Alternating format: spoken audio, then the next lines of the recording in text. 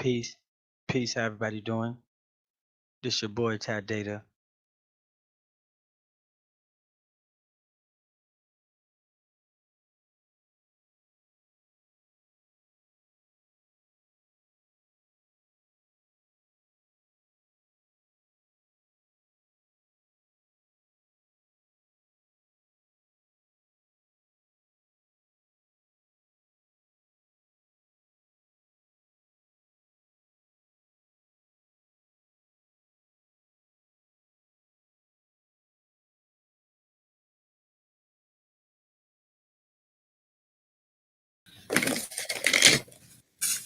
What's good, brothers and sisters? Rocking an early stream for the family today. We got a good brother, Supreme Chief Holiday channel. We going in on here. We got Chief Holiday in the building. What's good, Chief? Loaded civilization. Peace of the God, man. How you doing, brother? All is good, man. Holding it down, putting in that work while it works. That's right. That's right.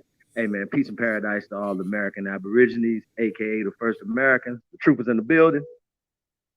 Shout out to everybody, man. We definitely appreciate it, man. We wanted to bless the tribe, man, with great video, man. Shout out to Thompson one, Medicine Man, Dane Calaway. I think Carl Estate was supposed to make this. Shout out to Carl Estate. I don't think he made this one. I don't know if I came in on at the end of this one or whatever, but it's a dope video, man. Like I said, man, Medicine Man dropped some jewels. As usual, A1 always eat rocks. It was just a heavyweight gem, man. And the great Dane Callaway came in. So I wanted to share this with the tribe, man. And we're gonna be coming back later, man. We got a monkey man. China made a half man, half monkey. Yeah.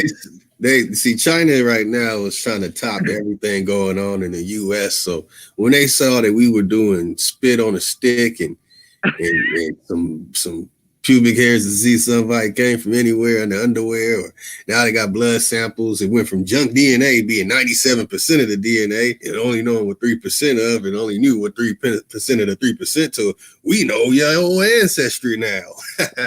Man, it's amazing. Family, I can't believe China said we gonna go to the moon. Y'all can't go to the moon right now, and we gonna make the missing link. They made a monkey man hybrid. Oh man, I can't wait to dig into that later. I can't wait. Yeah, man, that's crazy, man. Shout out to Reginald Green, the background king, man, for sending us that, man. Yo, man, Reginald always holding us down, man. So peace to God, man. Yeah, hey, man, did you catch Todd Data live stream earlier? Yeah, the brother. A few minutes. Only caught a few minutes. Oh, it was only a couple minutes. The brother from India came in, man. It was very, he was very excited, very, animated, man. Shout out to the guy, man, Todd Data, man. I call him Mr. International, man. That used to be my name, man, but I had to give it to Todd Data, man, because he's truly Mr. International. But that's very inspiring to me, y'all. Like, for real. When I don't know about y'all, man, but I don't have a staff in India, China, like Somalia. You know what I'm saying? Like, Ty is really putting in some serious work, man. I'm super impressed, like, for real, super duper impressed. Well, I'm the president of Data Dogs India. I'm like, what? He's like, man, you're going to see something that you've never seen before. I was like, I'm cheering, like, yo, what the fuck is going on? Like, you know what I'm saying? That's, bro, truly next level shit, man. To where you got, not only people that believe in you in your own town, your country, stuff like that. Now you got people outside the country believing in your vision and wanting to build with us, man. That's next level, bro. For real. I ain't never seen nothing like it. I'm sorry. I ain't never seen nothing like this guy, man. So I just want to shout out Todd Data, man. Salute, double hand salute. Peace to the God, man. Yeah, man, it's just crazy, man. So I'm definitely excited about Universal Media, man, and everything that we got on deck, man. It's crazy. Yeah, I just don't know what more to say about that, bro. It's definitely mind blowing. And like I said, it just puts us in another lane, man. Because can you imagine? We talk about the T series, right? You know what I'm saying? Competing with PewDiePie and all the billions of people, with a B, billions of people who will definitely rock out with our culture, rock out with a lot of things that we bring it to the table, man. So I just think that's it's next level, bro. So we getting on it, man. It's a lot of shit going on, y'all. I just like I said, it's very very inspiring, y'all. Okay, that's what's up. Yeah, just come back when you finish, those. I'm gonna hold it down. Or you just want to when you come back, I guess we'll play the video. But yeah, so I just wanted to shout that out, man. And yeah, man, it's just crazy, man. Shout out to everybody, man, that reached out about the CBD and cannabis business, definitely appreciate y'all, man. And like I said, man, if we don't speak on it or whatever, and talk about the things that we're doing and things that we offer in the community, right? And wanting to partner with people, man. We got so much, man. Like I said, if anybody has a business, if you got a wrench, you fam bam, right? You a relative, right? Post your business in there, whatever. Tell us about it so we can help share it. Shout out to Big Hawk up in Detroit with his dojo and his training facility and stuff like that or whatever, So when I go up to Detroit, we're gonna be up in there, getting it in, you know what I'm saying, training and shit, man. So yeah, it's just real next level, y'all. So shout out to Miss Mohawk, Aboriginal, originaltribalwear.com. Go get you some original tribal wear. And if you want to walk like a god, it's AmericanAboriginalShoes.com. See how this work? See how this work? We got 5000elite.com. We got so much over here, y'all. If you competing, please catch up. Like for real, like come on. That's all I gotta say. You know what I'm saying? There's a lot going on, y'all. And we've always opened our doors for everybody. Left ourselves vulnerable, you know what I'm saying? For espionage and all type of shit. Let's keep it real. We're gonna keep that 1,000. But if you're sturdy, you got sturdy partners. Shout out to Libra Sun. Shout out to everybody, man. Shout out to Migos. You know what I'm saying? When you got sturdy partners, man, it just, you know what I'm saying? As Ty talked about it last night, you know what I'm saying? It's about trust. A lot of things, once, we spend a lot of time in the back chats and just getting to know each other and trusting each other, whatever, you know what I'm saying? That goes a long way. You know what I'm saying? But we have to learn how to, like, trust first, right? Trust first. So, and I just seen this too, man. Reggie Wright Jr. I don't know if y'all know him, man. He's from Death Row days. He was a cop. He used to work security for Suge Death Row days. And he took over some business, helped Suge out and stuff like that or whatever, right? But he's on the Bomb First podcast and Gangster Chronicles with Alex Alonso. That's the brother's name. Salute to Alex Alonso and Big James. You know what I'm saying? Shout out to Big James, man, Mob James. Well, he don't like to go about Mob no more, but salute to Bob. You know what I'm saying? Salute to the big homie. Man, always breaking, giving great perspectives. I love the stories, you know what I'm saying? Especially because back in the days, we didn't have social media. So we didn't have we only heard about stuff, you know what I'm saying? Or because a lot of stuff definitely didn't make the news in the 90s, you know what I'm saying? Shit wasn't making the news. So if you heard something about Tupac, or Snoop, anybody, it's major news, right? These are major guys.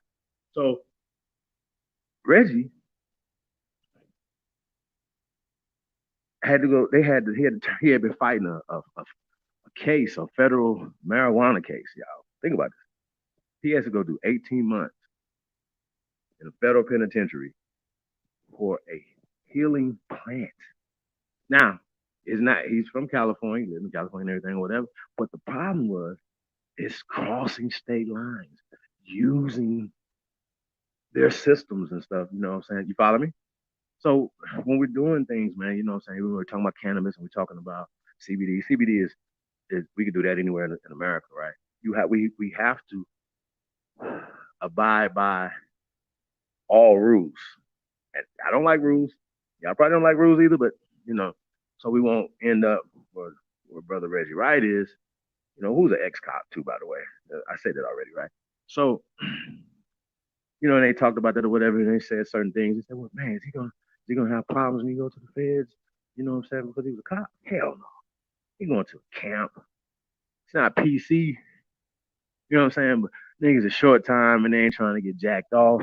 He might go in there. It's gonna be I ain't gonna say other corrupt cops, but other cops. You know what I'm saying? for whatever reasons, up in there. You know what I'm saying? So yeah, man. So like I said, man, we when we're doing this business, right? A lot of times, we talk about laws and things like that or whatever, and how we can empower each other. You know what I'm saying? And that's what it's about. We do consulting, you know what I'm saying, marketing, branding, advertising, the whole 9 yards. You know what I'm saying?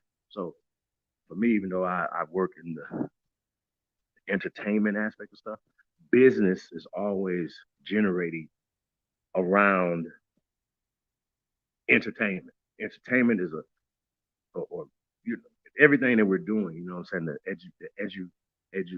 educational side of it or whatever. You're not gonna reach people unless you can keep their attention or get their attention first. We got to get their attention first, right? And so a lot of times that comes in the form of jokes, it comes in the form of music, it comes in the forms of different things. But that's our lane. That's why people tune in. You know what I'm saying? They're not hearing a boring somebody just saying some boring shit, or even coming with the same perspective that they heard on Phil Levi's or Sarnetta's, or you know what I'm saying? Nah, none of that. You know what I'm saying? Nah, none of that. Like this is authentic. This is original. Like I said, when we say we are content, we are the content. They be like, hey, we want to steal Tribe Up. You can't steal the people. You can't steal Lotus. You can't do that. You can't do what Ty Data do. You definitely can't do what I do. Said it work. That's why we talked about people staying in their lanes and helping. We building. It's no egos when it comes to putting on for the culture, putting on for our people. You know what I'm saying? That's where your ego stops. You know what I'm saying? If people talk to me behind the scenes, I'm offline or what I'm a, I'm not saying I'm different, but I heard the pastor say something, and I didn't when he first said the washing the feet. It's a metaphor. Wasn't like I'm about to read out here and start washing Ty Data, Lotus feet. No, it's like it's a metaphor. You know what I mean? Humbling yourself for your brothers and your sisters to be able to build, right? And that's what we have to do, man. We got to start healing, man. We got to stop. It starts with you. I remember, when I had to get up out of when I'm, in the streets or whatever. I got my chest out, I got the gangster walk, and I see another of my brothers. I'm mugging him. He mugging me. We bugging each other, right? I hate him. He hate me. Don't even know him. It ain't about what he wearing, his hat, colors, none of that. It was just I see my enemy. Okay. Now I've been out of that mind frame 10 plus years, but the point is, right? I understand that mind frame, and when I got out of it, everybody else wasn't out of it yet. You understand? It didn't matter. My love for my brothers and sisters trumps all that. So once I stop mean mugging and I have a different energy, peace God, peace king, peace queen. Well, we say empresses now. Yeah, follow me with my progression throughout the years. You know what I mean? Yeah, it's a thing, y'all. You know what I'm saying? So you have to be the one, right? And I've had experiences, y'all. I was in Jamaica, Queens, in the Coliseum, right? And it's a blood him deep, like 30 deep. They mugging, mugging. I said, y'all still gang bang out here? Everybody just started laughing. You know what I'm saying? I had a Blue Duke custom jersey on and shit. #1 holiday, you heard? And we don't do colors where I come from. Follow me? So I wasn't, feeling all that, you know what I'm saying? But the way my demeanor, I didn't mug them back. I was like, y'all jokingly, y'all still gang bang out here? It's like 2002. Y'all still gang bang out here? They just started in New York. Okay.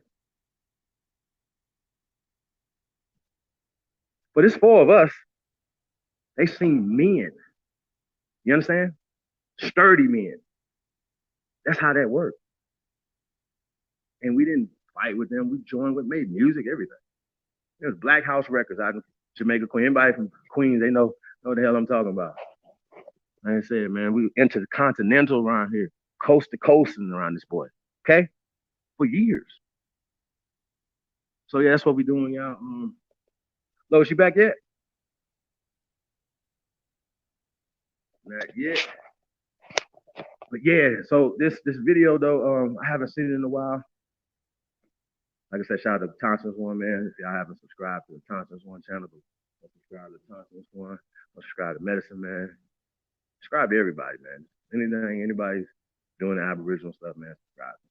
How about that? No hate over here, y'all. We, you know, and even if I don't, it's not somebody I got beef with, especially online, for real, for real. So it ain't like, you know what I'm saying? I want to see your channels fucked off, and you know we compete. No, it's friendly competition. Let's do it. We don't have to like each other. You understand what I'm saying? But the lane that you're in, somebody might get something out of that. So why? Who am I to be like, oh, y'all don't come over here? You have been over there with those guys. I don't get out like that, y'all. It's all love over here. And if I got two brothers of mine, and I love both of them, and they get into an argument, I'm gonna mediate it. I'm gonna stay neutral. I'm not gonna pick sides. That's childish. Okay? We're grown ass people around here. Niggas playing clicks and dumbass shit, bro. And this just don't make sense. And might be some people gonna say, where do you have the church in this one? That's my brother. I'm loyal. I'm gonna ride with him no matter what y'all talking about, how you feel about it. You know what I'm saying? And that's just what it is. So I don't care. Yo, Lotus, you back yet?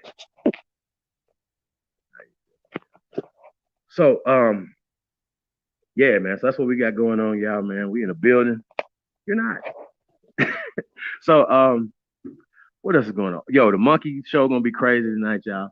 I haven't even read the article yet, so I kind of wanted to give like a genuine reaction to it. I think I need to read the article and then come back because Lotus is reading it while we're on the phone, laughing hard. You know, like you're crazy. Like, man, I can't wait to get over this. Yeah, you know what I'm saying? So yeah, I think I'm gonna have to check it out. But it's just so much going on in the world today, y'all. Be on the lookout for S&E. That's sports news and entertainment. Um, yeah, it's gonna be produced by Todd Data. Uh, yeah, we're gonna be going in, y'all. It's gonna be crazy, man. We got a lot of bells and whistles, a lot of new shit coming, man. Y'all see, we still doing hangouts, all type of shit. You know what I'm saying? Niggas be like, well, how are you doing hangouts? Well, we ain't gonna tell you. Unless you with us, you know what I'm saying? Y'all got to figure this shit out. You know what I mean? So, yeah, like I said, we're gonna be getting ready to do a 30-day live stream. You know what I mean? And like I said, we're gonna have programming. Like I said, sports news and entertainment. Tribe Up S&E. Just call it S&E. 9 a.m. I don't even have an end time. We're just gonna go 9 a.m. Monday through Fridays. You know what I'm saying? And kind of fill it out from there. But then another program will come on after that, and we're just gonna keep mashing y'all. So like I said, man, we want to be the alternative to media. We're not saying, oh, we're the black sector of media. None of that. Oh, we're the weak section of media. We're the dead section of politics. Stop saying black, okay? Stop saying white. When you say white, you have to say there's a black. When you say there's a black, you have to say there's a white. That's how that works. And then you're fueling the caste system, okay? You're fueling it like you're pouring gas in it. You know what I mean? And running the car, running over your people. You know what I'm saying? So that's what we're talking about. The caste system is what we talking about. Yeah, man. Shout out to Spider Loke. Yo, you know, a lot of times, man, you know what I'm saying? Like, man, you know, you hear people's music after, you know what I'm saying, or things of that nature, whatever. But yeah, you know what I'm saying? I'm definitely rocking a lot of Spider music, man. I haven't heard all his music, things that I've heard in his podcast or like that or whatever. And just going back checking his catalog. There's a reason why 50 Cent signed it. You know what I'm saying? So he got some real shit, man. Real good music, bro. So, you know, shout out to him, man. And I was hearing about something that was like politics about the song he did with Nipsey, like he can't put it out. And this and that. See, that's one of the things I don't like about the music industry is the politics and the dumb shit that niggas be doing. You know what I'm saying?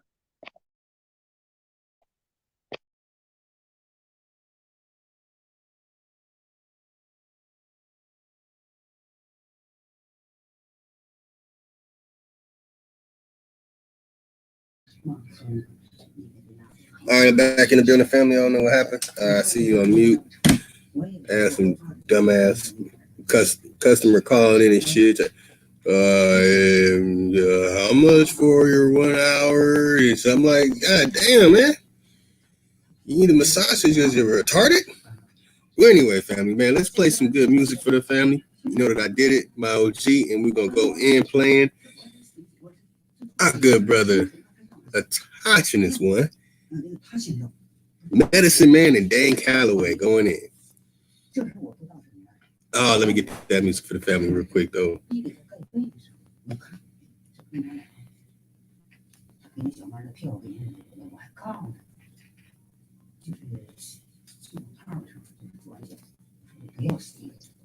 Hold on, y'all. Let me.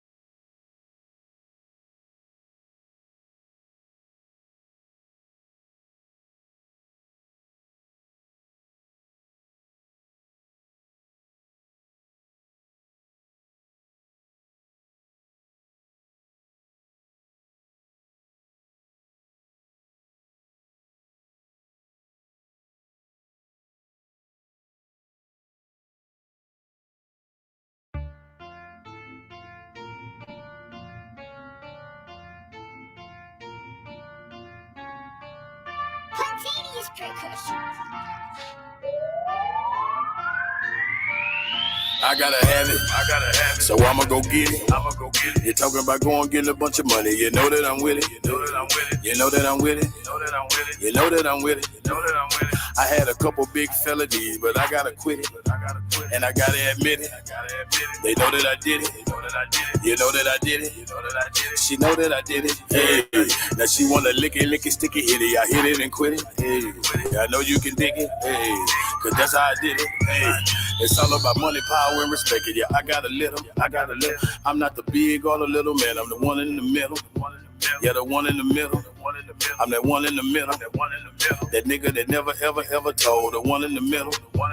That nigga that never, ever sold his soul. Never fuck my niggas hoe. Never ran off on a plug. They'll say I never stole. Cashed out every load. Real niggas really hold. I got robbed by my plug and I got set up by my man. Nigga came in shooting. I ain't even understand. I ain't never took a stand. I ain't never said a word. By the duck or a bird. By the truck on a curb. I done struck every nerve. Nigga, fuck what you heard. I done sold everything. Mary Jane, cocaine, pretty dames to a lane. 20 things on the train. Way too much to explain. I got the game in my pocket.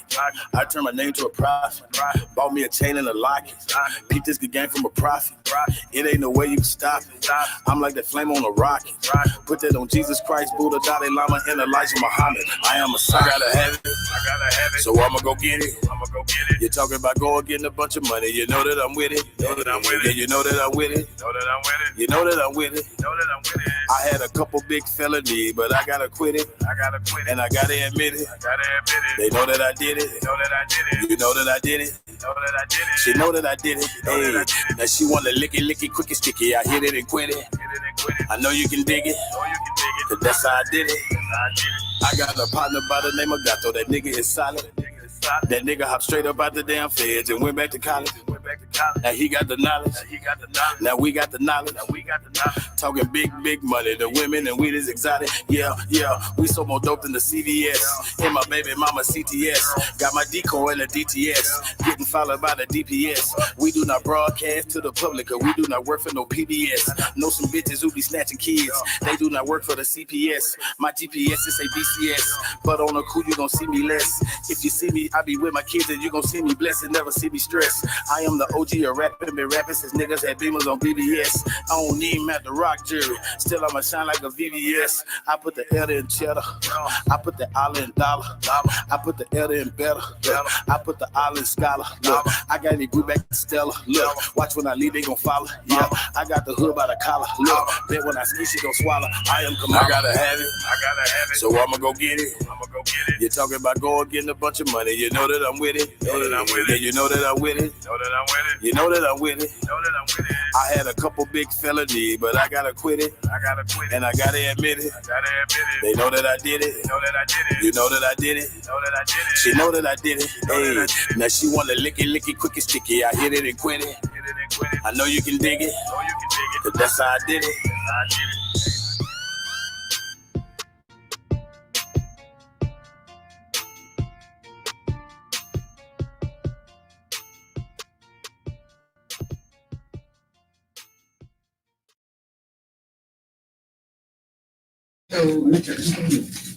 My OG, you know that I did it. That's what I'm talking about.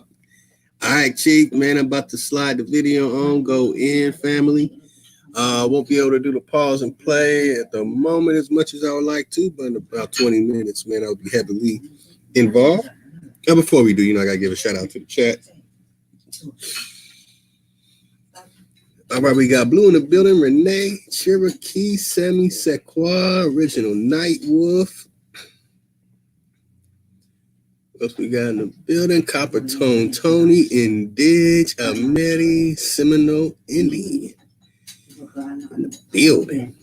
Lee McKells, Toe Max, Turtle Island Niji in the building. Oh, all right, Diane.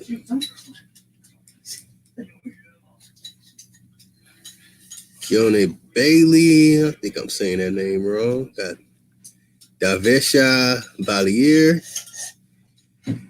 Reginald Green, Reggie in the building. Peace to y'all. Love y'all. Honorable admiration. Halito Siyo. Yahweh.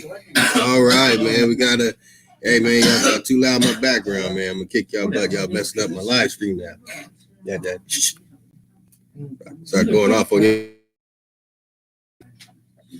All right, family. Let's hit off the video for brothers and sisters. Oh, you got jokes. Okay. All right. Man, none other than A1 Medicine Man and Dane Callaway. And our good brother Chief hops in at the end and puts the icing on the cake, man. Y'all in for a treat. Y'all kick back and enjoy. I'm going to kick back and enjoy myself. All right, y'all.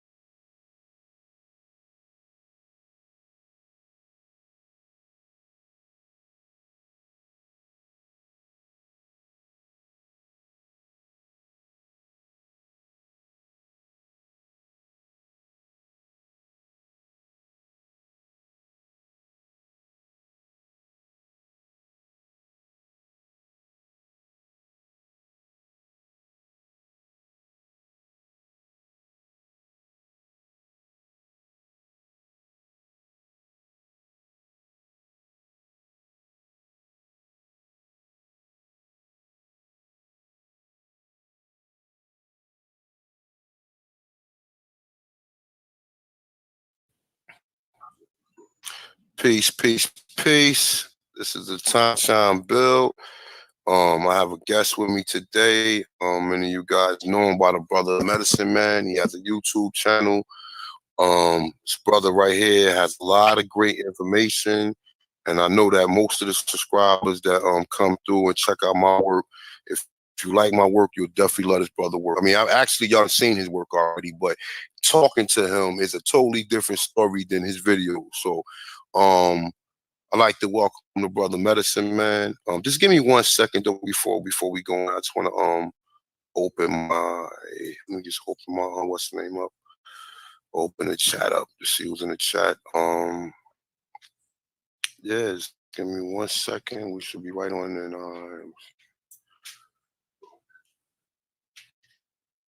just give me 1 second. We just open the chat up and then we can go from there.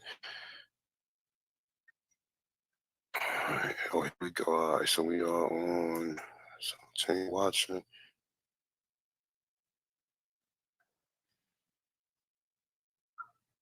All right, yeah, we good. All right, so we are on simultaneous watching. All right, yeah, we good. We good. All right, so like I said, it's a Time Shine Bill, your Sunday Bill with I got a brother, the brother Medicine Man. You know what, hold up, man. I'm keep clicking on this. I got the brother Medicine Man with me. Like I said, many of you guys, y'all already know who this guy is. You don't need no further introduction. So I'd like to introduce you to brother Medicine Man. What's happening? What's happening? Peace, my brother. Peace, man. It's a pleasure to have you on here, man. Alito. Yes, sir. Definitely. So, I mean, let's just get right into it, man. Because I know you said you had to roll for a minute to go pick your seed up. So, just to start it off, man. Just like as far as like the history of how long have you known that we was Aboriginal? I know you touched on it last time, the last show we just did. But I like that you just get touch on that, like, you know what I'm saying? Just go in, let people know how you got this information, what led you to it, and you can just go from there, man, and we could just build from there, okay? Okay, that's what's up. Well, no doubt. I'm gonna mute my mic and let you build. Go ahead. Okay. Well, it started for me. Well, I'm quite sure a lot of people have a similar experience. When I was young, I was around 12, and I was actually walking home from school with my cousin, and my cousin is a little darker than me, like a real beautiful chocolate, glisten like the sun glistens off of her. But she used to get teased, at school. They would call her tar baby and African and this, that, and other. And so, of course, she come home crying, and I was trying to console her. And we get in the house, and my grandmother, she see her crying, and she's like, "Girl, what you stretching your mouth about?" She's trying to figure out what's going on. And so, of course, my cousin was kind of reluctant. She didn't want to really go into it. And I was like, well, they teasing her in school. And as soon as I could get that out, she just bust out, they called me an African. And my grandmother lost. I mean, she blew the roof. She was like, loose here. The devil is alive. My mama was full-blooded Cherokee.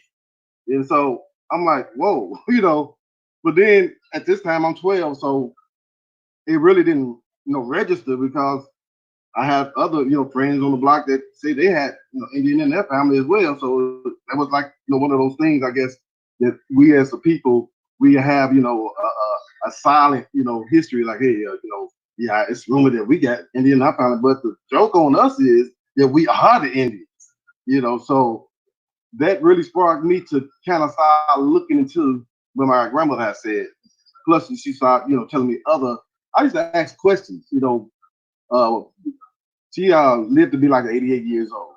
And so I was, fortunate to be able to, speak to her later years, where she was like sharing a lot of wisdom, because I was asking, I wanted to know, what our roots were and everything, because at once upon a time, I was one of those pro-black radical, militant, Malcolm X, types. And then, that went, from that to, and when the term started coming around, I can remember when I was, probably like in my early teens, and they started, really pushing the civil rights movement.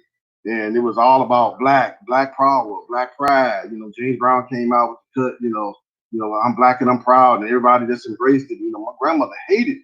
And she was like, we're not black. You know, don't call yourself that. You know, and I'm like, you know, I'm thinking like, what you mean, grandmother? Get with the, you know, get with the times. Like, you old school. You know, this is what's going on now. We black.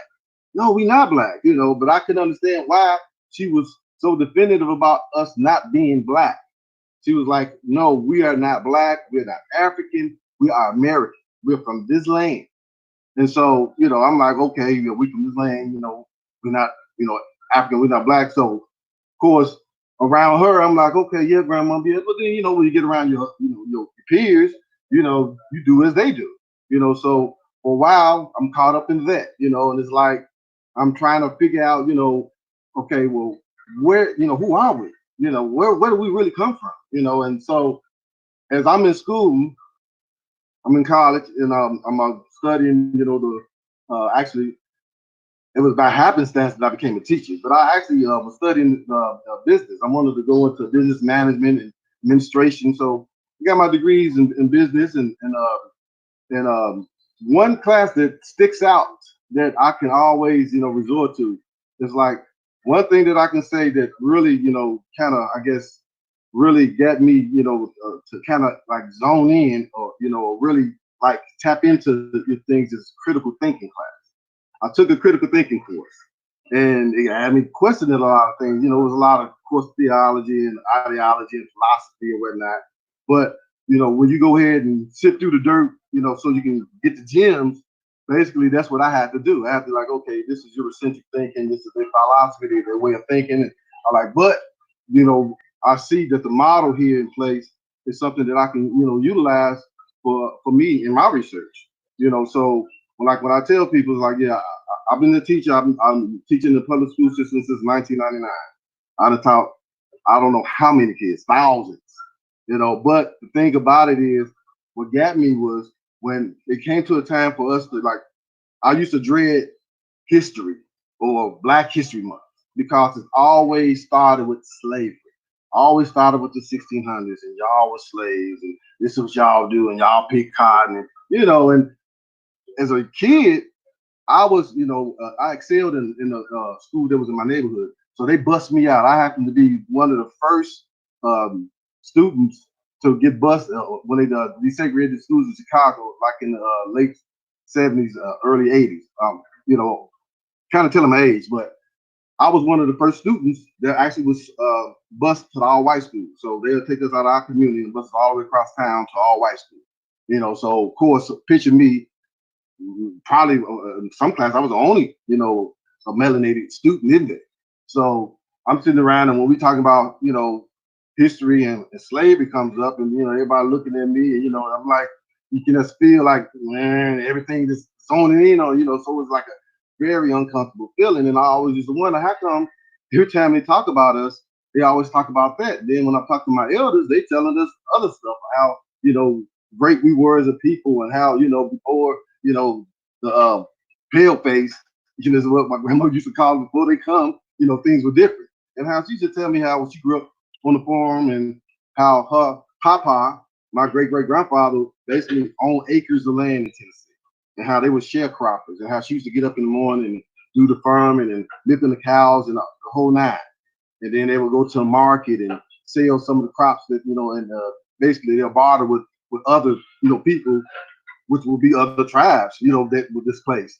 You know, so she knew who she was, and she wanted us to know that, who we were. And I used to ask, I said, well, how come you never really told us we were Indians, or what tribe we came from, whatever? What she told me was up until the year I was born, 67, it was against the law. Actually, she said, well, she was growing up as a girl, as a teenager, as a young lady, that if you were basically caught claiming to be an Indian, or if you wrote it down, or people, you know, basically said that you were going around saying you were, that you was basically, it was open season. You can be shot, you know, fined, or jail. You know, so she said that's why a lot of people basically, you know, people of our, you know, of melanation. That's why I call my loved ones the melanation, because we all melanated to different degrees. That's what separates us from, you know, that's pretty much what, you know, roots us to this earth, our melanation. And so, you know, once you look at how, you know, basically the system has become to where it desensitizes us. It basically, it takes, you know, any, I guess, thought or any idea of who we are, our identity or our past, you know, or anything that our ancestors went through. It basically, it numbs it, it desensitizes to the point where now kids, like, you know, in class, you know, when it comes to history, you know, it's already pretty much accepted, you know, or expected. Unfortunately, that, oh well, we're gonna talk about slavery, you know, we're gonna talk, and it's the same old. The curriculum, and that's what got me kind of at odds with the administration, because I'm like, y'all, you know, the same old, same old. I'm like, it's more to this history than what you guys are putting in a lesson plan. Well, you got to follow the lesson. Well, I went from the classroom to being booted to the gym class, you know, to the gym teacher, which was cool too. But you know, it was just, you know, their way of letting me know your place, you know. So in this journey of mine, basically, it took, you know, that to really open my eyes. I'm like, okay, if they're going to do me like this, just because I went ahead and told these kids that my grandmama told me that when she was going to the market, that it wasn't nothing for her to see people hanging from trees. Now, if I can go and tell this truth, and then they want to go ahead and, you know, push me, you know, I'm like, it's something bigger than this. What is the big secret, you know? And so that's what led me down this rabbit hole. So it's pretty much everything that I learned in college and, you know, earning my degrees. A lot of the things that I taught over the years, I had to sit to the side, you know, basically just, you know, pretty much throw away. You cast it aside and start from scratch. It basically beat off what my grandmother was telling me and start researching some of those things. And that's how I found out pretty much, you know, at least have an idea of my people, you know, because keep in mind, what a lot of us don't realize is that these white settlers that they claim, you know, when they came in basically in the 1600s and the 1700s, they make it seem like it was millions of them. It wasn't. It was small groups, you know, and in fact, it was patents that, you know, have to be pretty much followed by these settlers that were put in place, you know, by the Painter Company, you know, and the London company. Both of these patents were issued for the Eastern Seaboard, which became the colonial states. But keep in mind, colonial states are bordered from Atlantic, and then it's a landmass that separates them from the rest of what we call America now, which is the Appalachian Mountains. So in the 1700s, it was basically in the proclamation that they couldn't go into what they would call frontier Indian territory. So they couldn't go past the Appalachian Mountains.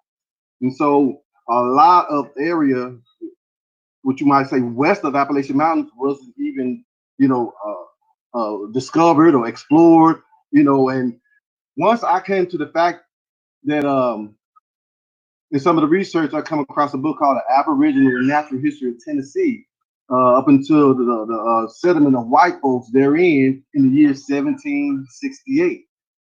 And I'm like, wait a minute, 1768, no white folks was really in this state or this area until 1768? And I'm thinking like, wait a minute, that means you can count your generations back. You know, your folks was here before they even got here. You know, so once you understand that makes it, you know, it simplifies a lot of stuff. It's like all that BS about DNA. I don't care about nothing. I go back with my grandmother, my elders. I'm fortunate to have great aunts and uncles still alive. Her siblings are still alive, so they can still basically, you know, reiterate and pretty much give me, you know, information, you know, as far as, you know, things that I might have, you know, questions over. And you know, they trying to inspire me to go ahead and write a book about some of this stuff, because I'm quite sure there are experiences that a lot of other families, you know, that have, you know, similar, you know, circumstances or situations that, you know, people may not believe, and that they might not want to speak of it because, you know, they're ridiculed. You know, they're told, oh, you're not this or you're not that. You know, well, once, you know, you do your due diligence, and you know, and you seeking with a pure heart, and that's one of the things that I when I first started off, is like, you know, I'm not a religious cat by no means, you know, but it's like I'm a spiritual person, and I've learned to become, you know, more spiritual the older I've become, you know. And it's like you understand that you got to attribute things that happen to you to the Most High. You know, it's like it ain't a coincidence. It ain't something that's a happenstance. It's like I recognize things, and so I always give thanks and I always recognize it. So that he know that I know. And so in doing that, it just opens up, I guess, more access to information. As far because I'm not saying I'll let you know this. It's not me. I'm just a vessel. Like I was talking to you the other night. Sometimes I just get in zone. Sometimes I'm looking at something and boom, it takes me to something else. And next thing I know, 3-4 hours have went by. And I'm sitting here like, wow, and I don't even know. I mean, my kids can tell you, there's been times that they didn't went to bed and got back up in the morning, 5, 6 o'clock in the morning. Daddy's still searching on the computer, still researching, still writing, still typing. Hey, when you gonna go to bed? You put in another all-nighter? So that's not coming for them to say. Because sometimes I just get in those zones and I cannot stop doing what I'm doing because I'm scared I'm going to forget something. I'm scared I'm going to miss something. So that's how I be. And it's like I know that nobody is nothing but the will of the Most High. Sometimes I feel like he's leading me to look at certain things. He's leading me to share certain things. And it's like certain things that people might touch on or scrape the surface on. Sometimes he gives me, I guess the insight to go more in depth on it, to basically expound on it, give you a better, picture of what is being, conveyed or whatever. So in saying that, it's just, when I do a lot of the video series, it's like to me, I like doing them because it's a refresher, a review. It keeps me on my P's and Q's, keep me on my toes. And it's like I get a lot of opposition from those who claim to be natives but aren't.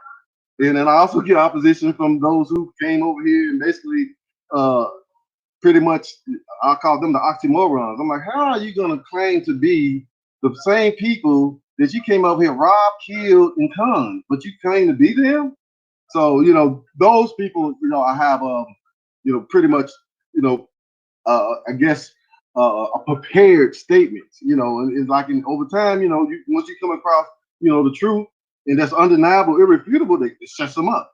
And that's what I do. It's like, I'm not about to debate you. I'm just going to go ahead and cut to the chase. I'm going to tell you straight up truth. Now, go ahead and debunk this. Because you can't go ahead and sit down. You know what I'm saying? Because I don't care about your opinion. I can care less what you think. Show me. Prove this. Give me evidence. I need tangible evidence. Like I was speaking with so-called Native American.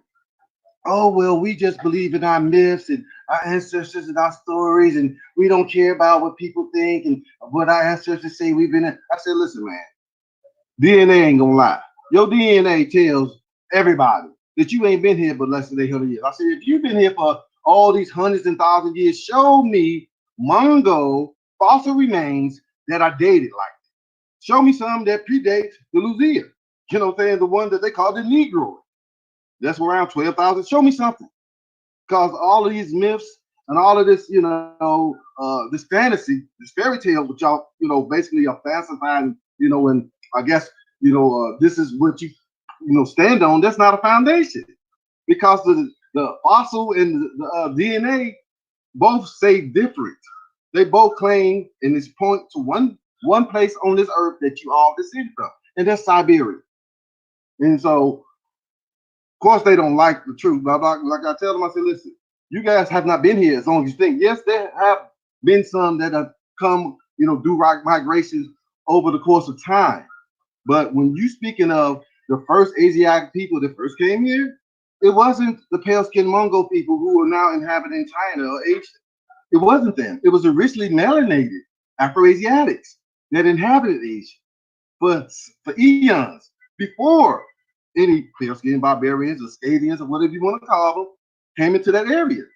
So when people, when you look at it, then that's why I tell people, I said, if the First Nation was Asians or Asiatics, then who was the First Nation? Because now I'll show you a picture that predates them coming into the area or taking it over in the 1200s under Genghis Khan. I believe it was right with the 1279. I believe is when they actually finally conquered China and pretty much the rest of Asia. But what people got to understand is it was a flush. It was a major flush out. as they were moving in, they were flushing out the Aboriginal inhabitants, the Afro-Asiatics. They were flushing them out, Southeast China, Southeast Asia. They was flushing them down into the Andaman Islands, into the Solomon Islands, into basically, you know, the oceanic, you know, islands in that area. And so, to prove this point, all you gotta do is look at the people. The people there today, they call in the Andaman Islands, according to their scientists, and I always like to quote their scientists. I'm like, this is what we don't have people that look like me saying this. So according to your scientists, they say that these people in that region, the oceanic people, have archaic DNA. So I'm like, wait a minute, what is archaic DNA? Okay, well, when you look up the word archaic, that means it predates its antiquity. Basically, it's old, ancient. You know, whatever is being said now is not older than anything archaic. So if these people in the oceanic area, in the regions, Australia, you know, the Solomon Islands, Melanesia, all these people, Papua New Guinea, all these people in these areas have archaic DNA. And you come over here in America and you see people looking just like them right here in America. But then again, they want to flip the script and say, no, y'all from Africa. You know what I'm saying? I'm like, huh? But now you see what the game is. The end game is for us to keep on loving a stepmama that we ain't never met, ain't never did nothing for us, across an ocean that we ain't never crossed, you know, to a land that many of us, myself included, have never stepped foot on. But we're gonna love her and give her all our love and attention to this stepmama, and we're gonna go ahead and forsake our real biological birth mama that's standing up on our feet. Now, what sense does that make? But that's the game that they're playing, and that's how they got us claiming to be African American. Well, I correct people. I'm like, I'm an American. I'm like, if anything, if I'm African American, then you are Indo-European American. You probably, whether you're a Switzerland American, a Yugoslavian American, or what, a Brazilian American, what place your family come from? Because then you got to claim that's, you know, your prefix before you claim to be an American. If you're gonna do the same for me, you know, I'm like, so of course they don't like when you turn the mirror back on. But that's what we have to do. We have to be more, basically, you know, put our foot down and say, look, you know, a lot of us are basically followers, you know, and then there's some amongst us that are leaders. And so we as leaders, we have to go ahead and basically, you know, set the path to be followed. So if everybody going around claiming to be African American, and we know that's a misnomer, and we know that that separates us from our ancestral lands, then why do we, you know, sit around and allow somebody to say that? Now I say this, you know, amongst us, we don't say that amongst ourselves. I don't call you an African American. You don't call me an African American. And anybody else, you know, my complexion, I don't refer to them as an African American. That's something that we don't do. But around them, we, you know, basically have to play that game. But now here's the thing: when do we stop playing that game? And when do we, you know, basically let them know that we know? Because they always know. They've been known.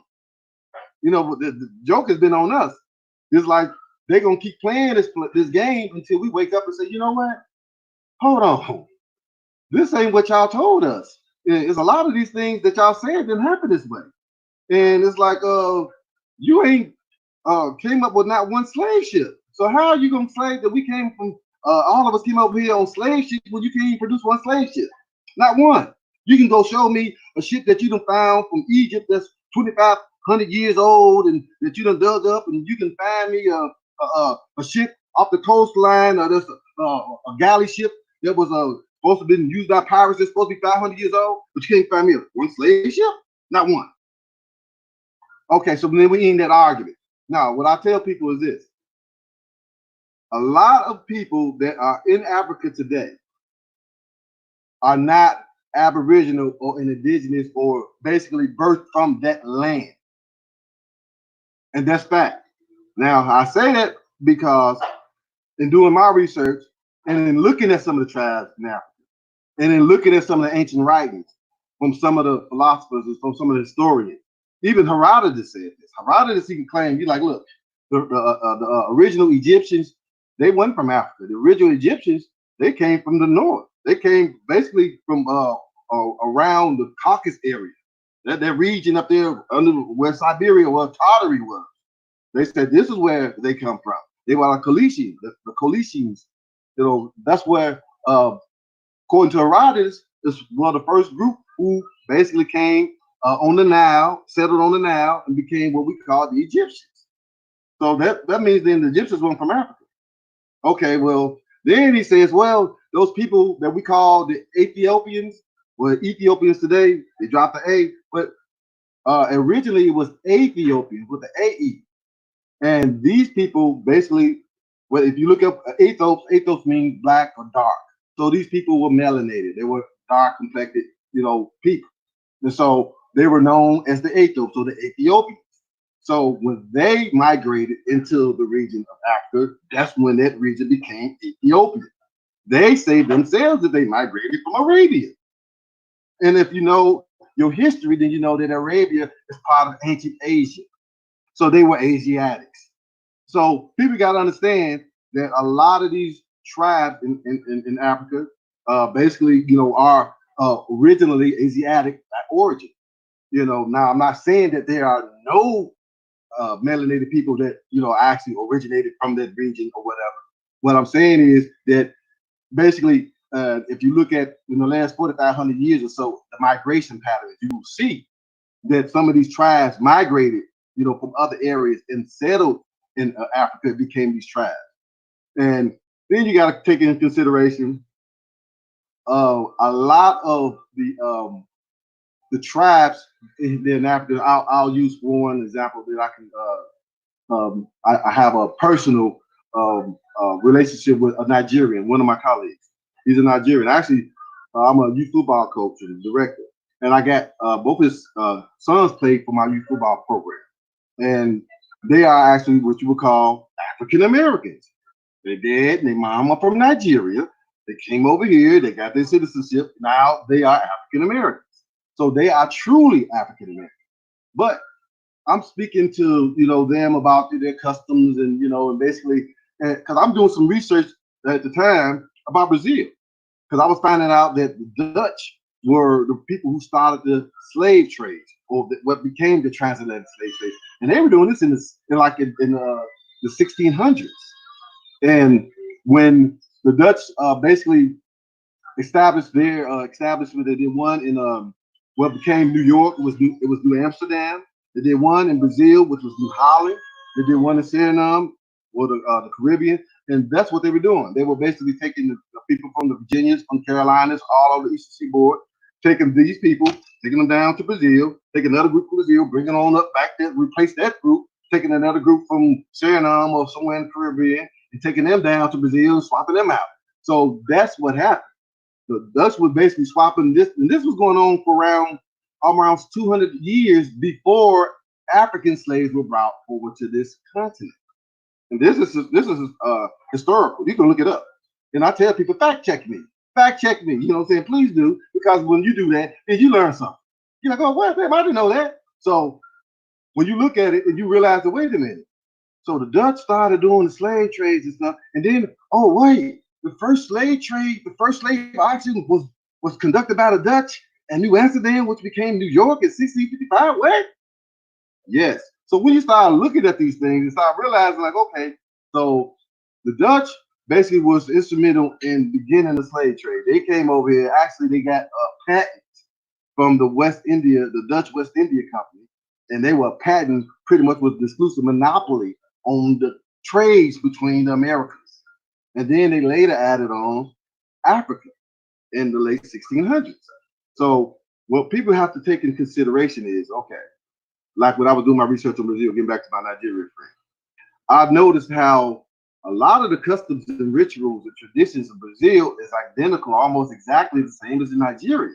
And so I was like, how can two people in two different locations, in the world, two different hemispheres, do the same thing, dress the same, and have same rituals or at least similar, so they kind of like puzzled me. So I'm like, I started looking into it. And then I started researching how the Dutch basically came and tried to settle in the land and started killing some of the natives and enslaving them. And this is information that is in a book entitled America Being the Greatest and Latest Description of the New World.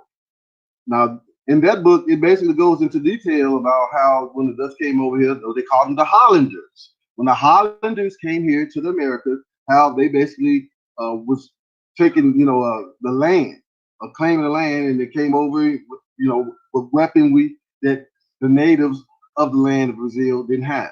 So if you're fighting people with guns and you shooting bows and arrows and throwing spears, who gonna win? So pretty much that's what went down. And so a lot of these captives were basically enslaved. They had them in the settlements, and they would ship them on out, because if you get a group of people in their native territory, they know their area. So you got to move them out of there, because if you don't, there's going to be some problems. So that's what they were doing. They were taking groups out of here and moving them over to there, and taking another group from there and moving them here. So now these people don't know where they are. They, if they run away, they don't know where to run to. So basically, the old saying is, they're not going to fight because they know they're not in their native land. And that's how the philosophy of the colonizer were doing. And that's why they moved the people around like that, so that they would have a sense of where they were, and that they would have an identity to where they were. So when you look at it like from, I believe it was 1624, somewhere around in the 1620s, is when they actually had these settlements in New Amsterdam and New Holland and Brazil. And then you fast forward to around 100 years later, to around the 1720s. And around the 1720s, you find out that these Dutch, the West India Company, partnered up with England and Denmark to establish English settlements in North Africa. And now you just got to use common sense. Okay, so this is, I did a paper on this, a post on my Facebook page. Now you do your common sense, and like I tell people, a lot of this is common sense. It's like a lot of this, you can kind of connect the dots. All you have to do is use your common sense. Now, if these Dutch people had Brazilians enslaved in their own land from like the 1620s all the way up to the 1720s for 100 years, you might say a century. So you're talking about they had the grandmama, the great grandmama, then the generation, that was born, so you got to look at maybe 2, 3, maybe 4 generations that they had people being enslaved in Brazil. So now you got all these generations, this history of your servitude established in New Holland, in Brazil.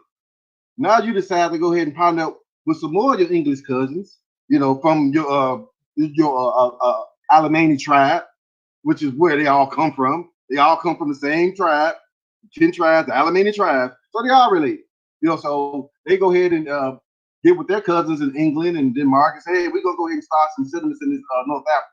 Now, you got to understand, when they were doing these settlements in North Africa, during this span of time, North Africa wasn't what y'all have been taught to believe it was. North Africa during this time basically had a place called Barbaria, where the barbarians lived. Now, if you know what the barbarians, who they are in history, they trace back to the Scabians, to the savages that Herodotus said was invading Europe in the 5th century. So these barbarians had a land in Africa, North Africa, called Barbaria, which is present-day Morocco. So you got to understand, when this was all going down, this is who the people was in that area.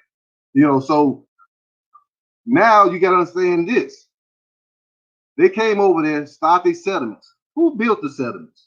Who brought the supplies? Who started planting the crops? Who started building, pretty much all of the necessities that was needed to be done, for the Hollanders, who were basically, living, a life of leisure. That was their whole thing, to get people to do everything for them so they can have a life of leisure. So who do you think they brought? If they got 4, 5, 6, 7 generations of people over here in Brazil that they've been had enslaved since the 1600s. Exactly. That only takes common sense to let you know that they done brought them over there. Well, it says it in the book. The book has emphasis in there where it said that the Dutch brought boatloads, over to what is now Nigeria. And so when you understand that the Dutch was bringing Brazilians to Nigeria, then you see the people in Nigeria today looking and acting just like the people over there in Brazil. It don't take a rocket scientist to figure it out. And then when you look at the DNA test and you see, well, then they're using West Africa as a marker. So the Cameroon, Sierra Leone, and all these little areas in there, they use those as the markers. Well, those are the places where the people were placed in. And we're supposed to match them. They come from us. See, that's what they're not telling us. Majority of these people that we tested in West Africa have basically originally have American ancestry. Now you got to take in consideration, while all this was going with the Dutch, there also was some pirateering going on with the Berber. The barbarians, what we call the Barbary Coast. Well, they were stealing Americans off the East Coast, according to Jack Forbes, to this book, Africans and Americans and Native Americans and Africans. He quotes in the book where in the 1500s, now I'll correct me, in the 1500s, they had accounts where they were kidnapping Americans off the East Coast and selling them or trading them off for flour, for bread, for biscuits, stuff like that. This is recorded. So you got to understand that if they were doing this during the 1600s, all this was going on. You don't know how many of the Americans was taken and brought over and put into slavery. And then, fast forward 100 and a half, maybe 120, 150 years. Now you got, groups of people in this continent, that attributed, say the same attributes and same traditions and rituals as people that's been here in America for eons. So, like I said, is 2 + 2 is 4. So that's pretty much how they try to attribute us to Africa. We're gonna go ahead and set that as the marker. We know they're gonna match those people because those people come from there.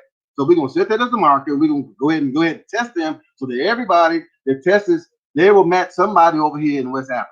And then we can say that they come from over here.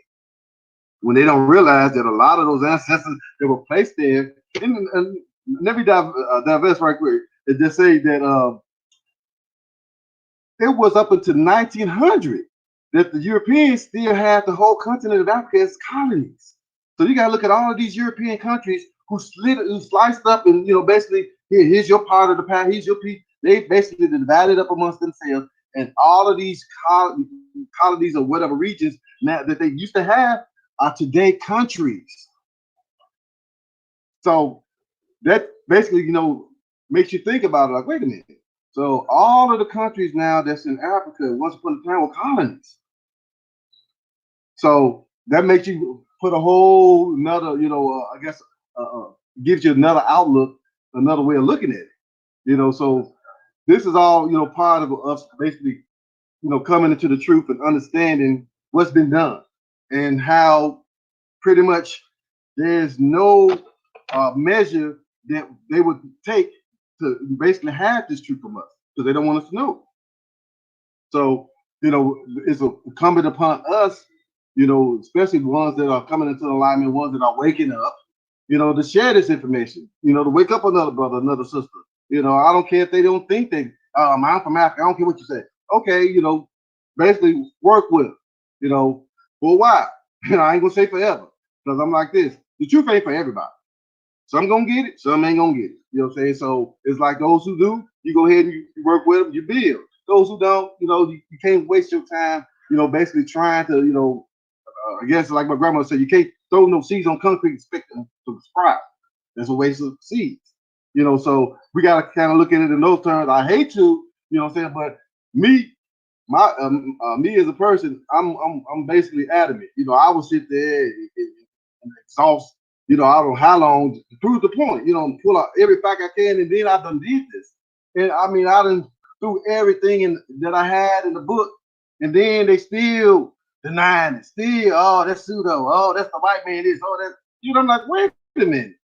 So it's like when you get somebody like that, you just gotta let it go. Like, okay, I just gotta keep it moving.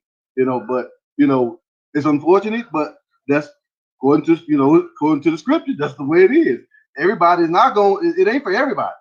We all aren't, gonna be, awoke or, basically,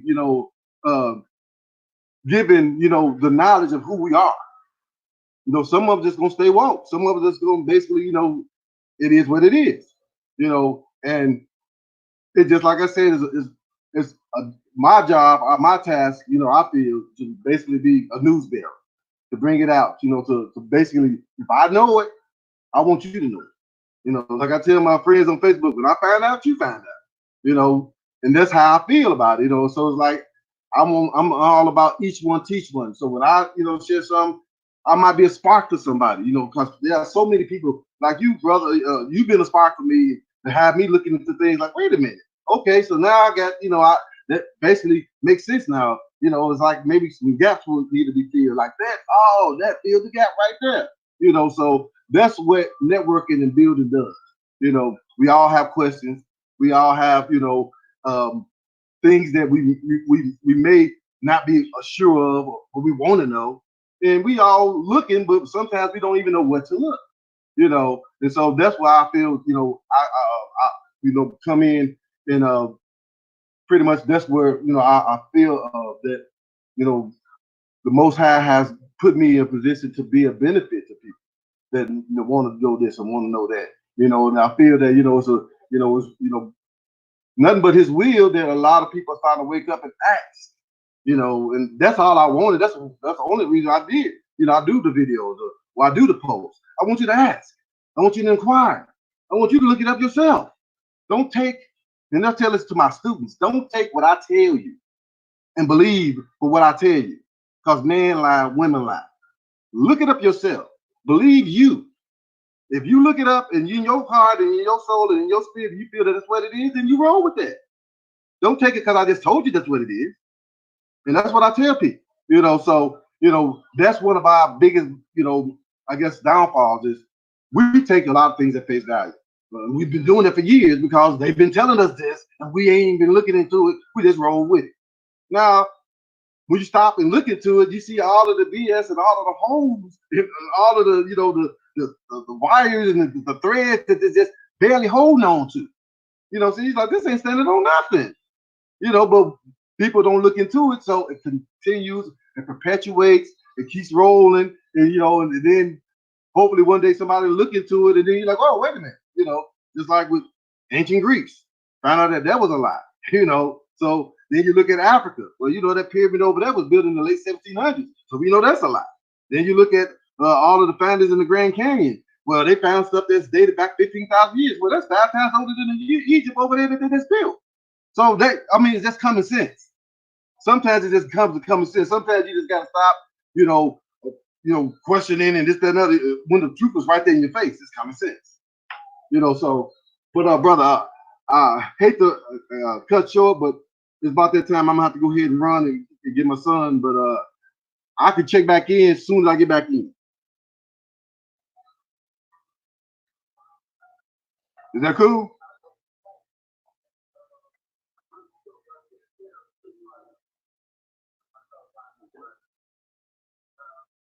Brother, you there?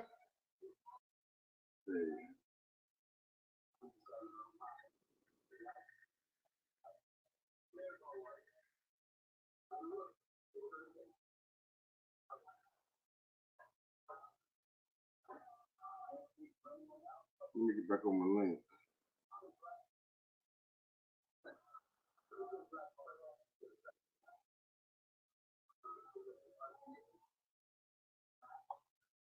Are we still on? Yeah, we still on? Okay, I just cool. stepped away for a minute. My bad. My bad for a minute. My bad about that. People watching it in the chat room and everything. Well, you continue to build. But you know, when you get a chance though. Yeah, I'm gonna come on back. As soon as I get back, I'm gonna check back with you. All right, bet. All right, so go ahead. Then, look, check this out, because hopefully then you might have some listeners, you know, that might have some questions or whatever. Then I can go ahead and hopefully, you know, give them some more insight or whatever. No doubt, no doubt, no doubt, no doubt, no doubt. The brother medicine man, he had to step away, go pick his son up. He actually gonna come back. I'm just gonna build for a minute until he come back or whatever. He probably be back about an hour or so, or we're definitely continue the interview. So just bear with me, all right? So go ahead, brother medicine man, do what you need to do. When you get back in the place, man, just give me a call. All right, one love. No doubt, man. I appreciate you, my brother. My bad.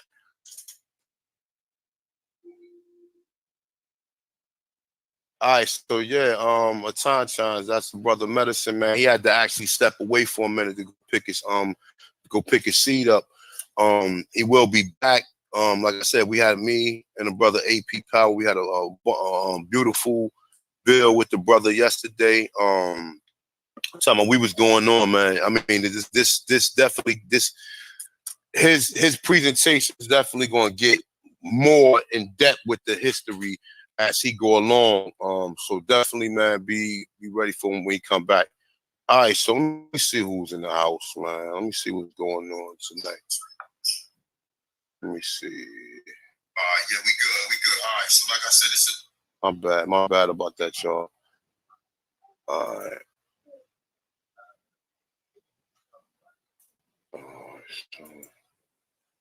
Mute his mic. All right, man. Let me see who's in the house, though.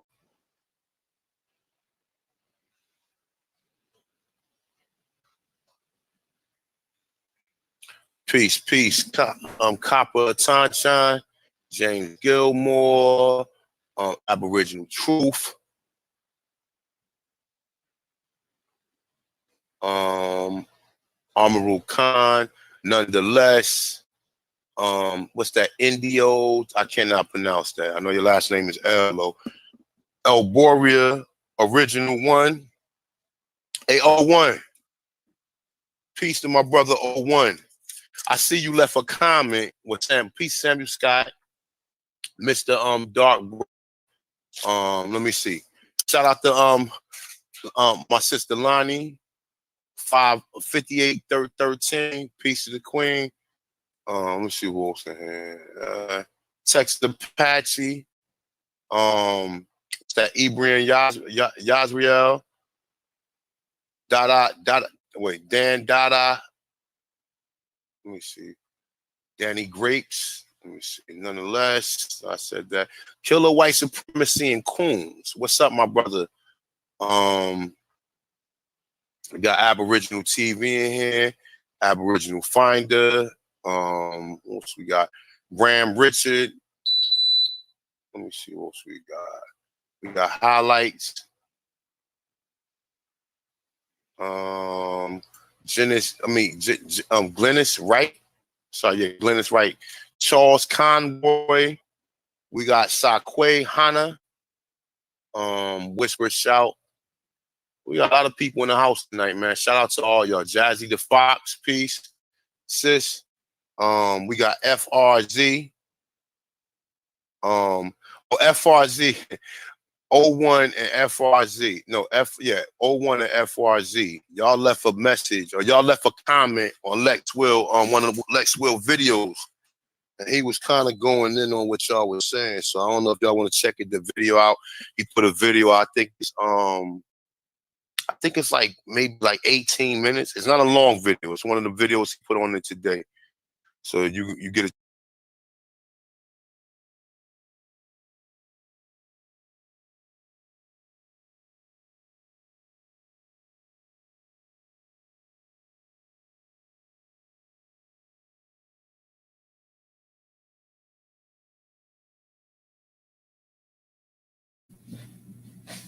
Peace.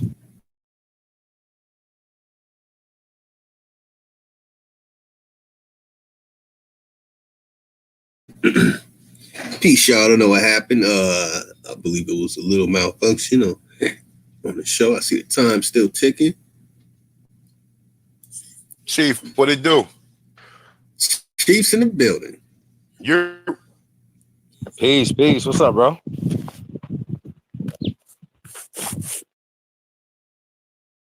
Peace to all the American Aborigines. The truth is in the building.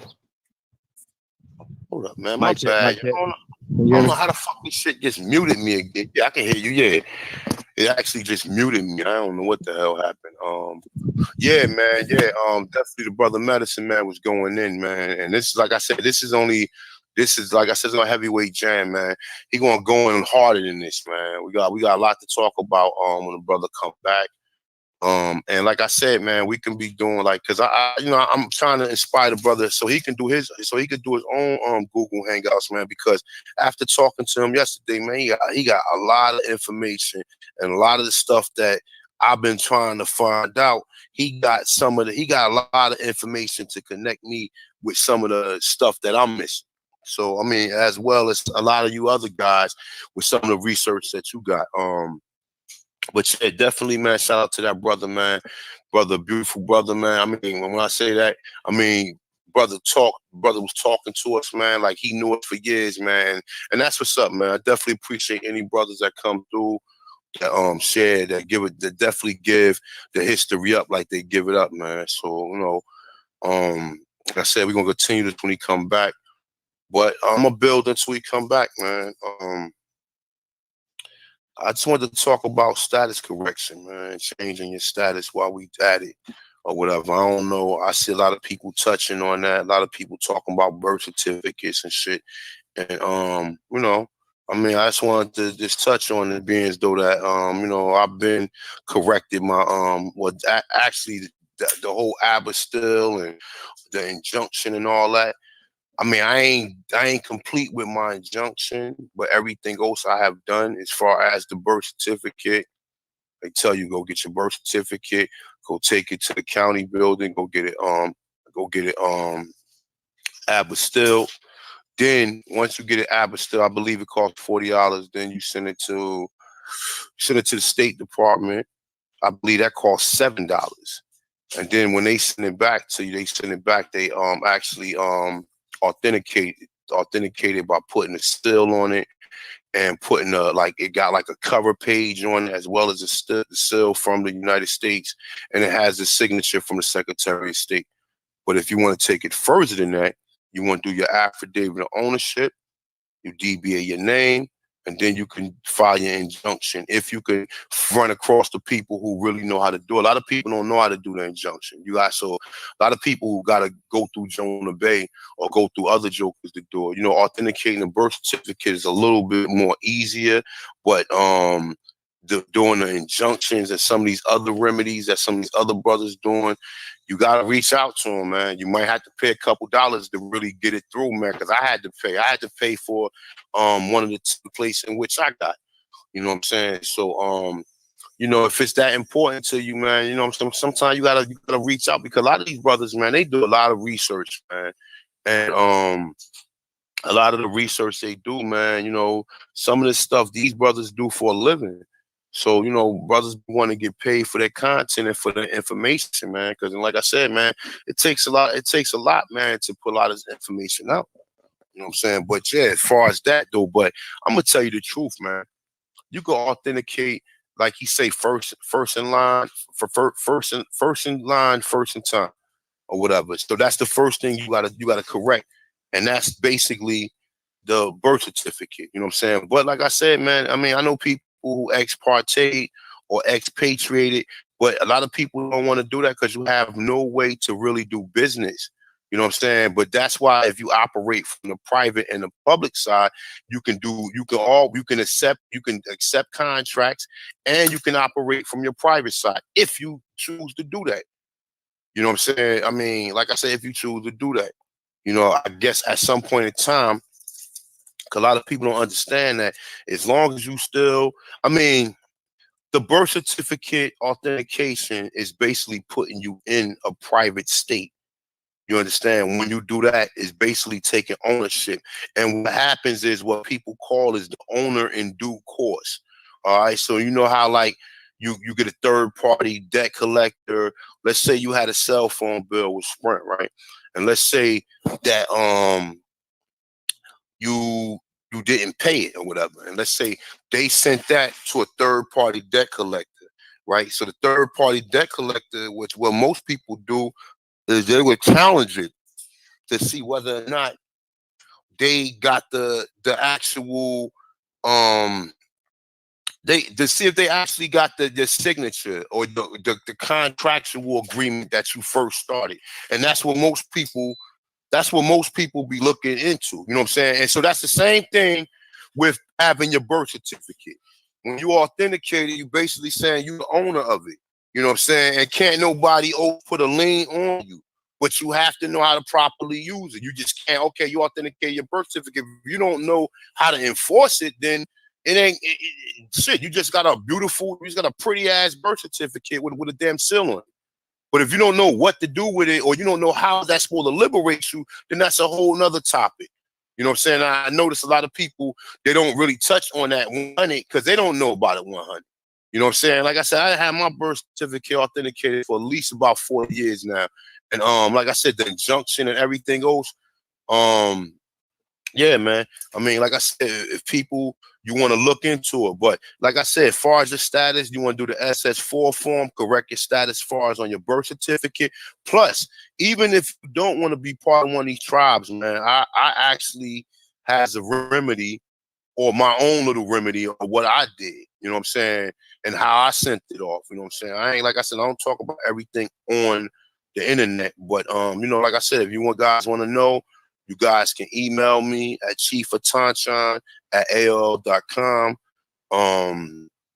Yeah, like I said, I can tell you and I can put you on to some stuff, you know what I'm saying? I could definitely put you on to like trying to like, you know, to basically trying, like I said, claiming your nationality or claiming what tribe you was. But you have to go back and do your ancestry so you can at least put it down on the affidavit, because one of the remedies in which, I mean, one of the ways in which I try to do it is through an affidavit. But it's certain people you have to send that affidavit to and put them on notice. You understand what I'm saying? Guess what? You have a right to self-identify.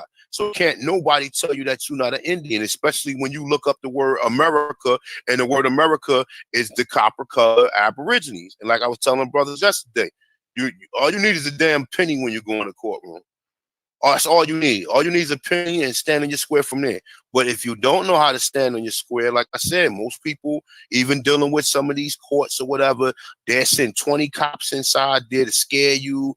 They throw you in there. They detain you. You know, I done been detained, like all types of crazy shit I've seen happen. But I have seen they have released me after they detained me, apologized, all this crazy shit or whatever though. But yeah, man, it's definitely a lot when you're dealing with this or whatever.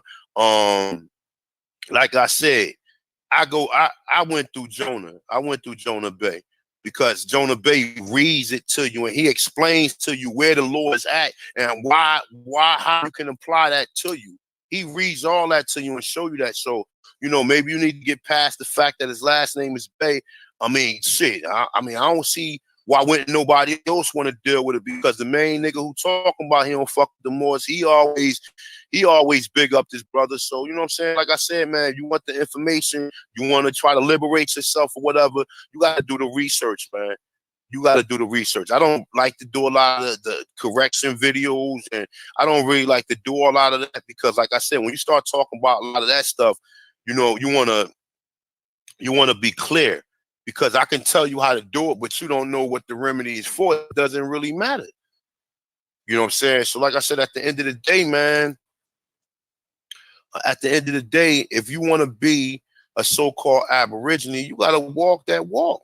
You know what I'm saying? You just can't be, all right, well, boom, you still classified African American. What good is that going to do you?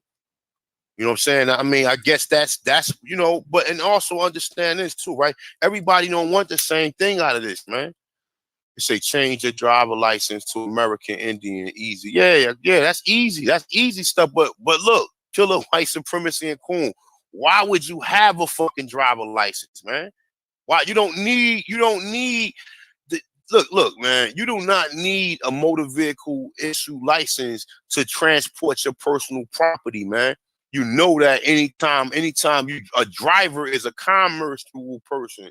If you're not getting paid, then you're not a driver. You're just a person who's transporting his personal property on the highways and the byways.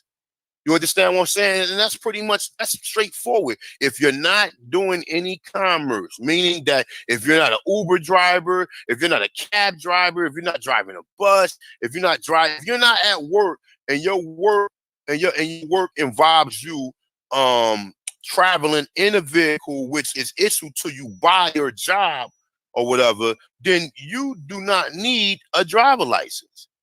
That's right. He said the United States, the Supreme Court said no driver license is needed. You know what I'm saying? Like I said, I got all of the case laws. Like I said, you don't even need to use the case laws when you're going. You could, if you really want to go in with that, if you want to give up the fact to challenge jurisdiction, and all that. You know what I'm saying? Because you want to do everything when you go in there. You want to write your letters. You want to ask what kind of courts you entering. You want to know what kind of procedures going to be done. So, like I said, I've done this. Actually, I've done everything I'm saying I've done. I'm not just up here winging this shit and just telling you, oh, I've tried, man. I've been doing this shit for a long time. So a lot of the stuff that you hear people talk about, I've tried that straightforward. You know what I'm saying? I got Black's Law dictionaries and all this shit over here, man. You know what I'm saying? And like I said, it's been a long time or whatever, though. But I see a lot of brothers getting into it now, and they are basically, you know what I'm saying? They putting the information out there, but it's further than that. Because you have to know, and you have to have somebody who you able to reach out to, man. Because a lot of times with this information, you do something, you get stuck.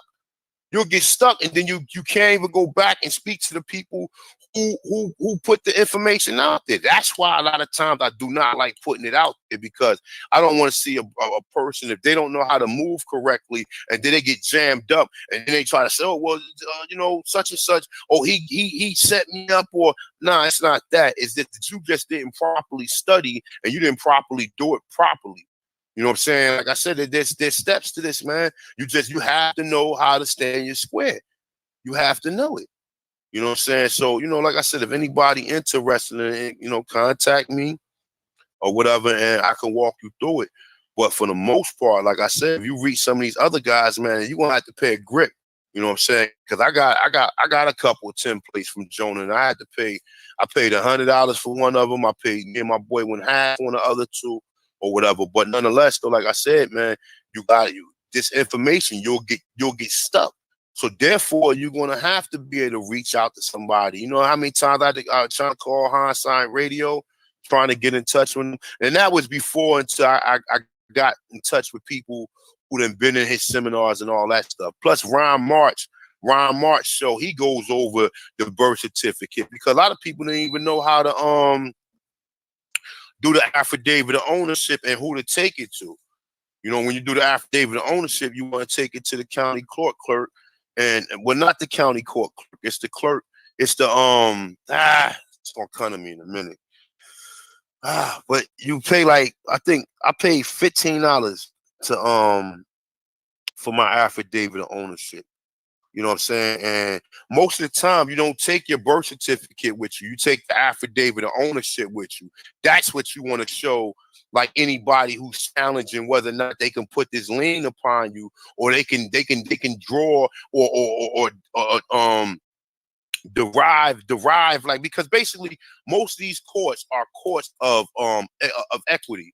So when you go in most of these courtrooms, man, and like I said, even if you're not dealing with a courtroom directly, even if you're just doing it just to try to move freely, or try to move upon your go about your business, man. Like I said, it's not tough, but you definitely got to put people on notice so they know who you are and how you operate. So Chief Holiday.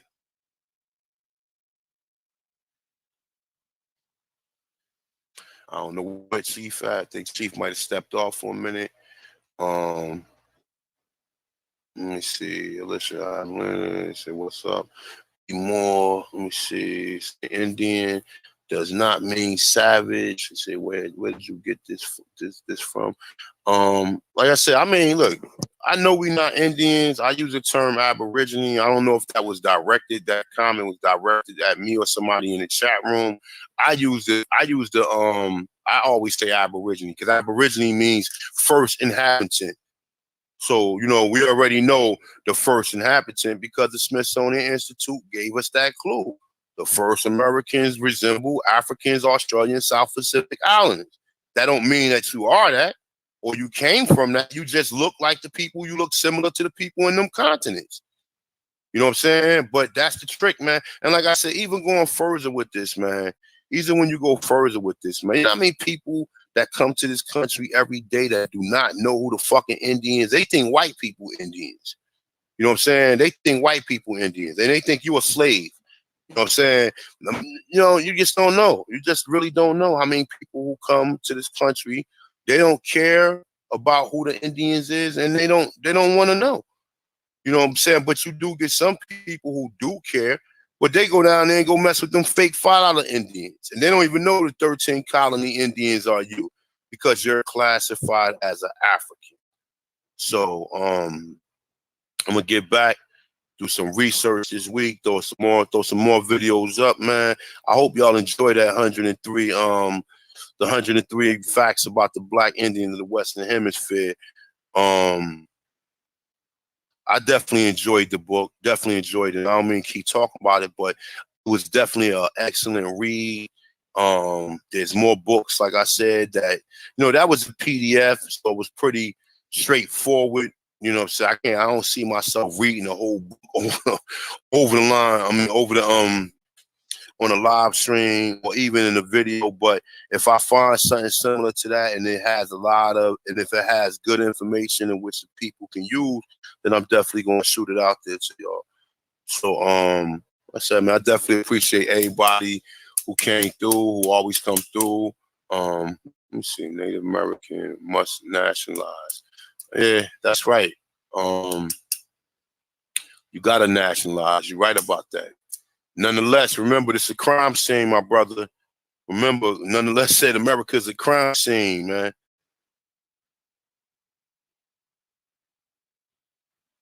Carl, what's your email? Put your email in the chat room, Carl.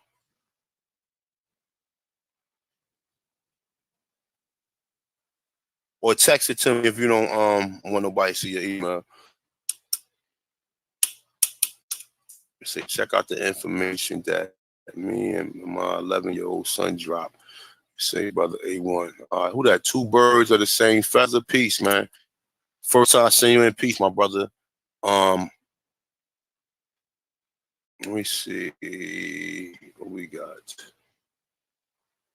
They say treaties he could read.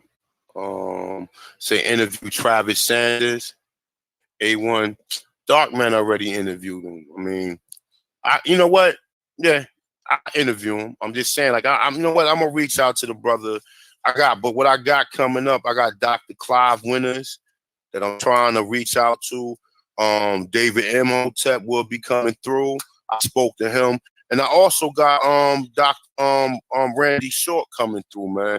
And like the only reason why me and Randy Short didn't do the interview yet, because Randy Short having problems with the Google Hangout. So we were going to do the Skype. We was going to Skype it, and I just was going to upload it to my computer and then just upload it. I mean, I was going to download it to my computer and then just upload it to YouTube. So yeah, definitely, man. Me and Dr. Randy Short been going in. The brother definitely got a bunch of information. And like I said, what made me really reach out to him, because in one of his videos, he said we was a Tanchans.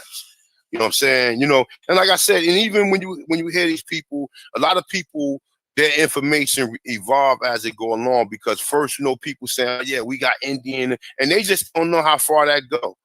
They just don't know how much Indian you have in you. You know what I'm saying? And that's kind of the sad part, man, that, when you speak, even when I'm doing this documentary, man, Coach of Freedom, man, you get a lot of for the most part, most people know that they have so-called Indians in them. You know what I'm saying? But for the most part, you get other people who come when you interview them. They think a slave was straight up an African. They do not have no idea of what really took place here. And like yesterday, I was talking with a young lady when I was in the gym, and I was talking to her. I was telling her the information, and she just could not receive the information. And like I said, people like that, you just gotta let go, man. You just can't keep on sitting there trying to like pound nothing in nobody's head. I'm not here to pound nothing. I mean, to keep saying the same thing over and over again. If it resonates with you and you understand it, then that's it. Let me see something. Did you put your email in the chat room, Carl? Let me see.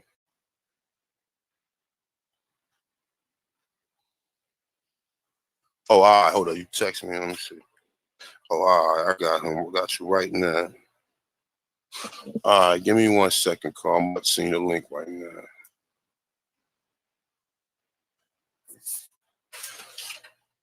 All right, let me see. Let me send my brother Carl.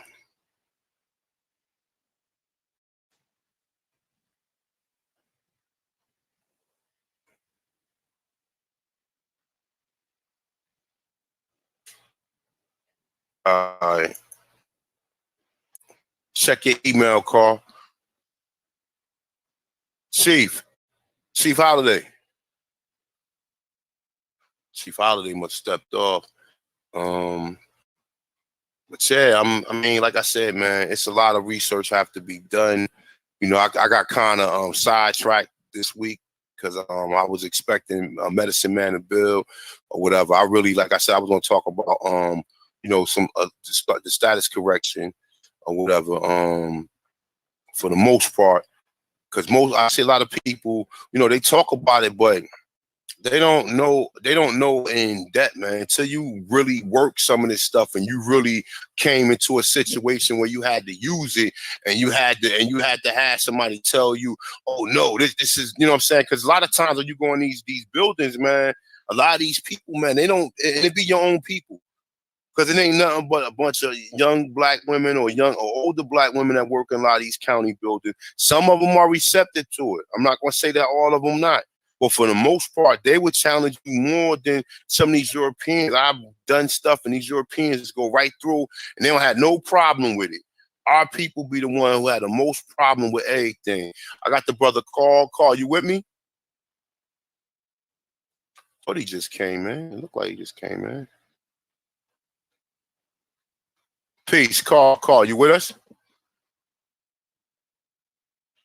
Maybe he might be having a little technical difficulties, but the brother is with us. And like I said, man, you know, like I said, everybody got different reasons why they wanna claim what they is. Matter of fact, you know what? You shouldn't even have your main reason should be this your birthright. You know what I'm saying? And it's the truth. Carl, where you at? You with us? Yeah, I'm right here, bro. Peace. I got my brother Carl Victor Estate is in the building. Word. Peace to all the Aborigines. You know what I mean? Indeed. Word up, man. We have to nip it in the bud and get rid of all the contracts our parents and us as adults have signed with these people. We've joined a gang. When you join a gang, you have to follow, you know, gang initiation. You know what I mean? You got to follow gang rules. You know what I'm saying? Whatever they say, let me put it this way. All of the United States codes that's at the law library and the United States codes take a whole section of the law library. Think about that. All of that pertains to all of you. All of it. Every single one. As long as you're tied and being a 14th Amendment citizen with the United States Corporation, you will have to follow their rules. There's no way around that. No way. You would have to actually study, like A1 is saying, and take care of your, you know, birth certificates and stuff like that. But it's much more. It's way much more to that than what A1 is, you know, putting out here. And that's real talk. Hey, Carl, like you said, it's more than just putting the birth certificate out there because, like you said, that 14th Amendment is what make you property. See, people don't understand. Understand this, right? When people come here from other countries, they give up their nationality, become a United States slave. This is what they did to you. They made you a United States slave. They took you out of your indigenous capacity, and they made you basically a subject to their fucking corporation. Because we already know the United States is a corporation. It's not a country. The country is America. The Americans are us. The United States is occupying American territory. When they made the 14th and 13th Amendment, the 14th and 13th Amendment put your ass right on over with the corporation. You understand what I'm saying? So you no longer understand exactly what capacity you was prior to that. That's the reason why you have brothers out here who's trying to explain to you and trying to tell you. And like I said, man, shout out to the brothers who do it, man. You know what I'm saying? I checked out a little bit of the brother Dark Man video out yesterday, man, and I was checking it out. I mean, but most of the information I'm already privy on. But you know, like I said, man, look, the brother trying to help brothers, or trying to help you liberate it. Like I said, I don't have no problem with none of that, man. I'm with all that. But you have to be informed that, like he said, that 14th and 13th Amendment is what binds you to you being fucking corporate or 14th Amendment slave. Because that's all you is. You have a right to work. You have understand this, as a slave, you have a right to work, and you have a right to pay them for your land. So understand this. What took place was this. The Europeans basically, they came here because in their country they ain't got shit. Ain't nothing in Europe. You know, with the exception as once they chased most of the indigenous black Europeans, and as well as the other people who was bringing goods in or whatever. Europe ain't have shit. That's why Europe left, because they was over there starving. And like they said, they used to put bodies on salt. See, people don't even know half the history of what was going on in Europe about like around like the 1600s and the 1500s, man. Them people were starving over there. They was eating dead bodies. They was putting dead carcasses on salt. That's Dead what bodies was all over the place up there. That's right. And then they was eating the bodies. That's why they say. And when Medicine Man come back, he going to tell you that there was an island here, or there was a part here where they had Europeans that was cannibals, and we think that these motherfuckers got shipwrecked and they got stuck here. You know what I'm saying? And they turned into cannibals. You know what I'm saying? Because and actually, what I really want him to go. Let me write this down too before I forget.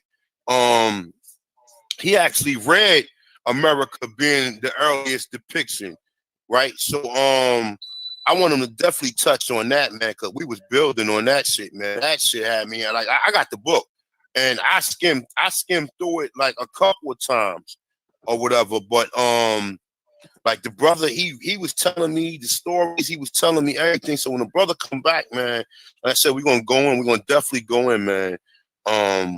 But yeah, man, hey Carl, you got some more insights you want to put in with the goals with the status? Well, what I want to say, there's a misconception of people saying that, you got to go to the government and you got to get credence or recognition from them and this and that. Let me tell you something. They the ones that took you from being Indians on your birth certificate and changed it to Negro, black, and colored. That has to be corrected. This is why everything that's happening to us today is going on to us today. All right, those things have to be corrected. You have to stand amongst, the men and women and the nations of the planet, and you can't do it when you're classified and recognized as a 14th Amendment citizen, or you're black, or you're Negro, or you colored. Those things have to be corrected on the record, for the record. All we need them to do is, since they've done it, all we needed to do is for them to recognize, all right, to witness that we are making the change. And after that, you do what you got to do. Just calling yourself Aboriginal Americans and feathers up and all that, that's all fine and dandy. You know what I'm saying? It's all fine and dandy. But is it formal? Is it on the record, for all nations to recognize? Ain't much more to go on that. No talk. Yeah, that's right. You know what I'm saying? You got to definitely, man, like I said, it's a lot to this, man. It ain't just watching a video thinking that that's the end all be all to this, man. You might sometimes have to watch some videos 4 or 5 times, man. I had to watch Jonah Bay video. Just to get an understanding. That's right. That's right. Just to get an understanding. But it's research. That's like reading a book. If you're writing a paper on a book, sometimes you gotta go back in the same chapter and reread it. So it's the same thing, but this is a little bit more serious than rereading a book, because you want to make sure you do the shit correctly as to the best of your knowledge. to the person who basically leading you or telling you how to do this shit. So, like the brother Carl said, man, better correct your shit. Let them know you're not no damn 14th Amendment citizen. You're not an African American too. Because that's the bottom line. That's the bottom line. It's not about, oh, you know, oh, we got to get permission from them and stuff. Nah, it ain't about that at all. It ain't about that at all. I mean, if it's about that, then, you know, many people is not going to make it. Mm-hmm. Right. Right. That's right. And then, like you said, many people ain't making it now because a lot of people ain't doing their due diligence. You got to do your due diligence. You got brothers like me and all of the other brothers who put this Aborigine information out there that I'm not doing this shit for entertainment. I'm doing this shit because I see my people is lost. And I ain't, like I said, I ain't no damn leader or nothing. I'm just I'm reading the shit according to the articles and according to my understanding. And I'm not saying it always verbatim, but I am summarizing the context and trying to give it back to you guys. You know what I'm saying? So at the end of the day, it's not a video. These videos are just made just so you can understand, so you do at least for the history, man. If you don't want to go do none of this stuff, go ahead. If you don't want to change the status, if you don't want to try to come on a private end, you know, I'm all cool with you. But at the end of the day, at least put that shit down and let people know who you are. You got to. Facts. And like in 2020 coming, they saying that the new birth certificate is gonna have you're gonna be able to identify yourself. This is what I heard. This might not be 100, but I'm putting down I'm an Aborigine American. That's it. I'm putting that down. You know what I'm saying? Because like I said, what do Aborigine means? First inhabitants. What do the word American means? Originally applied to the Aborigines and copper-colored races found here by Europeans. Like we said, none of these other people use that term. Why they not using that term? Because that word don't apply to them. It don't apply to them, right, Carl? Facts. It don't apply to them. It only apply to us here. It wasn't, like I said, whether we in North America, South America, or the conjoined islands around us. That word Aborigine is only for us. Even though it was applied to the Australian Aborigines later on. But that wasn't until like that. Look, when they applied the word Aborigine to them, at that same time they applied that word African to your ass. You know, because it was basically constructed around the same time. If you look at the etymology of it, you see that the word African basically it was a lot of talks about that word African around the 1800s, man. And we know it was dealing with Europeans first, right? It was dealing with Europeans first. Then it was basically put upon the people.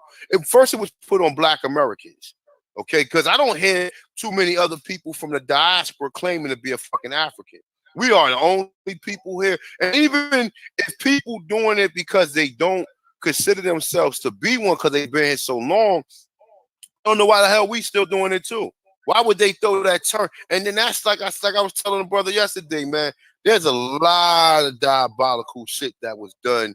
As far as this information, this shit is not pretty as straightforward as one would have you straight up believe. You know what I'm saying? There was a lot of stuff that was done so your ass won't wake up, so you won't be able to understand this information.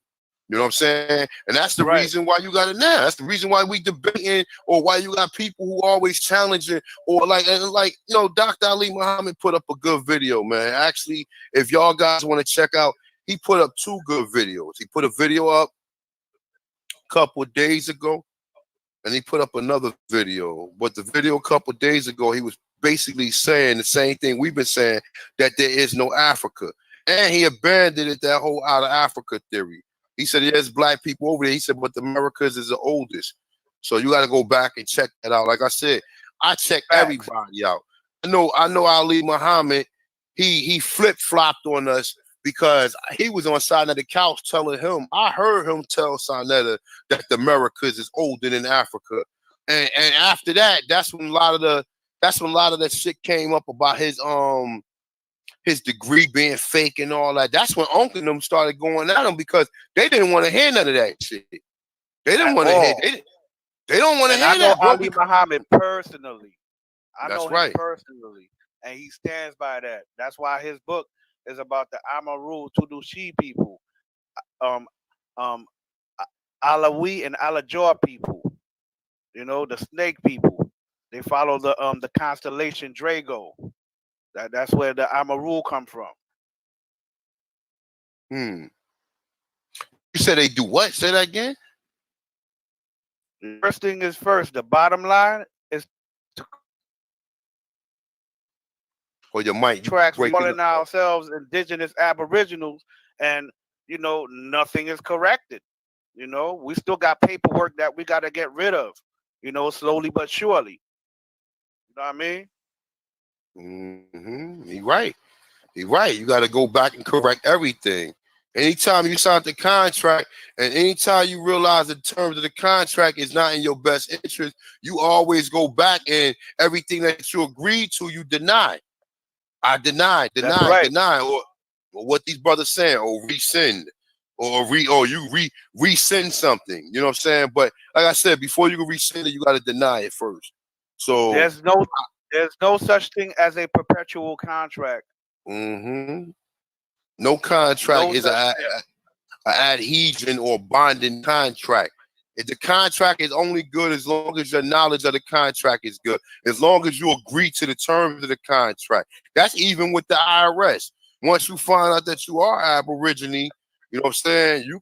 It's ways to go back and fix that to where even if you're working right now, it's ways to where you can have your employees pay for your taxes. And a lot of people, you know, like I said, man, you gotta go through the steps, man. You gotta, you know what I'm saying? You can't be with the late. Well, good. What you was about to say, Carl? No, we shouldn't be paying these people taxes, man. We are home on our land, man. And we are paying them taxes. You know what I'm saying? And all that could be corrected. All we have to do is take our time and study. And we have to study. I can't express that anymore. We have to study. Once you study and you get the information and you start applying it and stuff like that, you'll see how bright your life will be. Trust me. That's right. That's right. And the more of us who do it, that's the more the merry, like they say. You know what I'm saying? But you have to understand that, man. You have to understand that the more people do it, that the more see that this shit is for real. You know what I'm saying? But like I said, they basically rewrote us out of history, no matter where we was at, whether we was in the conjoining islands, South America or North America. They wrote us out of history, man. And that's the thing, like that's paper genocide. That's the real paper genocide is basically, like I said, you got people who willingly come and paper genocide themselves. Now, if you come here and you give up and you become a United States citizen and you go back and you learn this and you fix your status, that's one thing. But for somebody, let's say somebody like from Japan or these Indian or anybody, it's only a few people who got dual citizenship here. Everybody don't have dual citizenship. And most people who got dual citizenship are Israelis. And I think some of the Chinese nationals got dual citizenship. But for the most part, everybody who come here sign up to be a United States slave. That's all you is. What are you working for? You work for resources. What's the main resources you are work for? Food, fire, water, and shelter. Then after that, all your pleasure and shit start. But you have to have them at first. What you ain't got no shelter, then what? Guess what? You got to work for it. Now you like I said, I'm not the same as these people who come here and work and try to, you know what I'm saying, and agree with everything these terms, because we've been put under these terms, we've been forced United States citizenship. You've been forced that you are the fucking American. You the owner of the land. So you don't have to be a United States citizen. You understand what I'm saying? You the owner of the motherfucking land. The United States is of America. Of. What connects it to America, that word of? Facts. So if you don't understand that, like these niggas can tell you all this, oh yeah, well, do your birth certificate and all, but if you don't understand the concepts of this shit, If you ain't study, if you just listen to one video, listen, I've listened to hundreds of videos on status correction. Hundreds. I mean, not even just with status correction or how to correct the status or how to change certain contracts that you already agreed to. And a lot of them is informal. A lot of them is informal. There's a right way and there's a wrong way to do things. You could go passive about it, or you could just hit it straight on. You know what I mean? Mm-hmm. That's right. That's right. That's like we be talking about, man. And I said, man, a lot of people don't want to do their genealogy, man. If you already know you're indigenous to this motherfucking continent, you can always say your culture was reconstructed, man. Because that's what happened. Our whole culture was reconstructed, man, after they came here with all the wars. And that's another thing, man. You know what? I'm going to wait. Well, you know what? I'm going to say that for another video. I'll wait till that's what we were taught. Yep. That's what we were taught. The Reconstruction era. That wasn't about, building railroads and stuff like it was reconstruction of your history. Yeah. That's right. That's what the Reconstruction era was about. That's right. That's right. And word up, man. And like, you know what? And just like Nonetheless said, this is a motherfucking crime scene, nigga. When you do a crime scene, you gotta go back and check everything. Understand what I'm saying? Don't know, but they already kind of contaminated the crime scene. Guess what? They contaminated, but they couldn't contaminate your DNA. Because everything in your DNA, that's the reason why people waking up starting to understand this, man. Because it's in your DNA. It's already in you, so they can't hide it. But they only can hide it by subconsciously controlling your thoughts on for you to believe that you are fucking African. Or for anybody to tell you. And like I said, when Brother Medicine Man come in, we're going to go in about Africa. We're going to go in about a lot of this stuff, about a lot of them people who is in Africa, really came from Asia. They're not, like, people need to go back and really look. Africa is not the oldest continent. And even when we talk about all this Pangea bullshit and all this other, you know what I'm saying? There's no such thing as Pangea. Pangea, the lands is still connected. It's just the water that's over the top. The water just covering these certain passages or certain parts of the land or whatever. And big facts.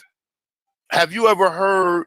I heard that a lot of European countries in the in the past, they was only islands. You know what I'm saying? Like, look, man, there's a lot, man. There's a lot. Even the brother King Drop, he goes in on a lot of this stuff. You know what I'm saying? He talks about a lot of the stuff that people is not looking into. Like he talk about the dragons and Prester John and all this other stuff that people don't even have no idea what the hell he talking about. You know what I'm saying? So like I said, this right here, you gotta really do research. This is not something to where you're gonna come, and even if you call somebody and speak to somebody, ain't nobody gonna give you all the steps from A to Z. If they give you steps to A to Z, you know what I'm saying? Like I said, I'm not one who always push the charge and shit, but you have people who really did their due diligence. And if you're not willing to do your due diligence, then you need to just like, all right, boom, just like this is an example, right? I always give people, right? When you're in a gym, right? Let's say you're in a gym, you never worked out before, you're in a gym, and now you want a personal trainer, right? So what is it? What are you getting a personal trainer for? A personal trainer going to fill you in on a whole lifetime of information that you ain't got to go back. You can just go through him and keep picking his brain. He keep giving you different exercises. You can go about it that way, or you can get your ass up and do some research and start looking at some videos and start going in there having some type of workout plan. You know what I'm saying? Or you're going to have to form your own workout plan. It ain't going to be nothing that, you're going to go in there, it might be a brother in there that might show you how to do something, but for the most part, you're going to have to really sit down. You're going to really have to teach yourself. And that's with everything else in life. Everything else in life. Ain't nobody going to tell you everything for free. They not, and I'm not, like I said, I'm not an advocate of charging anybody for anything all the time. You know what I'm saying? Because I know a lot of us, some of us got criminal records. Some of us, we got children. Some of us in debt. Some of us, we barely making it. So for a brother to be trying to charge you or tell you, yo, give me, or I need this or whatever, you might look at it like, oh, it's not right. But at the end of the day, that man had to do his research. He got something you want. He got something you want. So, like I said, man, you know, do your research, man. Study. If you study long, study hard. Yes, you got to. You got to study this, man. This is just not the world. When it comes to commerce, the world is waiting for us to come up from under this United States jurisdiction to do commerce directly with us because we spend so much money. We spend so much money to the point we don't get a dime, a nickel, a penny back for it. That's how much we spend. Why? Because we are fly. We are trendsetters. You know what I'm saying? We rather look fly than deal with any other thing else. You understand what I mean? They are waiting for us to stand up to do business directly with us. They are tired of doing business with the pale skins. They are tired. That's right. Peace, everybody. Well, peace. Peace, brother. Peace, my brother. What's up, AP? Got my brother Carl on the line. I don't know where Chief Holiday went. The medicine man will be coming back. Let me see something. Is the medicine man, did you come back yet, bro? No, I don't think he came back yet. Aboriginal Power, what's good, brother? Peace, brother. How y'all doing? Everybody good? Everybody good? Enjoy your day? Yes. Everybody is good. Everybody is good, man. Everybody in the chat, everybody is good. That's what Happy Father's Day to everybody in the chat room, man. Happy Father's Day. I wanted to really get you on, man, because some of the questions we was asking this brother medicine man yesterday, I wanted you to and you know, to really going on like some of the questions we was touching on. He came through, he dropped something for about an hour. He had to go pick his seed up or whatever, and he will be back. But for the most part, what we talking about right now, what me and Carl about, we're talking about size correction and remedies in order for you to claim your Aboriginal or your so-called indigenous heritage. Now, like I said, a lot of people do not want to go through none of these tribes. Me, myself, I got two tribes. I got my father is Gitche and Chickasaw, and my mother is Cherokee. Well, I got three tribes. I don't want to go. I don't want to be on another reservation with none of these motherfucking phonies. I don't want to be nowhere near none of these phonies, bro.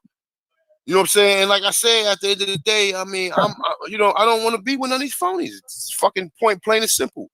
But if you can use the undrip and the A-drip, and if you can get some remedies out of some of this stuff, remember, they're not going to honor everything, bro. And I'm telling you that straight up as a person who's telling you the real deal. Some things they're going to honor. Some things you're going to have to go an extra step for. You might have to do the paperwork twice sometime. But you got people. Do what A1 was talking about earlier, correct all them contracts that we have with the United States government, maybe they might fall for it. Yeah, it's a lot, though. It's a lot. It's a lot of contracts, bro. Most people are not. You can't just go to them and tell them this and that and blah blah blah. No, you're gonna have to show and prove. That's right. You're gonna have to eliminate half of them contracts that you're running around with, on your back. You know what I'm saying? Before they will listen to anything, before they will concede to anything. That's right. That's right. And you got to know, and you, like I said, and you got to know how to stand your square, bro, because they're going to come at you with different questions. And I've seen people choke up with anything, with like I say, even just getting, pulled over by the policy enforcers or whatever. I've seen brothers choke on that or anything, man. You gotta just be a straight up person. You gotta be able to stand your square, man. You have to be able to talk to these people and understand that they're trying to extort you for your energy. Because what happens? Motherfucker pull you over, or you ran that light. But guess what? No one was injured. Right. So why am I paying the motherfucking city anything? The city ain't supposed to put together laws in which they get paid from. The laws are only here to protect how we say that. The laws are only, the government has only been established to maintain individual rights, to make sure that you don't get dominated and you don't dominate no one else. So with that being said, you're being dominated all day, every day, because you don't understand how you're being dominated. You're being, like my man said, they're extorting you for your energy. Because what does it take to pay a fucking parking ticket? You have to go to work. If the parking ticket is $100, and guess what? You make $80 a day. You gotta go to work for another day and get that $20 up. You understand what I'm saying? Blood, sweat, and tears. Blood, sweat. Think and about tears. that. Think about that. It's a fucking moving violation, $150. If you ain't making $150 a day, that's a problem. And then you go in there. Yo, A1. Yeah. A1. Peep this. None of those things are laws. Laws is the Constitution and That's treaties. right. Mm-hmm. Those, that's what they derive by. That's what they. That's their mission statement. I understand. That's their oath in office, and that's everything that. Listen, everything in the Constitution is only thing that's supposed to be mentioned in the court. But even when you go into a lot of these courts, they only allow you to use the Fifth Amendment. I mean, they allow you to use. They will hold you in contempt. Well, what they do is they play. You know why? Play because you are a 14th Amendment citizen. That's you right. see, a lot of these things that the states are passing on to you are not law. Those are codes. Those are rules. Yeah. You know, pass through legislation. But dig this. This is how they get you. Once you subject yourself up under being a citizen, now you subject to any penal code or jurisdiction of the region that you in, right? Which the penal codes varies from wherever city you in. But once you identifying as a citizen, you locked in the cage. You know what I'm saying? That's right. You're part of the gang. Yeah, you just stepped out your square. And it's hard to stay on your square when operating in these courts, because guess what? They learn how to trip you up. They know how to play defense. And guess what? I tell people like this. When you go to a court, if you don't know how to play the sport, you're going to lose. Period. Any court you go to, you got to know how to play the sport. If you're going to step on a basketball court, you better know how to play basketball. You get on the tennis court, you better know how to play tennis. You go to their court, you better know how to play their game, yo. And that's how I look at it. Shit. So, yeah, man, they try to get us in. And they ain't even a real part of the government. They became a nearby corporation in the early 1800s. You know what I'm saying? They sworn in. We ain't elected no damn police. We ain't elected no judges and shit like that. So at least in my city, we ain't. So in other words, they're a nearby corporation. So when they write you tickets, it's just like a normal citizen writing you a ticket telling them to pay. It's illegal. And on top of that, it's illegal to pay to pay a debt back with a debt. It's unlawful. That's right. It's unlawful. And what you got to understand is the government already been facto. Already. They in the facto. So we got to understand where they lie. They playing the behind the scenes games, whip you with the penal code. As soon as you step onto your square and you know what's going on, every time they write you a ticket, you don't sue them. It's illegal. That's right. That's Article 1, Section 10. We got to spend some time at the law library. There's no way around that. There's no way around it. Because I'm gonna tell you, United States is like a monopoly board. It's just like Monopoly. With Monopoly comes rules to the game. Now, people could tell you how to play Monopoly and show you how to play Monopoly, but the best way you would benefit on that Monopoly game board or world is to learn the rules to the game. The rules to the game is all in the library, the law library, that is. There's no way around it.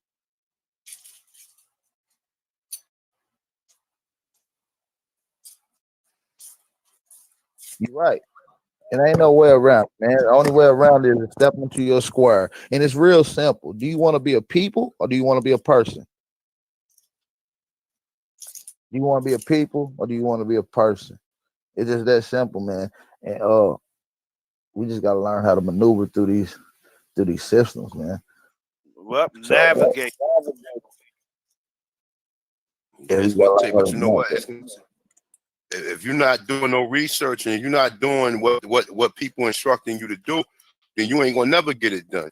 Because right. you know what I'm saying? And that's the most important part. The most important part is you gaining understanding. You know what I'm saying? It's not I understand this shit already. Do you understand it though? That's that, you know what I'm saying? I mean, that's like a teacher trying to teach you something. He understands the curriculum and the work. Do you understand it though? So you got to understand, like I said, man, there's a lot, man. There's a lot that you don't understand, especially like he said, even with understanding what the Constitution is.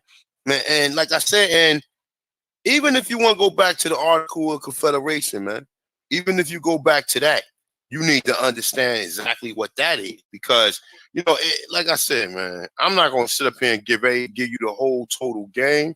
I love all y'all in the chat room and everything. But at the end of the day, man, you got to do some research on your own. You know what I'm saying? At least if a person is telling you, yo, it's in that door right there, you need to be able to you need to be the one that open it. I can't open the door for you. You understand what I'm saying? You're going to have to open the door yourself. So, you know, like, understand, man. Group. That's right. That's right. That's right. Start your own study group. You know what I'm saying? And start, and like I said, and these brothers who got this information, man, don't be scared to go and watch these videos, man. Because at the end of the day, bro, them brothers out there getting. Student. That's right. I'm a student too. You know what I'm saying?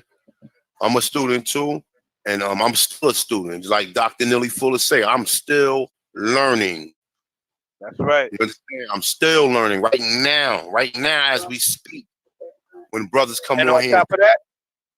On top of that, A1, yeah, yo, we want to prove our Aboriginal claims. Hey, let's go to the ancient American sites. Let's put some money together and start, taking trips out there. Yeah, that's right. That's what the plan is. Yep, get the information firsthand, and bring it back. Well, we could start off with something like Cahokia. We could start off with something like St. Louis. Go to the pyramids in St. Louis. Then we can start trying to go to the other pyramids. There's pyramids. There's mounds and shit, man, all up and down the Mississippi River, man. And that's what the real archivation have to go, because there's stuff on the Mississippi River that no one is telling you about. Because that's where everything is going to be at. Most, like, yo, bro, do you know what type of stuff I've heard people found in the Mississippi River? I've heard people found golden skull, man, all types of shit, bro, because that was the foundation of the country. And when they try to tell you that the Nile, where do the Nile run? When they tell you in the Bible, where do the Nile run from? Where do the Mississippi run from? The Mississippi run all the way from fucking Canada all the way down to the Caribbean. It goes all the way out to the Caribbeans. Right. So what I'm saying is 9 times out of 10, you're going to have ancient cities and ancient sites and ancient monoliths and ancient, temples and mounds in every city in America, every state just about gonna have that. We've been doing stuff over here so long, we don't even know if it's a mountain, a hill, or a damn pyramid or something.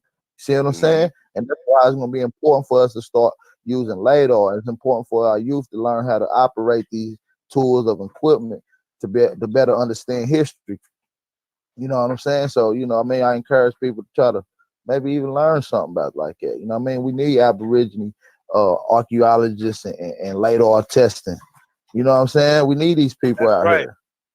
So, what I mean? I want to be be some of the first people at some of these sites that they find. I want to be some of the people that's bringing the information and putting together a nice research team and getting the information out there. And it's all up to us. We got to really start taking strides and getting shit done. Like the brother said, let's start with the pyramids that's local to us. Let's start documenting. Let's start capturing these moments. Then we'll work our way down. You see what I'm saying?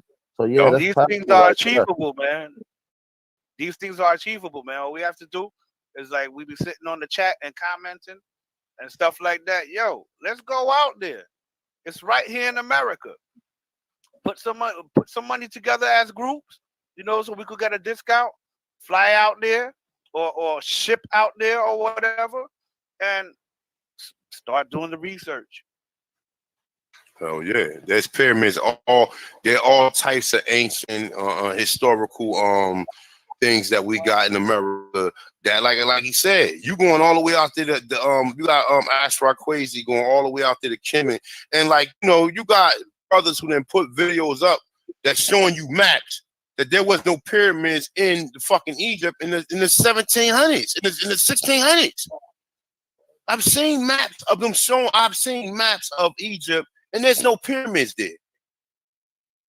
So where the fuck these pyramids just pop up from? Because like I said, even we get down to the pyramids here in North America, these pyramids here in North America are not just bricks. These are fucking are molded, how we say, they stone. They ain't no fucking bricks. These are shit that people really put together. Like I said, how was these brothers making concrete back then? Right. And not only that, man, they ain't even do them like normal people do. Most people lay their brick sideways, right? Long ways, and connect the brick together and go on while putting it on the platform, right? Mm-hmm. These people turned it sideways. You see what I'm saying? So they would have used way more brick than a normal pyramid would have been used. You see what I'm saying? So we got to understand what our people did. The style of what we call cellular stoneworking is different. You see what I'm saying, than what they seen over there. What you see over there look like it was put up in a rush. You see what I'm saying? Over there in Giza, Khufu. Like it was put up in a rush. You know what I'm saying? Like it's fake. You know what I mean? And when you look at our pyramids, you can tell they've been around for a long time. Long time. Yeah. But you know what though? Don't nobody want to really talk about that, man. Like I said, these pyramids in here are not the same. They're not the same, bro. They're not the same, bro.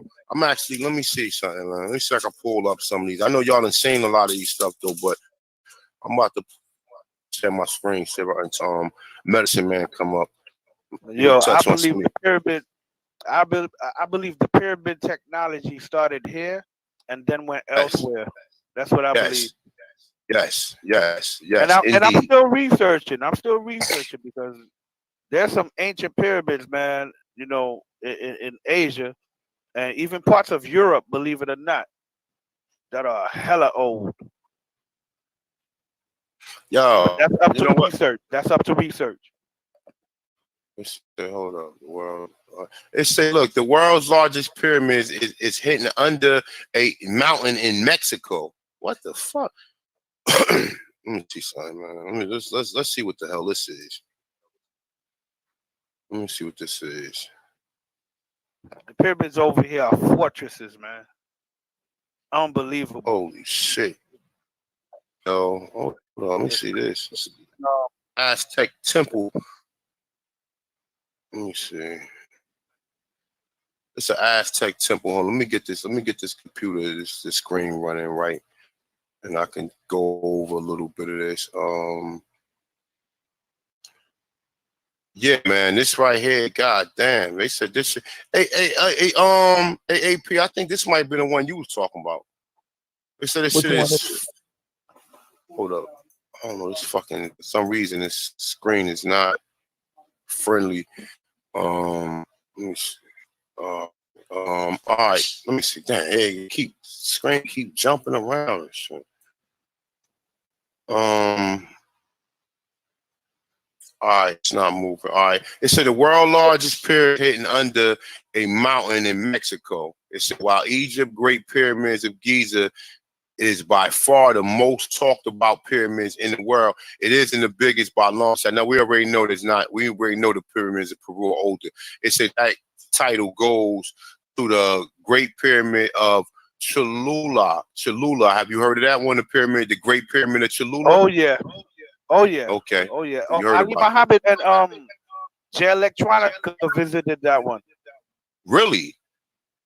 Yes, they did. And when they stepped on it, they said a whirlwind went from the bottom of their feet all the way around their bodies when they stepped over. Damn.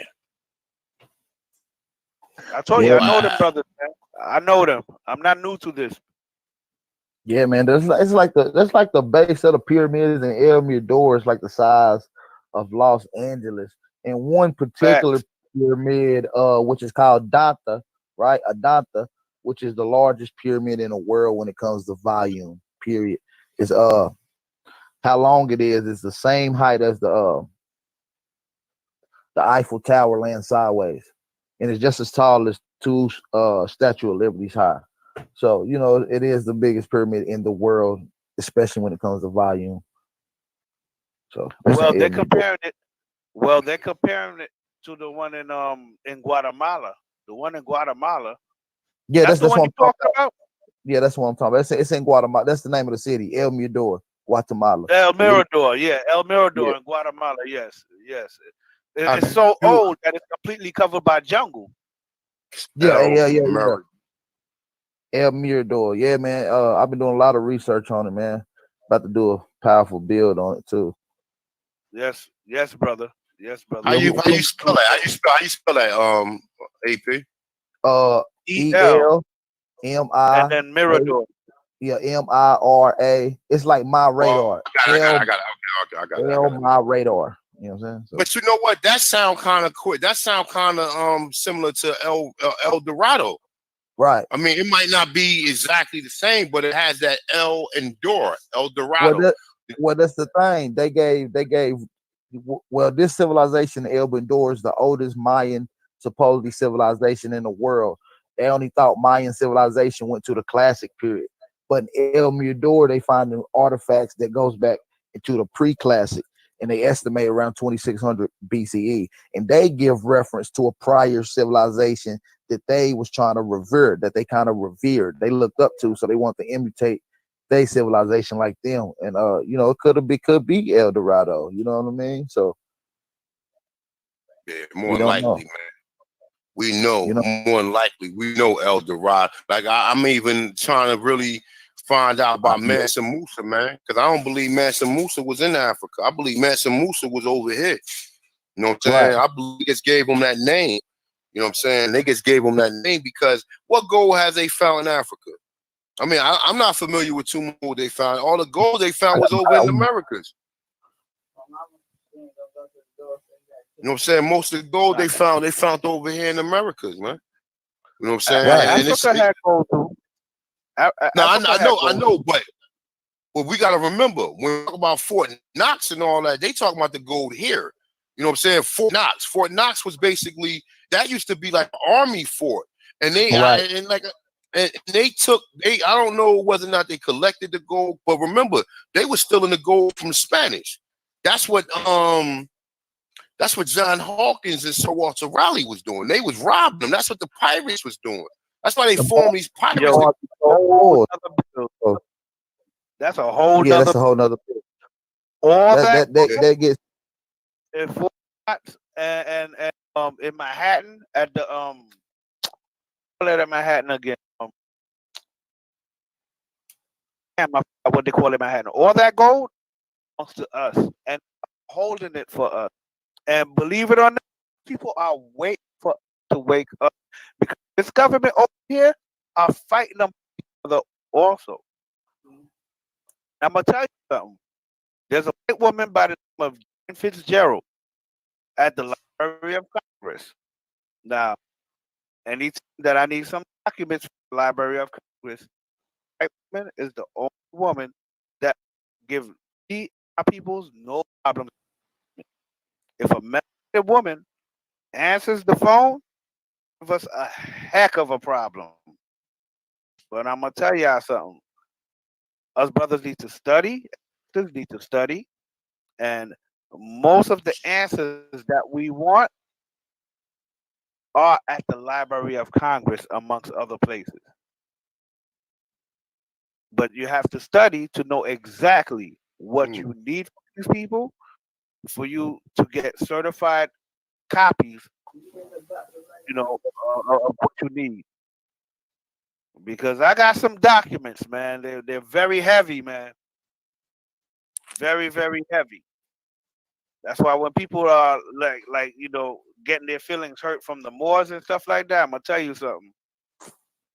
I learned from the Moors, and they come with some very, very heavy information. Very heavy information. Yeah.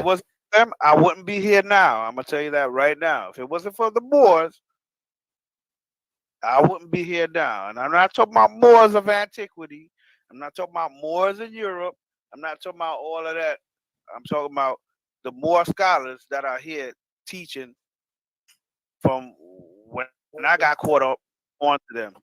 They've been so far the best information that I have received, and the reason why I'm here now is because of the Moor scholars. Fact. Yeah. They make it a crime. They make it a crime to learn from them when they're the only people who was pretty much put a lot of information out there. And then you got people who A1. Yeah. Most of the people that make it a crime to learn from them are new to this information.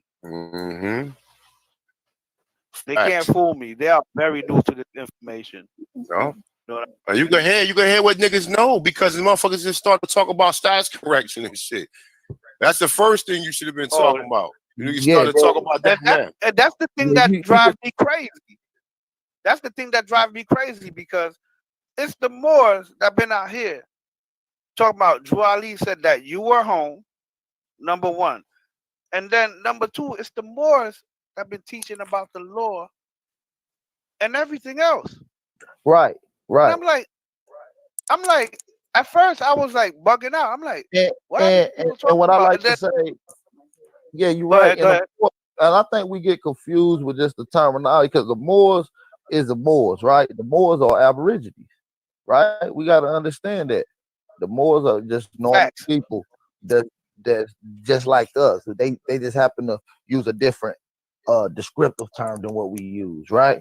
So it's the same people, get the same science from the same people of this continent.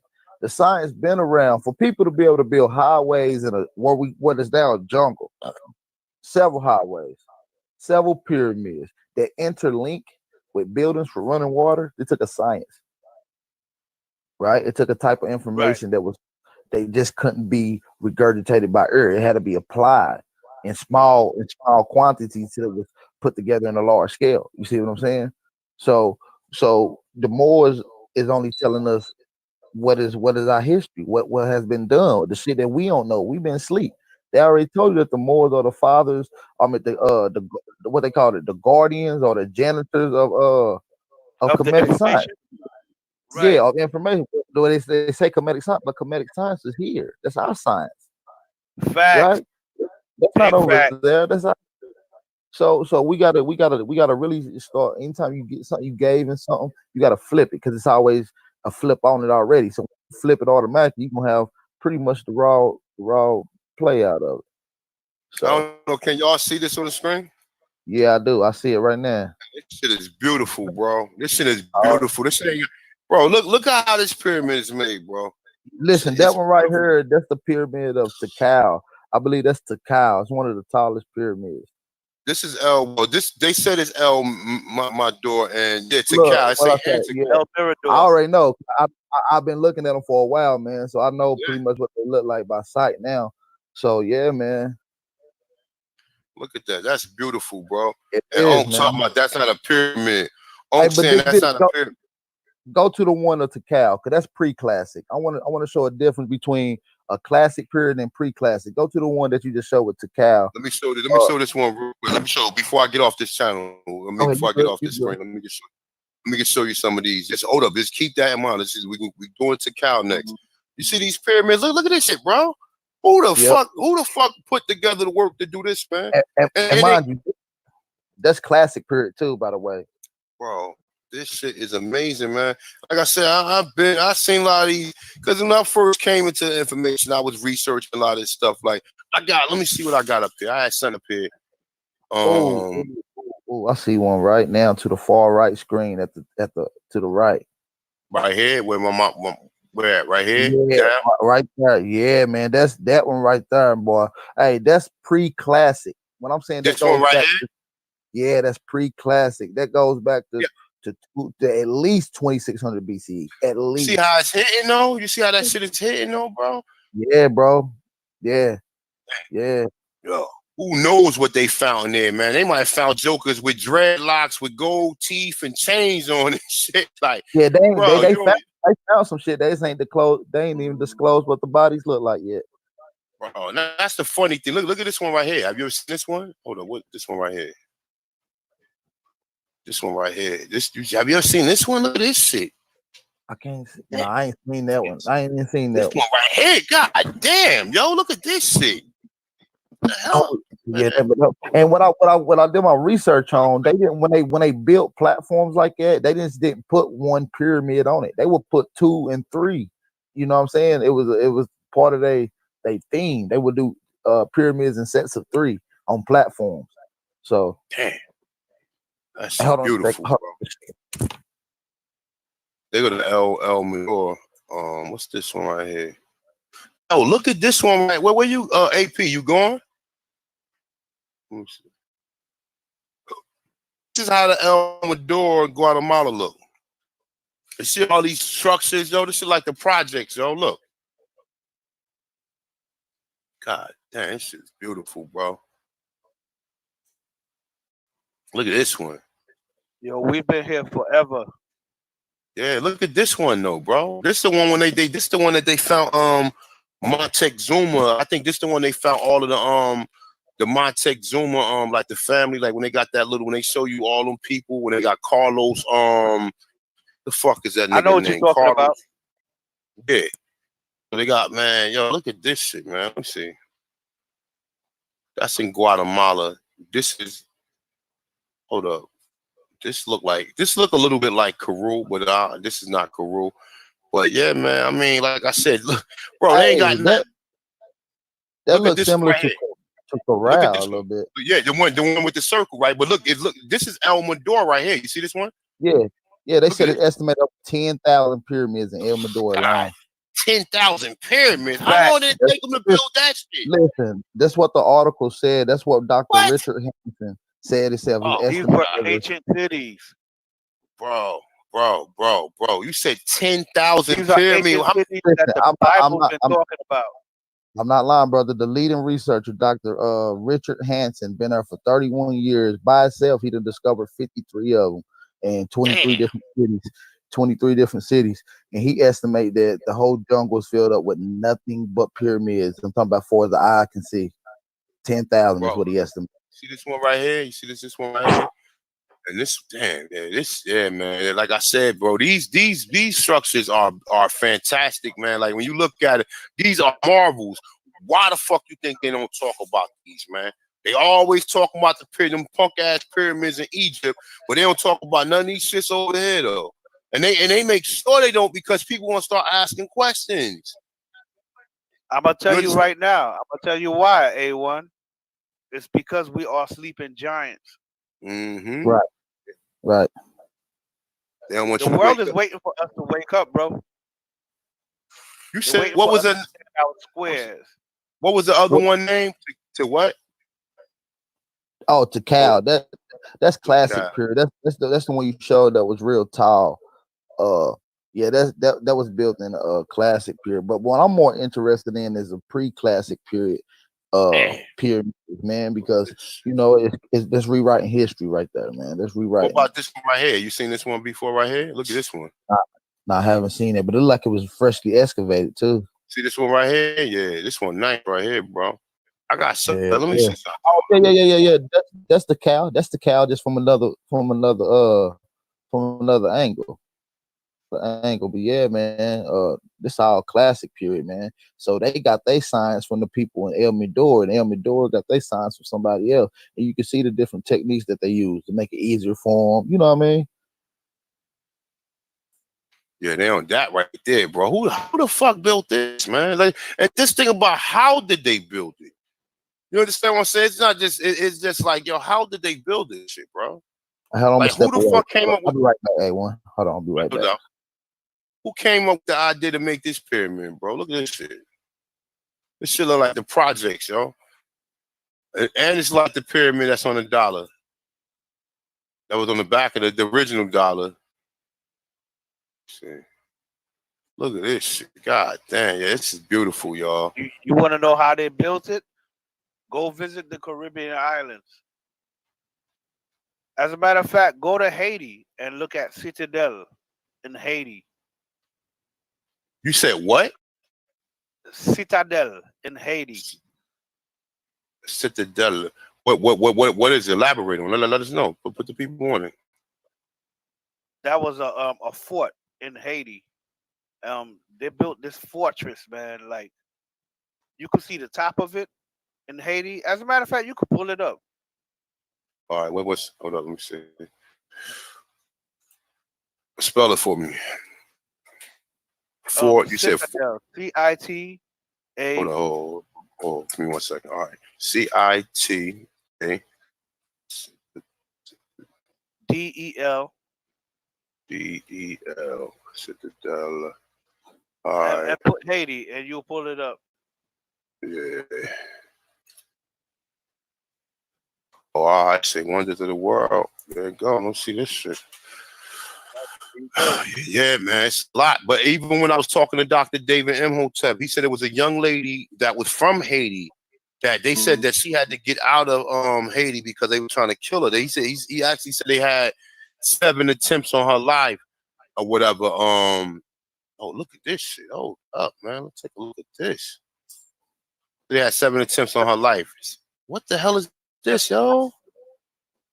Oh yeah, I seen this place they just recently found, man. That's crazy. Bro, where the hell is hold up? What the hell is this, man? Listen, bro, listen.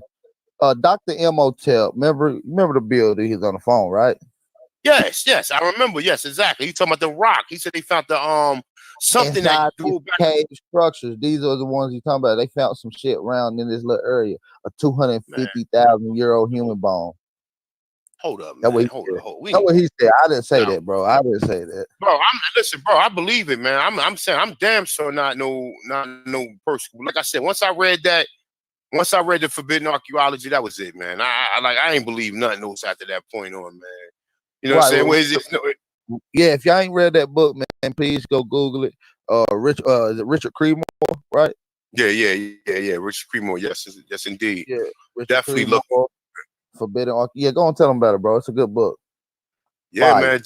Get the book, man. I'm saying because he even talks about footprints found in Pennsylvania that dates back millions of years old. Now, you got people who have a problem with the so-called carbon dating, right? They got certain people got issues with the carbon dating factor, right? But at the end of the day, what was it? It was radio dating, right? Radio carbon dating.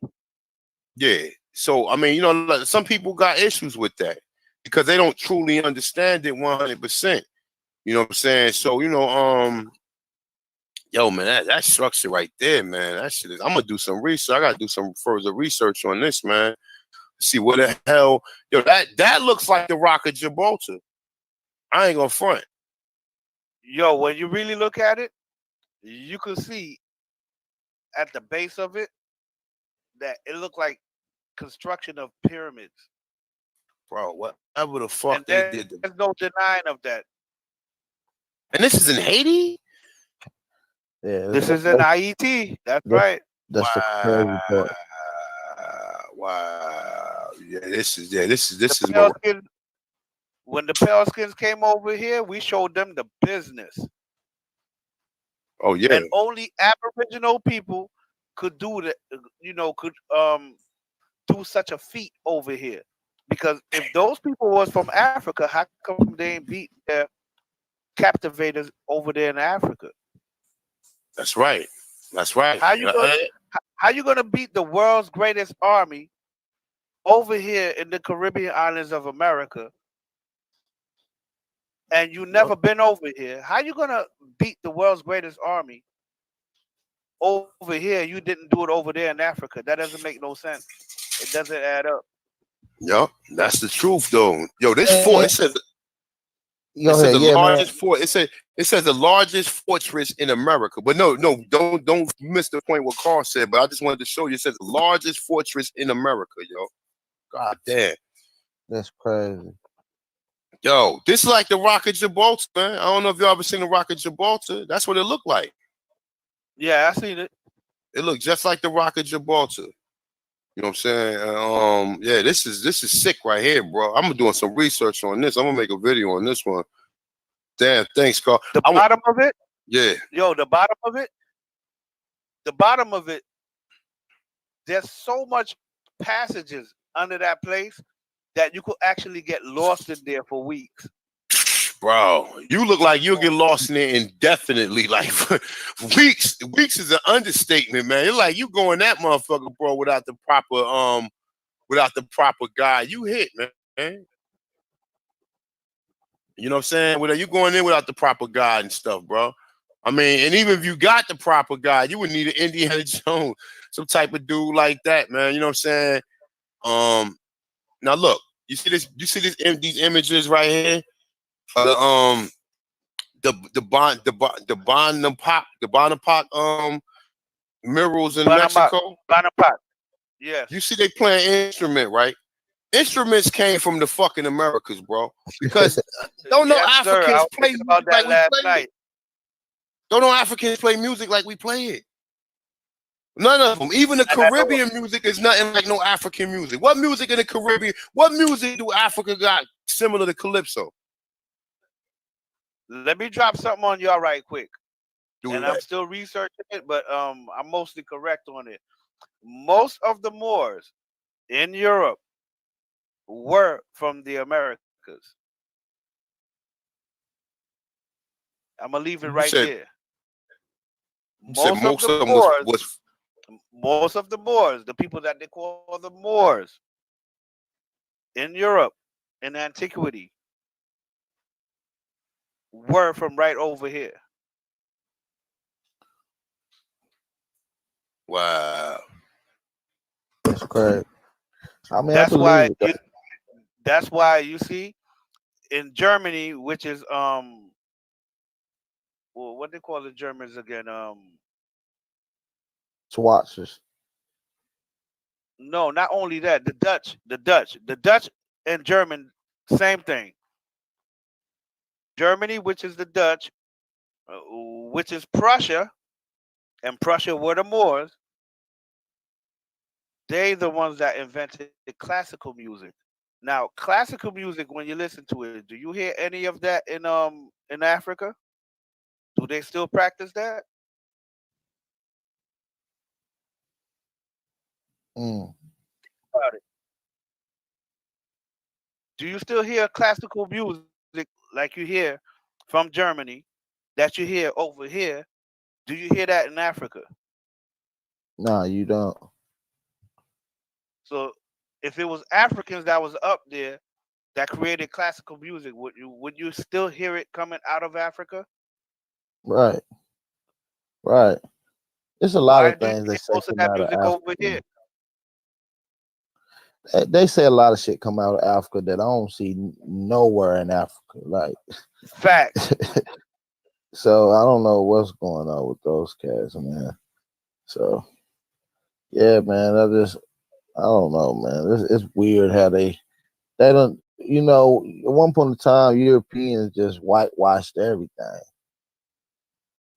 Now we at a point where Africans and these so-called people that's pushing this movement is just blackwashing and everything. And once you look up the etymology, black and white is synonymous with each other. You know what I'm saying? It's the same thing. It means without color. You see what I'm saying? So we got to know these things. So it's the same thing. So we just gonna keep it, you know, rocking like that, man. Let me see what I can pull up on some pyramids. I want to read some shit about El Mirador. Let's go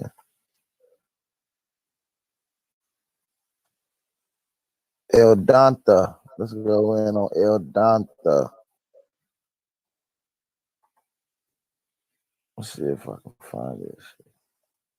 Yeah, man. So we got a lot of structures here, man. We got a lot of stuff. It's a lot of research out here we got to do. We ain't even done yet. We got a lot more to do. That's what I'm saying, bro. Look at this picture. Look at this picture right here. Now, none of these. Now you can look at this image right here, right? But you can't see yourself in this image. But you go all the way to Egypt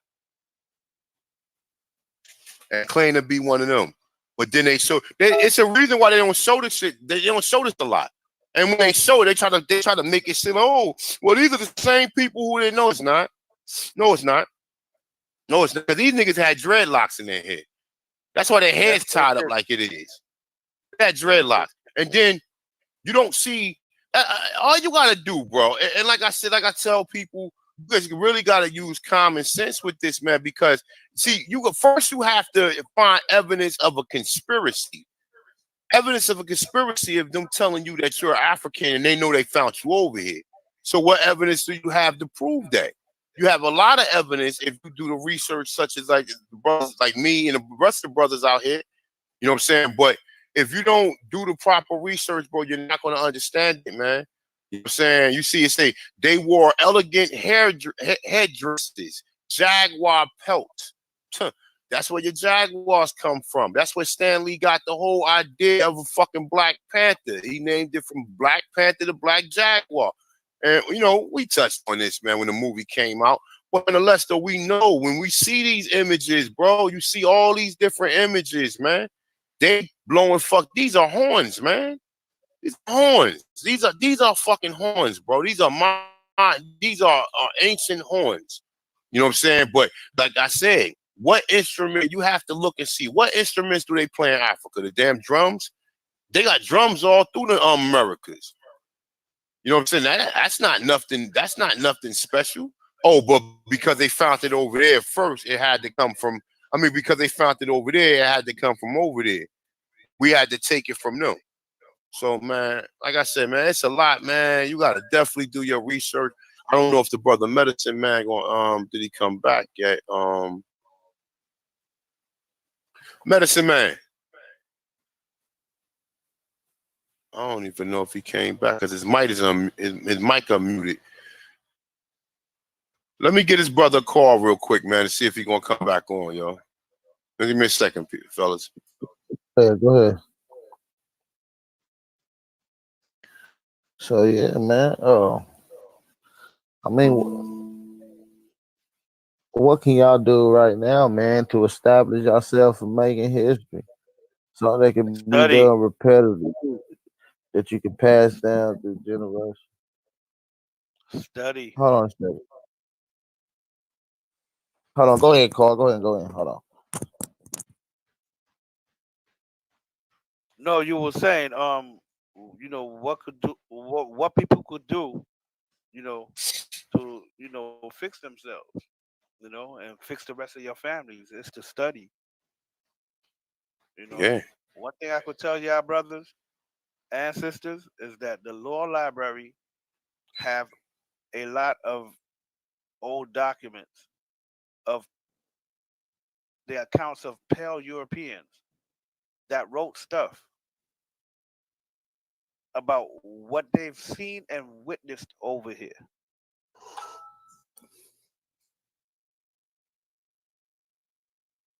And all we have to do is, when you corrected your status and stuff like that, is to get some of those certified documents. And it's coming from the Library of Congress, so there's no lie in that. You could get it and you could research it, you could re-research it, you could re-research it to find the antiquity of it. You know what I'm saying? And there's a lot of stuff you could do. Hey, good. Yeah. What? There's a brother, Uptown Down, you know, in the chat. He said, I'll give the Moors the whole law thing, but when people, families, were saying they were Indians, Drew Ali was never mentioned. Let me tell you something. It doesn't matter. At this point, it doesn't matter. If Drew Ali was the only one that was telling us that we were here, then everything else is out the window. That's right. That's why nobody talked about him.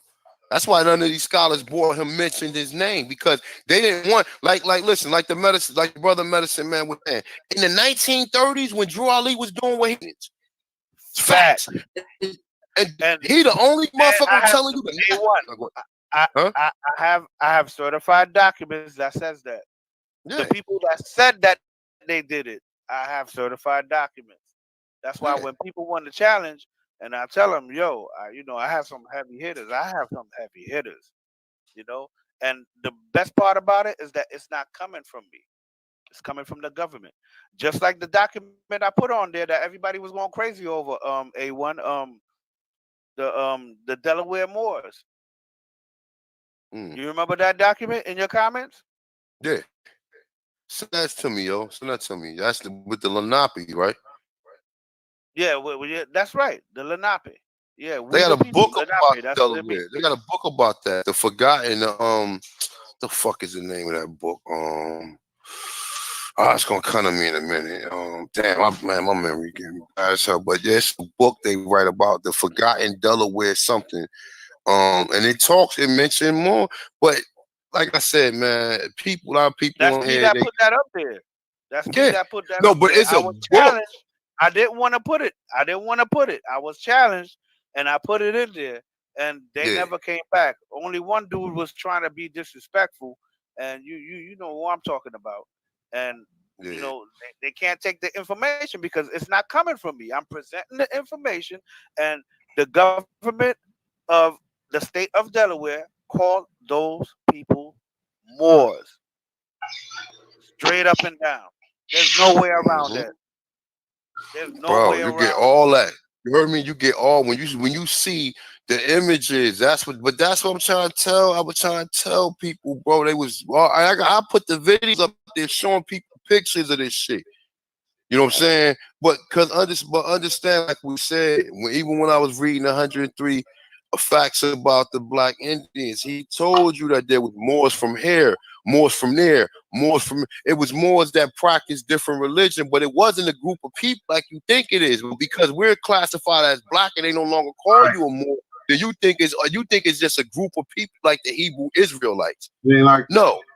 It's nothing like that. It's nothing like that. It's just a group of people who are dark skin complexion, and that's why even when you check out a lot of the so-called explorers that came here, each explorer from a different continent, they used a different term to describe them. But one thing I seen that was consistent with most of them was calling us Black or Moors or Moors, and like you see the different ways that they try to describe a person being dark. So, like I said, man, you gotta do the research. I already did the research. And if you read the document that I had put up there, if you read it carefully, they said these were distinctive people.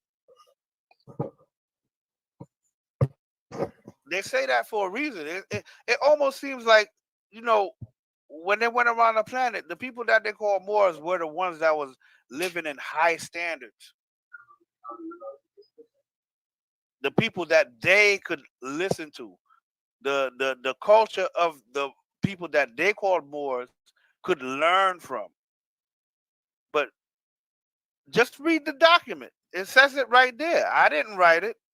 It came from the Delaware government, the state of Delaware. And it's right there. They mentioned it.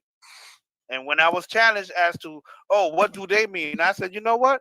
Why don't you contact the state of Delaware and ask them what they meant by calling those Delaware so-called Indians Moors? I don't think they never was calling them. I don't think they never was calling the people here Indians. I think that shit. We know that the word Indian only came upon in the 1830 something. So prior to that, we know that they was calling us all types of different things. Well, not all types, but mainly, like I said in my research, I kept seeing Black or Moor. That's what I kept saying. Like I said, even when we go and we look in the people in Delaware, New Jersey, the Lenape. See, and you got a lot of people who telling you, well, the Lenape might have came over here from Europe or whatever and set up over there. No. Bullshit. That's exactly that's bullshit. I said that, the Lenapes, they wasn't from over here or whatever. Like I said, stop letting these niggas confuse you. Stop making this shit, you know what I'm saying? None of us, like I shit that drives me crazy, A1. The shit that drives me crazy is that we was called all type of things. Why would your butt be hurting by the word Moor? You ain't denounced the word nigga. You ain't denounced the word nigga. You made sure you kept that one. Yo, my brother, Mm-hmm. then I guess people gonna hate the Kanye Nas album because Nas dropped the more word hard body on there. They ain't gonna like it, but the album is fire. You don't see his shirt he got? He got a shirt with Circle 7 on it plus a handshake. With the handshake on it. You know how they do the matter of fact, you know what that is? That's from the treaty. That's from the Treaty of Peace and Friendship. When they show the handshake with the 7 on it and all of the other documents. I think after that's when they decided to adapt the pyramid in Egypt. Because prior to that, the pyramid was step pyramid over here, man. When you look on back of the ancient money, it was step pyramids. They was talking about over here. Now, like I said, we don't know because I just watched a documentary that was saying that the pyramids in Egypt was just built. Now, I'm not going to come in a debate and tell anybody that until I find enough information to back it up. Because you do your research. That's right, brother. That's right. Yeah, that's why I fuck with you, bro. That's what I'm saying. Well, that's what I'm saying. You know, like they could do nothing with that, but probably make it like some sandwiches or something. Oh, yeah, Medicine Man back. Medicine Man. Yeah, I'm here. Come on. I'm going to let him build, man. Hey, yo, could you get finished touching on what you was touching on a little bit of America being its earliest depiction, like some stuff we was talking about yesterday? And I'll mute my mic and let you build. Okay. Medicine Man. Hey, well, how's it going? What's happening? Brother Carl, man. Just we got a couple brothers on the platform. Peace. This is Al Power. I talked to you yesterday, brother. How you doing today? How's it going? How you doing? I love this brother's channel. I've been watching it for a minute now. Oh man. Go ahead, my brother. That's all yours. Well, hold on one second. Y'all go ahead and talk with me. I gotta take this call. Hello? All right, let him make his phone call. Okay. But yeah, no man. doubt, but A1, like all these rappers are talking about the Moors, man. So I hope a lot of people, don't get turned off from these rappers that have been putting it down, that been conscious, from back in the days, because Nas is pushing it really hard. Really hard. You know what? I honestly, I thought they would have killed Nas by now, bro. The way we be talking about these conspiracy theories and how people be talking about how people be woke. Yo, if you listen to the nigga album, listen to the Nas album or the N album or whatever. He going in. I mean, Nas been going in for years, man, and he been saying a lot of stuff that a lot of people just never really caught on to. And and he balanced it. He keep it. He put the bullshit in there as well as giving you the dropping the jewels on every song. You know what I'm saying? And like I said, man, you cannot hate on that brother. You know what I'm saying? That brother, if you don't hate on these niggas' future in them or whatever. I know most of the people in my chat room, they deal with most of the consciousness or whatever. But even if you don't, even if you do sometime listen to the fuckery, we all got to do that, man. Everybody go back into the fucking matrix sometime or step outside the matrix to see what the hell is going on. You know what I'm saying? And you have to really do your due diligence. Find out what your ancestry is. So when they ask you who the hell you are, you able to identify yourself. Right now, you can't identify yourself because you think you're African. How you miss? So they laughing at you. They like, well, fuck it, you property. You're still property. You're African. Okay, you're still property.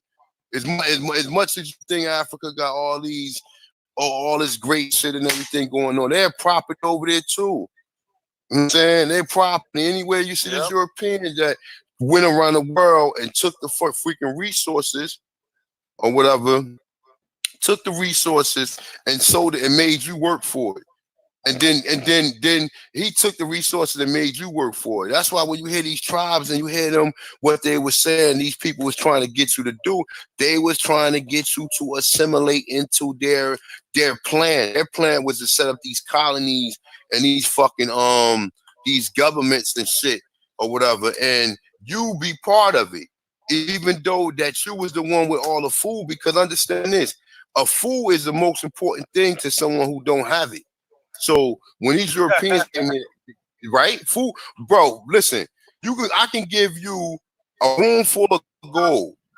If I give you a room full of gold and I could give you a fucking, I put an avocado in a basket, you'll be value.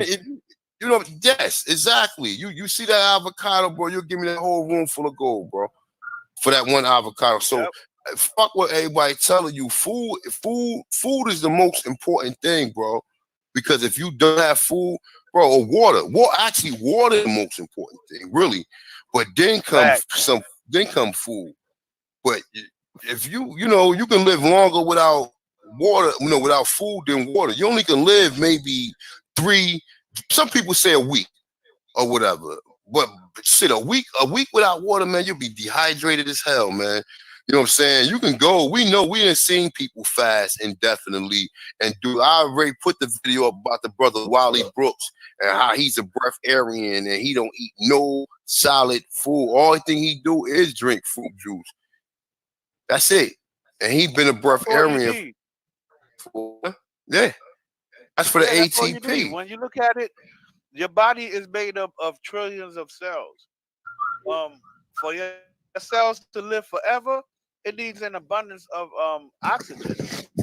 Once you have oxygen in your body, I mean, you really don't need to eat. Because your body produces proteins, it produces lactic acids. Your body produces all of that. All what's found on this planet, your body produces all of that.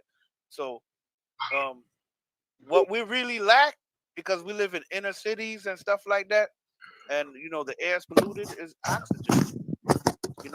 Good alkaline water. A lot of fruits, vegetables that contain alkaline and stuff like that. That's all your cells really need to live. Each individual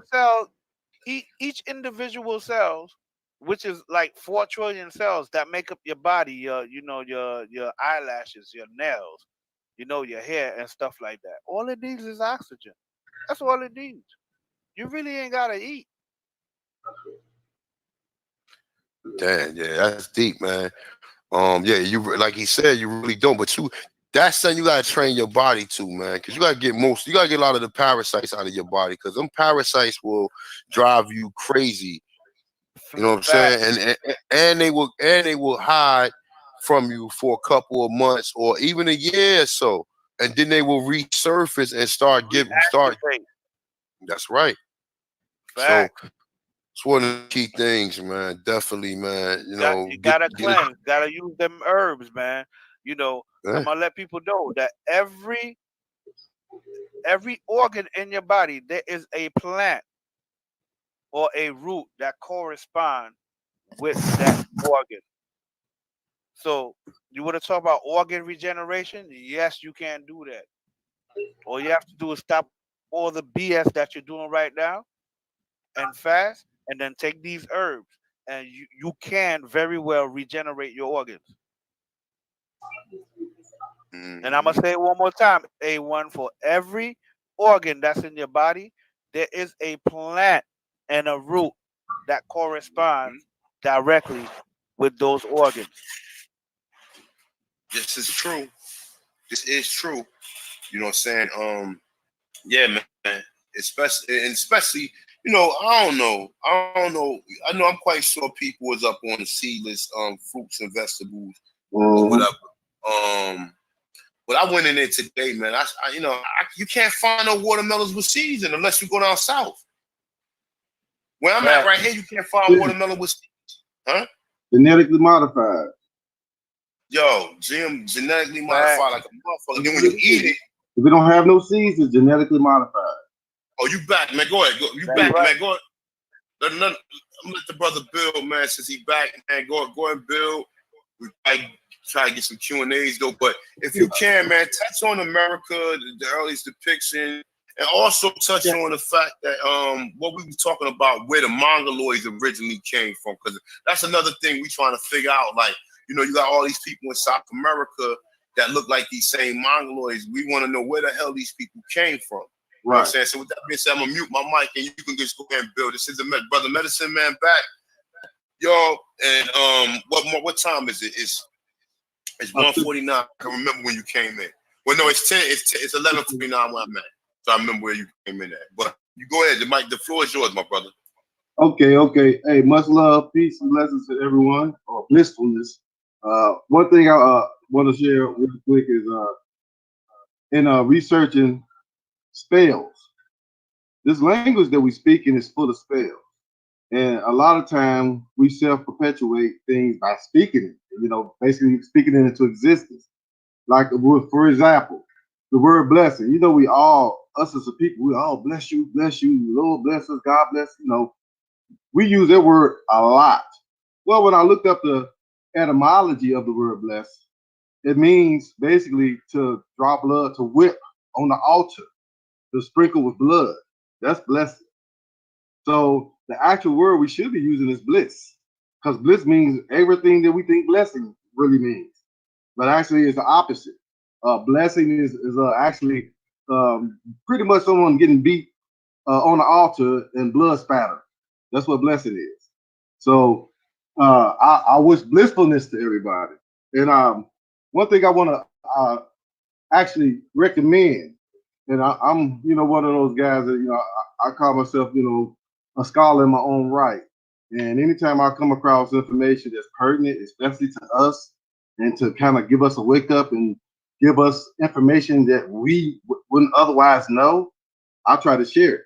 So I come across a book a few years ago. Two brothers, online, they've been actually promoting it for a while. Like Brother Lex, Will, the Brother King Drop or Con Drop. Actually, I had got a PDF of the book and started to just dwell in it, just reading it, and just out of curiosity, I wanted to know, basically what was it that was written, as basically to kind of give, some confirmation to the title, because the title is bold. I mean, America being the latest and most accurate description of the New World.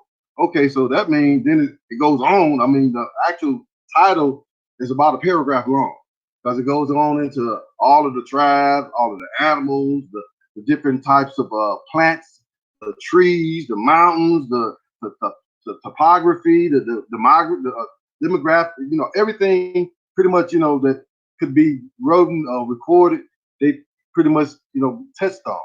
Now, in reading it, I was talking to you earlier about actual start of what we know as the transatlantic slave trade. Actually started with the Dutch when they came from the Neanderthal. I call them the people from the Neanders. And when you look at what that is, that's really where the term Neanderthal comes from. So the people from the Neanders, the Dutch, they actually was instrumental in pretty much setting the foundation of what we know as the transatlantic slave trade. In the early 1600s, they actually started coming into the Americas, and they were actually given a monopoly of the Americas. That's North, Central, and South America, where they actually established, they basically had ports where they established. One was in what we call New York today. It was called New Amsterdam. And they had one in what we Brazil, in the capital of Recife, and that was called New Holland. And they also had one in the Caribbean that was, I believe, in Suriname. And so what they were doing basically was transporting people from the East Coast, East Coastal region that became the 13 colonies. They was shipping people from Virginia, from the Carolinas, shipping them down to Brazil, taking some Brazilians and shipping them back up to replace them, and then vice versa, taking some, shipping from Brazil to the Caribbean, taking some people from the Caribbean, shipping them to the colonial, what became the colonial states on the Eastern Seaboard. And so in doing that, they were basically, mixing the people up. And one thing they learned quick is you can't subdue someone on their own land when they know their backyard better than you. So what they would do is take them from what their familiar surroundings, and let's displace them somewhere else. Probably you would say days or weeks away. And they're thinking in their mind, considering the boat trip or the ride it took for them to get where they were going. So in that way, when they got there and they pretty much colonized them, and they didn't have to fight to, basically the quote unquote protect my land. I'm going to fight for my land, because they knew that they were taken and put somewhere else, and wherever they were at, they had to get themselves familiarized with it. So this went on from like the mid to I would say probably the 1620s all the way to like probably the 17 or early 1720s, when they did establish what we call Negro land. What people don't understand is Negro land that's now in what we call Africa was established almost a century after they had already established the New Holland in Brazil. And I want to go ahead and just read a little something out of the book. So maybe this will spark some interest in some people, and maybe they want to look into it themselves.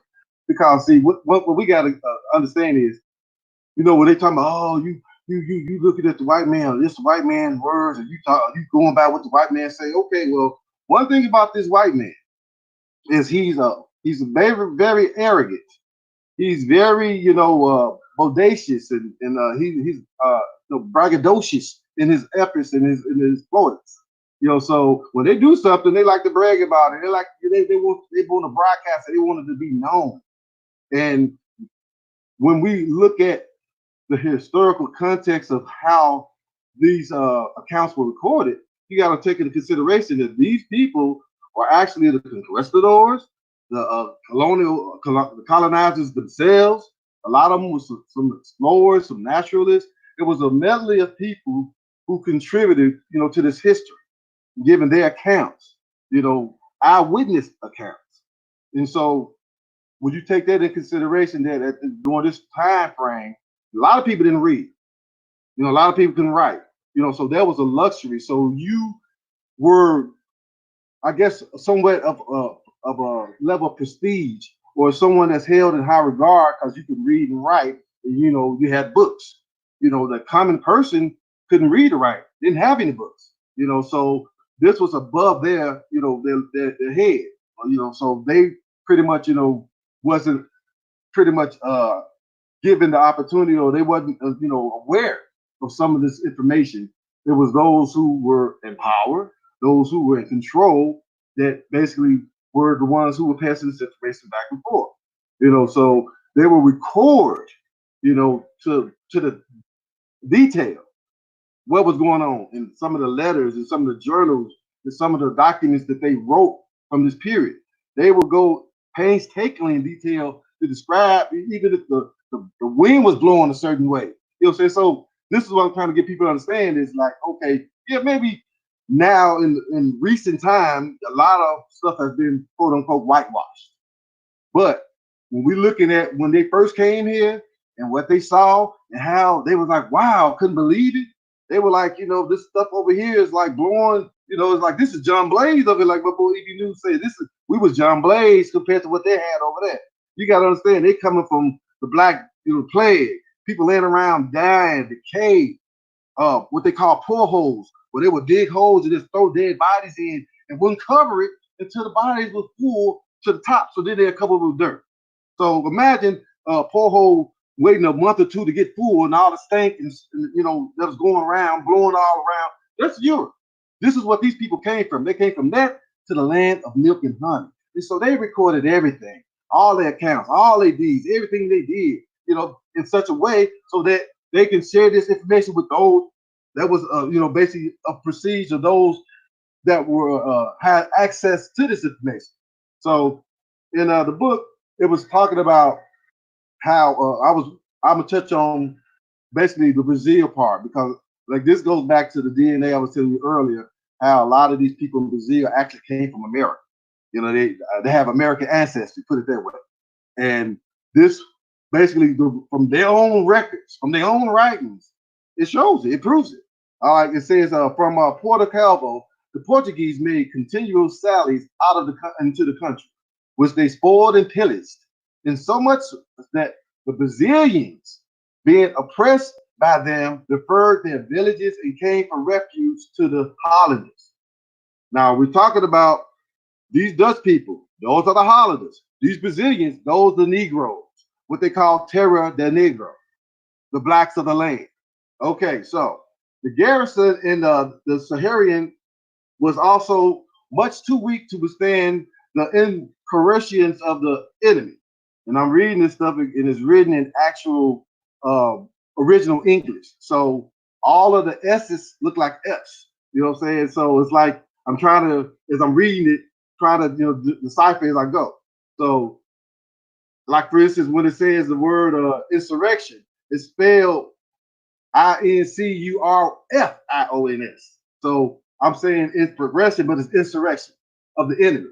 That rather because the Portuguese came along private and to the Hollanders unknown ways, all which grave Maurice, who was one of the people that was sent over here by them, kind of like to oversee everything, pretty much see that the West Indian Company want to make sure that their investment and their interest was basically being conducted accordingly.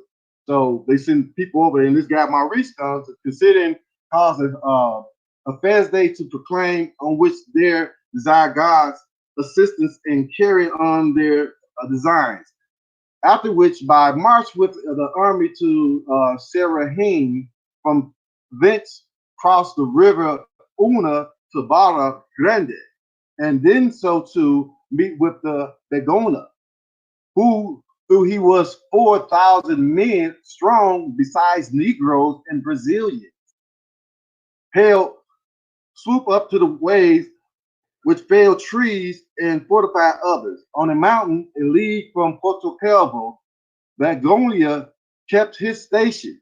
At the foot of the mountain showed a brook, whose shore was overgrown with rice and young trees, before which lay a high bank, opposite to which brave Maurice encamped himself towards the evening, with intentions to fall upon him the next morning, notwithstanding his army consisting no above 1,500 men, of which there were 600 Brazilians. Brave Maurice, guard marching before him, were followed by Shoop and an auxiliary, and they by which Linthrop, whose whole men were all seamen. All of them firing their guns, amazed the enemy, while two companies of Brazilians and 3 of the Hollanders crept through an overgrown part of the right hand of the mountain, and as many of more of them left fell unaware upon him. But Maurice guard, engaging with 1,000 Portuguese, ran through the water up against the works with such undaunted courage that Begonia retreated. Now this, so y'all understand what's going on. This Maurice heading the Portuguese. What's going on is the Portuguese actually had sway in the area. The Dutch came in, pretty much took it over. And so they kind of like right now beefing. And so now the Portuguese like, now you're not going to come in and just, take out, what we done already got set up, So they pretty much, trying to stand their ground. And so once that happens, they see they had the support of some of the Brazilians. Now keep in mind, we're talking about the Negroes and what you said earlier, some Mongols. Both were living in the area. And so what they do to differentiate, basically they're calling, the people that live there, the Aboriginals, were the Brazilians. You know what I'm saying? So this guy who's Begonia was the Mongol. And so him and his people basically was trying to, side up to put, with the Dutch to go ahead against the Portuguese, because they were enslaving and basically putting these people in these sugar mills and pretty much working them. They were going out catching Brazilians and enslaving them, and making them work into the sugar mills and whatnot. And so this is what's going on. Let me fast forward. I had another part I wanted to share with you guys. Where was it at? Okay, right here. All right, some of the Portuguese filled Maurice's ears with a report of the silver mines of Capoeira, Terra Nova, and about Cape Saint Augustine, but he now recording them, placed sheriffs over the villages, and the overseers over the almshouses and hospitals, issuing out orders also for the delivering of the provisions, which being very scarce. Every man had a certain allowance that so it might last the longer, but when it was distributed, the meaning for it began to be sainted, and the people's complaints were such that an insurrection was like to ensue, if not carefully and speedily prevented, whereupon the decayed and the deserted sugar mills of the Portuguese were put to sale and sold, some for 3, others for 6, even 7,000 pounds, insomuch that the West India Company got about 200,000 pounds for them all. Soon after that, fortified their castles and other strongholds and broke down those that were judged unuseful. The Brazilians obtained liberty, as so to inhabit their villages and till their land, that they might make provisions for themselves and not be oppressed by the planters that lived nearby them. So as you guys can see, they're giving an account of what was going on. Pretty much, give you who the people they were pretty much encountering, what was going on, the beef they was having with one of their cousins, because the Portuguese and the Dutch, they're cousins. Genetically, they're cousins. All of them are from the tribes of the Alamani. So when we're talking about quote unquote white folks, pretty much they all come from the same, branch of same tribes that all pretty much from according to Herodotus in the history in the 5th century, they start invading Europe. So this basically, gives you a idea of, this is just one instance. I mean, they got so many in here. I mean, more brutal, more intense, more detailed. But there's something definitely. If you were trying to wake up and you want to know what was going on with our ancestors, when they got here and how things came to be, this pretty much gives you an idea. It gives you details. They even go in and let you know about how they just, pretty much will ride up on, once they start getting bold, once they bought everything from the Portuguese and they cool the Portuguese out. So, cousin, you cool, cuz? Yeah, we cool. All right, then we're gonna go ahead and run our show, do like we do. So once that happened, the Portuguese, they still have some of the Brazilians as slaves or as workers, but now the Dutch have, pretty much free will. They will go out actually on hunts and go up, ride up on different little villages, or inside in the bush or in the forest or whatever, where they was camped out at, and they just come up on the side, blasting them, boom, boom, boom, boom, or stick the dogs on them, let the dogs go. They'll shoot somebody and then shoot the dog on them, let the dog finish them out.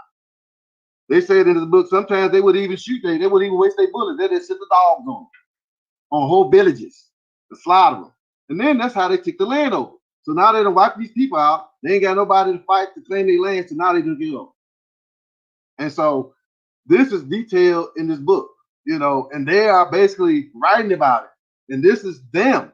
This is actual accounts from the people themselves, or from people who researched some of that information, and this information is from the 1600s. See what I'm saying? So it's pertinent information for us to understand how they basically set things up and who was who's the players. Because automatically when we think about slavery, this, that, and the other, we think of the English. Well, no, it wasn't the English. It was actually the Dutch. It was these people from Netherlands. They came here. They set it up. They had the triangular slave trade between the states going on, between North America, Central America, and South America. And this was a century before they established new Negro land in Africa with their cousins from England and Denmark. Because that's when the English started getting into the game. Is when that happened. And so now, yes, they are bringing people from Africa, or whatever, but it wasn't like what they were saying. It wasn't like people, like in slave ships with sardines, like sardine cans. No, it was basically the ships they were coming in, the schooners, the stuff they were coming. They might have a few on there, here and there, but it wasn't like in the numbers that they're trying to make us believe. No, actually, the slave trade was in reverse. They were populating Europe and and Africa with Americans, and this is recorded in the works done by Professor Jack Forbes when he came up with Native American Africans and the Native Americans. In this book, he tells about accounts of in the 1500s even they were stealing some of our ancestors off of the eastern seaboard and selling them, and they were trading them off for biscuits and and tea and stuff like that. I'm like, wow. So that just goes to show you how long this thing been going on. It was more of us being transported from here in the Americas to elsewhere than it was anybody coming from elsewhere over to here. I mean, I thought about this a long time ago. After first, when I come to the realization that there is no slave ships, so I'm like, okay, there ain't no slave ships here. So I'm like, well, they done found, Pharaoh's ships that's 2,500 years old. They done found, schooners that pirates and sailed in and were looking for, lost gold and treasures off the coast of the Caribbean or whatever. 500 years old. Not one slave ship. Not one. I mean, half of one. A boat, maybe some wood for one. At least, so they can make. That's what I'm trying to get y'all guys to see. It's like that's why people need to start researching and stop taking what you hear and run with it, because that's what our people have been doing for so long.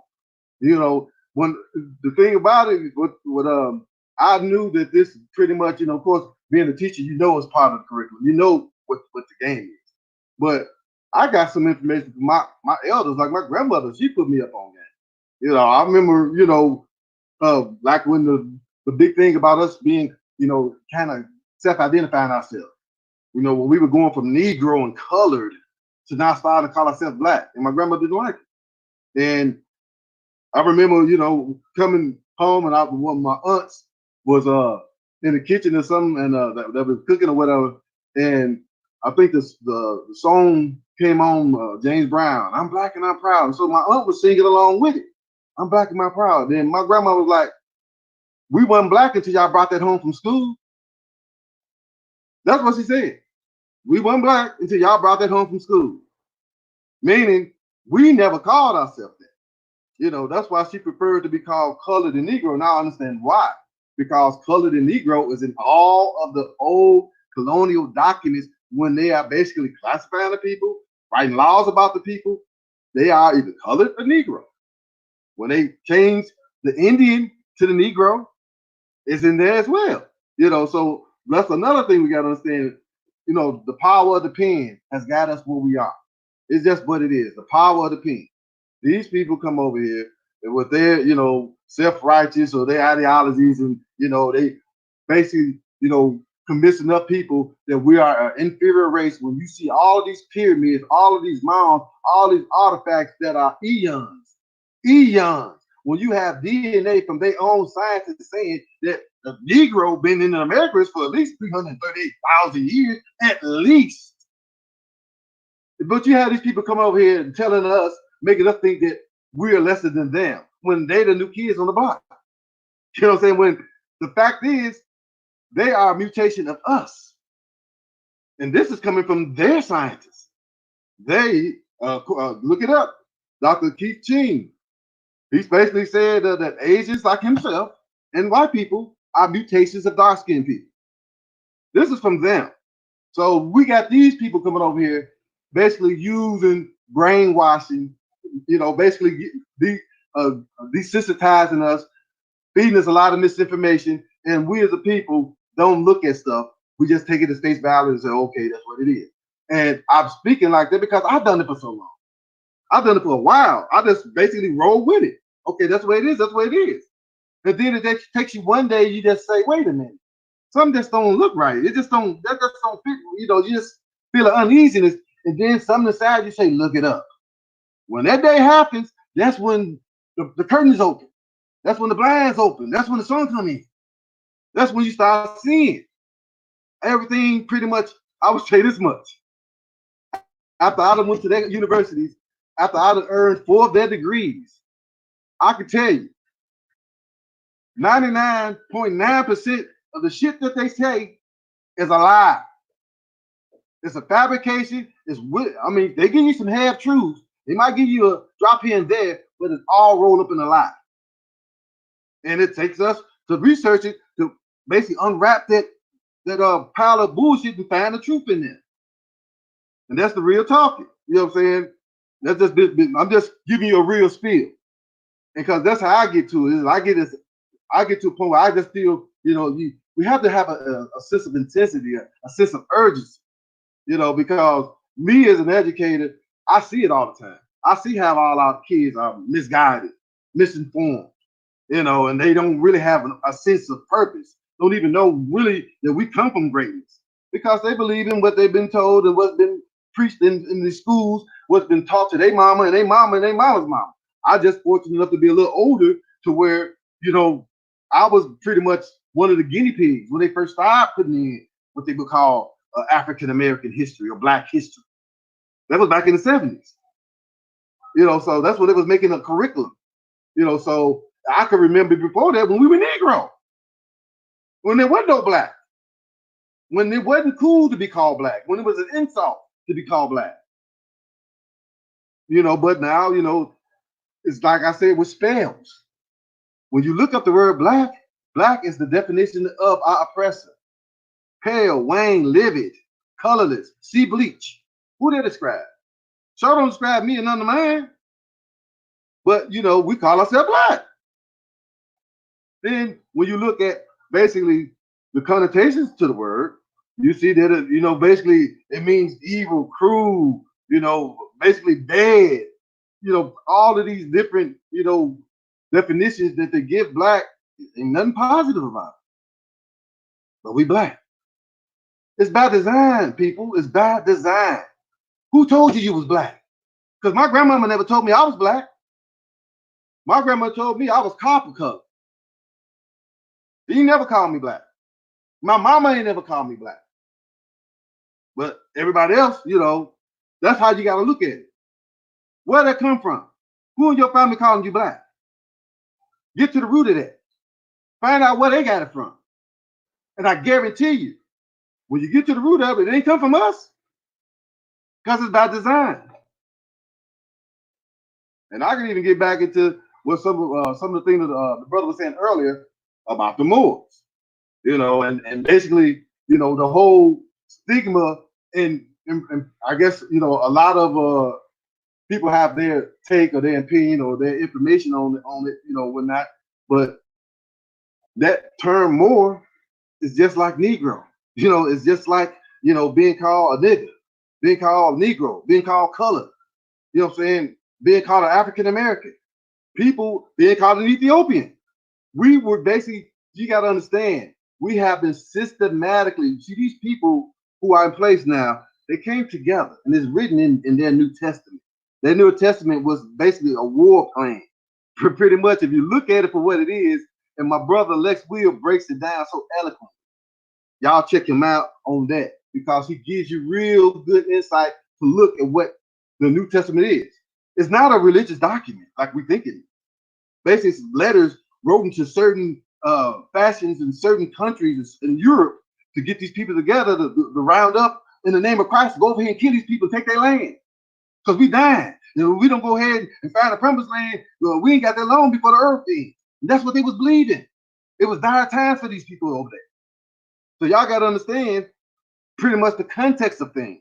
And when you do, you see, oh, okay. So they was coming over here, actually had an oath. The Crusaders actually took an oath to Christ to kill us in the name of Christ. And y'all call yourself Christians. Fuck out of here. I can't, that right there, if don't nothing else piss me off, that pisses me off for us to claim the people who took what our ancestors used to have. They were Christians. All of them. All of the Moors that came over here with Christopher Columbus, they came in the name of Christianity because they was converts. They had converted to Christianity. That's how they came. Now some of these Moors, like you said, the brother said, they've been coming over here. That's how that's how Columbus got over here. He didn't know how to get over here. They brought him here. He got maps. I got maps from his journals where they claim that these are the Moorish maps that he was given to get to the Americas.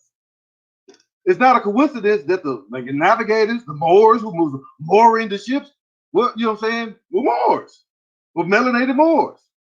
Then you got to understand, a lot of people in Portugal and Spain at this time were melanated, were dark complected, different shades. The pale skins were just moving in, taking over. That's where you get your Isabella and your Fernandez. Those people, the Castillos. Those are the people. Those basically are of the Alemanni. They are the Visigoths. The Visigoths. Those are the people who now you call Spain. They took over. They usurped it. They made the people who actually the Moors that was running it, that had it for over 700 years. They usurped it. Took it over, kicked them out. Those who stayed, they made them convert. The converts was the ones that was coming over here with Christopher Columbus because he came over here in the name of Christ. Christians. And I say this to a pastor. The pastor, he walks away from me. They don't even want to have a discussion with me about this. They don't even want to touch it. But it's the truth. Look, I say this. Research John Eliot. John Eliot came over here in the 1600s, learned the Algonquin language, created an Algonquin alphabet, and wrote the Bible in Algonquin. And that was the first, I repeat, the first Bible that was ever in the Americas was written in Algonquin. It's not an accident. This was by design. They were coming over here to convert the people to Christianity. Now, it makes sense when you see that picture I put up about the Christian Indians being chopped up. That's what that's about. They had already got converted to Christianity, and the white folks didn't care. They still killed them because they want their land. That's why you see the picture that says the Christian Indians, because they had converted under John Eliot in 1663, when he gave them the New Testament, basically written in Algonquin. And he was teaching them in Algonquin about slavery and servitude and obey your master. And that, at the end of the story, you guys get everlasting life and all this. This is the brainwashing we was doing back then. So this thing, this whole Christianity thing, look, our ancestors weren't Christians. Our ancestors didn't, no, look, Jesus Christ wasn't in America until 1663. There wasn't no Jesus Christ in no America. Nothing that remotely resembled a Jesus Christ. But everybody want to go to church on Sunday and worship, this Caesar Borosius, whatever his name is. Because that's what it is. Jesus Christ was created in 325. How many years is that after he lived? So if Constantine and the Council of Nicaea sat there with their 80 or so bishops and they sat there and decided to come up with this, decide on this faith called Christianity, where they had to have a face for it. Guess who the model for it is? Ptolemy, who was the first European pharaoh. Ptolemy basically ordered the Egyptians to make an image of him like all other pharaohs. And he wanted to be immortalized, as a pharaoh. So the first images of Serapis Christus is actually where Jesus Christ comes from. Serapis Christus is Ptolemy the First. They made an image of him, and he forced the people to worship him, or they were crucified. They were killed. So this is where all this Christianity comes out of. So they brought their religion right over here and did the same thing they were doing to conquer Europe. And the irony of the whole thing is, the concepts of Christianity was our ancestors, the Moors over in Europe. They were pretty much the authors of Christianity. And it was basically usurped, they basically hijacked it, flipped it, and, wrote it to their liking, and just packaged it and resold it to us. And that's what's going on now.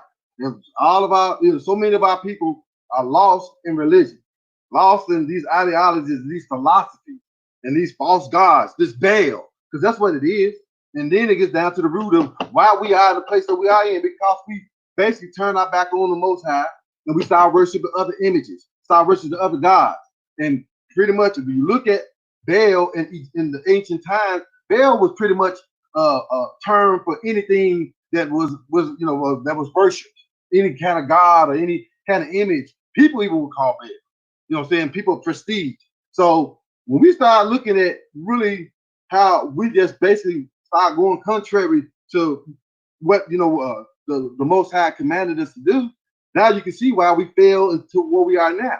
Now you can see how he even said that he gonna chastise us, he gonna punish us, but he's not gonna wipe us out. He's still gonna have enough of us, basically to rebuild the kingdom. And so it's time for us to wake up. And so that's why I say all that to say, look, this book, America being the greatest and latest description of the New World, is worth to read.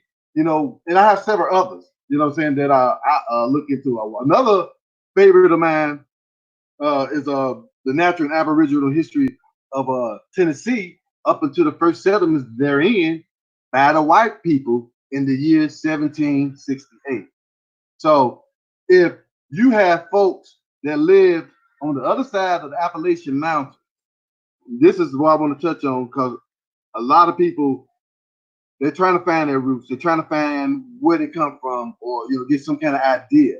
Well, in my research and my ancestry, I'm basically listening to what my ancestors told me, my grandmother, my great aunts and great uncles, what they told me, where they come from, and my grandfather, what he told me. It's like all my roots on both sides of my family, paternal and maternal, are in Tennessee. My people go back in Tennessee before time was, they were even, recording stuff. That's basically to know that the white man or white people wasn't settling or establishing settlements into Tennessee until 1768. You got to look at it. Look, I was born in 1967. That's 200 years before I was born. So that means I got generations that was here before they even got here. This can't be denied. You got to understand, again, there were patents on the Eastern Seaboard, from the Plymouth and the London companies, and they only can go so far. They could not pass the Appalachian Mountains. So anything past the Appalachian Mountains was forbidden because they called it frontier Indian territory, and they can go into it. So you got to understand, from the first time Jamestown was established in 1607 up until the American Revolution. That's when they stopped being able to cross, because then they was like, okay, well, look, skip what King George and over there talking about. We're going to go ahead and take this for our own, and we're going to go ahead and this is going to be our thing. Because y'all got to understand, a lot of these people that were sent over here to establish these colonies basically were, what they would call planters. They were coming over here to set it up. Well, when these planters start getting ambitious, I'm like, let's see, we setting all this up. This could be ours. I don't want to go back over there, all the Black Plague. Look at all this fruits and stuff growing on we ain't never had over there. Look at all this stuff going on. Well, we want to go back over. Let's claim this. That's what, pretty much the American Revolution was over, when they basically started fighting Britain for control. So once that happened, that broke the patents. They weren't even basically going by them no more. So that's when they started passing the Appalachian Mountains. That's when they started coming across the Appalachian into, the Tennessee, the Kentucky, what is now Georgia, Mississippi, Alabama, those areas. Prior to that, they weren't coming there because they were forbidden by patent. So we got to understand now, knowing this, then if you got folks that's been in these areas historically, as long as you can go back, and for as long as they can remember, then the answer is common sense. That answers your question right there. White folks been coming to these areas to the mid to late 1700s, and if you know that ain't nothing but a couple hundred years ago, if you count your generations, you got people in these areas. So that throws out this, we from Africa, BS right there. You can prove it basically on their own history. But how are you going to say I'm from Africa when I was in this area before you even got here? How am I African then? And that's what I'm telling. I'm like, I can prove you I got my folks in Tennessee before y'all even moved over here. So how are you gonna say we from Africa then?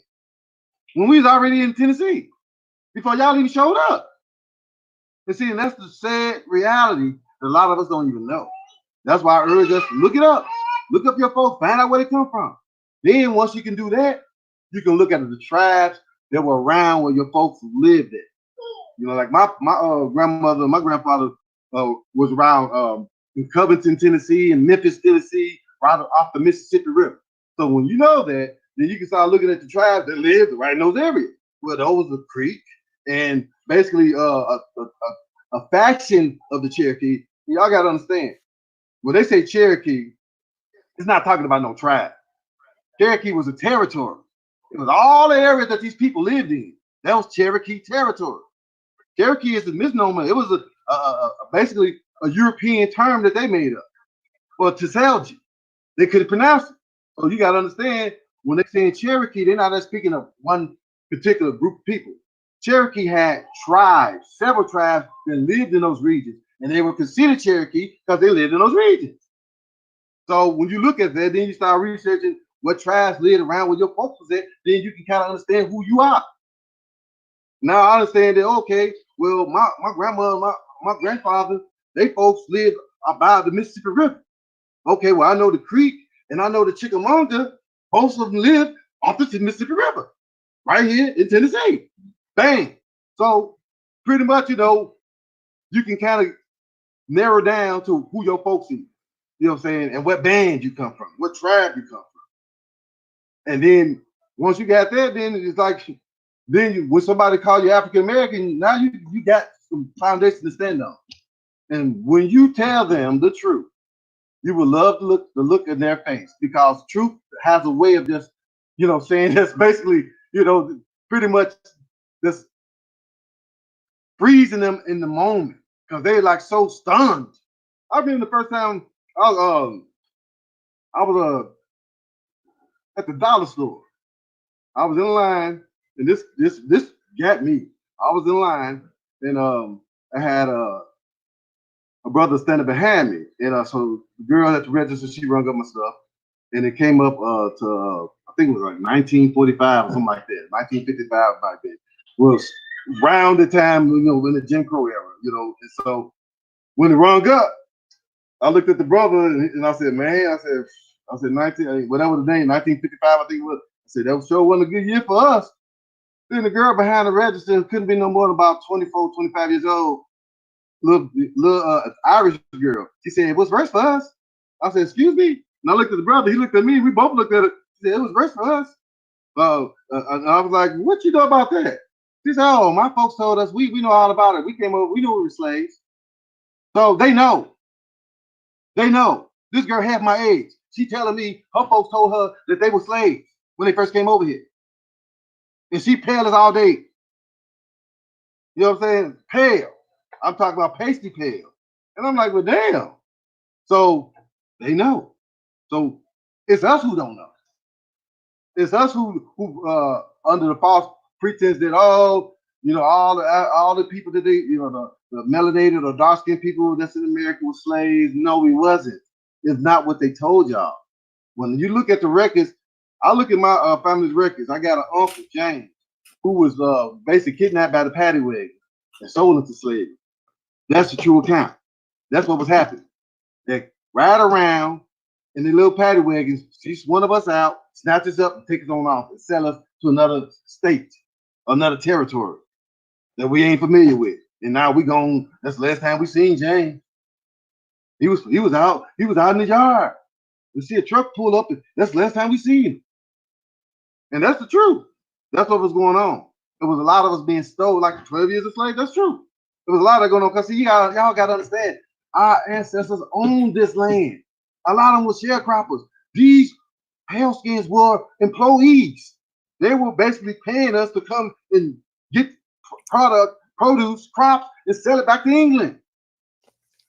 You know what I'm saying? So they were playing middleman until they usurped us. And how they did that, you can just look at pictures to tell you. When you see 15, 20 of us hanging from trees, they done took out a whole family and took their land. That's what was going on. That's what was going on. That's what my grandmama told me. And I put that on everything I love. That's what my grandmama told me. And I don't care what nobody said, because I'm going to take her word over anything. When she told me that, I'm like, wow. That's how they started taking people in.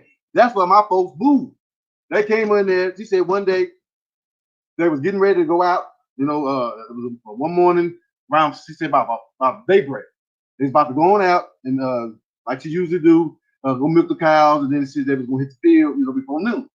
Well, she said as she was walking out the door, she seen some men riding up, military men riding up on the horses, about 3 or 4 of them. One man got out the horse, walked up to the door. Her papa came out. He handed papa some papers, and they went ahead and had some words, or whatever. Got back on the horse, walked off. She said, "Papa, you know, went in the house, and you know, and we went in, and she heard her grandmother, you know, basically start crying. Heard her mother, my great grandmother, start crying because they had told him that he had to leave, and they gave him a deadline to leave this land. See, what my grandmother told me is when they first moved in the area, they started coming over and they wanted to, you know, come into, you know, basically deals where they were sharecropping with my people was sharecropping with them. And there was a lot of other people doing it. You know what I'm saying? The other farms had different things. You know, you might have a farm that was, you know, growing peaches and apples or whatever. Then you might have this firm over here growing cotton. You might have another firm over here growing tobacco. So we had different families specializing in different agriculture. And when the settlers, the colonizers come over, they start basically trying to conduct business with it. And so what happened was when they would conduct the business, like they do, they got greedy. And when they got greedy, they want to bypass the middleman and take it over and claim it for themselves. And that's what was happening. And so when you hear about, you know, this whole family in this such and such county got hung last week, you know, and then they come and hand you papers, it's time for you to get ready to go, or you know, it's about to happen to you too. And so that's was the migration of my folks from the south up to the north. You know, and basically they settled in Chicago where I was born. You know, but you know, once you look at your family's roots, you can start understanding how things came to be and what moves your ancestors had to make and why, you know, they didn't say this or why they you know, they might not want to talk about, because a lot of the shit is changed. You know, it's shameful for you to have all this shit, you know what I'm saying? Then some people walk up on you, put a gun in your face and tell you, you know, this, that, and other, you sign this over, then you got to sign over and leave. And now you leaving with nothing. And I'm gonna tell you to this day, I can ride by the area that my folks used to have the land at. They got highway across it. You got 6 lanes, 8 lanes, 4 on each side, highway across it. Then on one side, they got a strip mall. They got like little dollar stores and, you know, different little different, you know, stores set up like a little strip mall. You know what I'm saying? Sitting right over there. And we ain't getting none off of that. You know what we got left of that land? It's a little plot that they left us because we had some of our people buried there. And so right to the day, my youngest brother, he's buried there. That's the last person we had to, you know, bury there. But it's like no bigger than probably I would say maybe 20 yards, 20 by 40 yards, you know what I'm saying? It's just a little plot of land. And right next to it is the highway. Where they went here, went straight across it and built the highway, and then right across from that is a little strip mall that we don't see nothing from.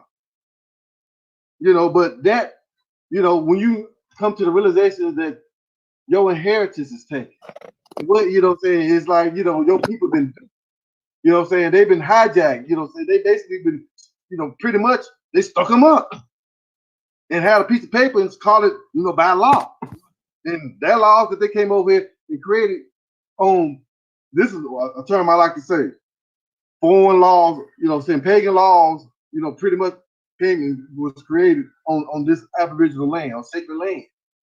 And so when you understand that that's what it all comes down to, all the things that they done put in place, and now you can understand why they keep on reclassifying us, why they keep calling us this, why they keep lying to us, why they want us to look, you know, point our direction towards someone else, you know, adorn a stepmom across the ocean, and don't, you know, pay homage or respect your birth mother that's under your feet.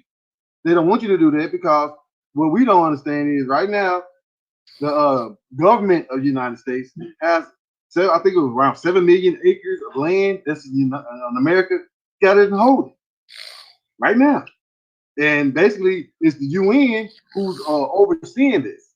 And if you guys don't know, may know or not, but I think around 2014, they gave us a chance for us to claim, our indigenous and, claim being native to the land or whatever. A lot of us, we went right over our heads because we didn't know nothing about it. But then we had a few brothers that go and speak on our behalf, to keep the conversation going. A lot of us got to understand that's what it comes down to. They don't own this land. They understand that. I got a map from 16. I think. Well, is it? Well, it's from the book A Popular History of America. Well, I believe it's from the maybe the 1700s. But it's a map, and it says Aboriginal Lands of America. So they know what this is. They know that these are the Aboriginal lands of America. They know that they can claim Aboriginal lands of America as long as there's Aboriginals living in America. But the Aboriginals in America don't know they're Aboriginal. They claim themselves to be African American, and they pretty much looking somewhere else. And while they looking over here, they behind your back taking everything. We've been doing it, and we'll continue to do it as long as we keep looking this way. That's the old trick in the book. Somebody tap you on the shoulder, got you look this way. You know what I'm saying? That's exactly what's going on, and they've been doing it for centuries. But the day has come for us to start, basically, taking account and pretty much picking up, so to say, the torch that our ancestors left us. They left us so many breadcrumbs to follow. It's just on us to pick them up and pick up where they left off at to find our way back, because the evidence is everywhere. It's like I say, like I always like to say, I have irrefutable and undeniable truth. You can't. Please try to debate it. Please. I tell people, please. You can't. Because the truth is the truth. It is what it is. And like I tell people, look, truth needs no defense. It speaks for itself. So I'll go ahead and see if y'all got any comments or maybe any questions. Anybody want to touch on something? Because I'm going, me, I go here and there.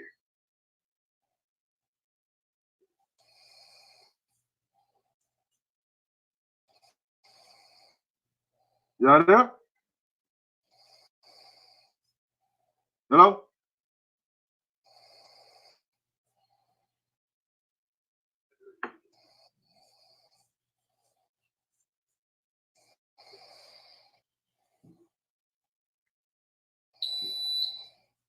Y'all there?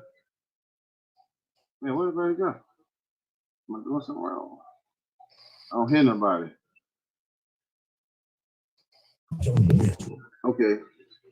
Y'all back? Yeah, I'm right here. Yeah, I'm with y'all.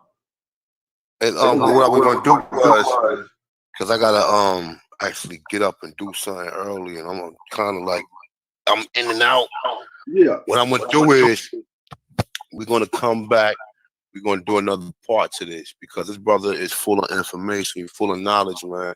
And like I said, man, I enjoyed everything, man. You know what I'm saying? Like as far as like seeing your video and seeing how you put your videos together with all of the information, all of the pictures and everything. Hearing you talk, man, is like 500% more to go along with that. So like I was telling the people, man, we're trying to see, man, how we can see if you can get, you can do a Google Hangout like we do, man, like I do one once a week. See if you can do something, man, because you got a lot of information. Just to touch back on what you said, man, just like you touched on a lot of stuff, though. But what you just was talking about when you saying that, when you see these lynching posters a lot, and understand this, like he said, when they came in the South, that when the Europeans was coming in, they was taking your land. That's what the KKK and all these other militia groups was for. Yep. Well, what he was saying was they took they was killing the whole family, like he said, and then they would bury they would hang the whole family. You know what I'm saying?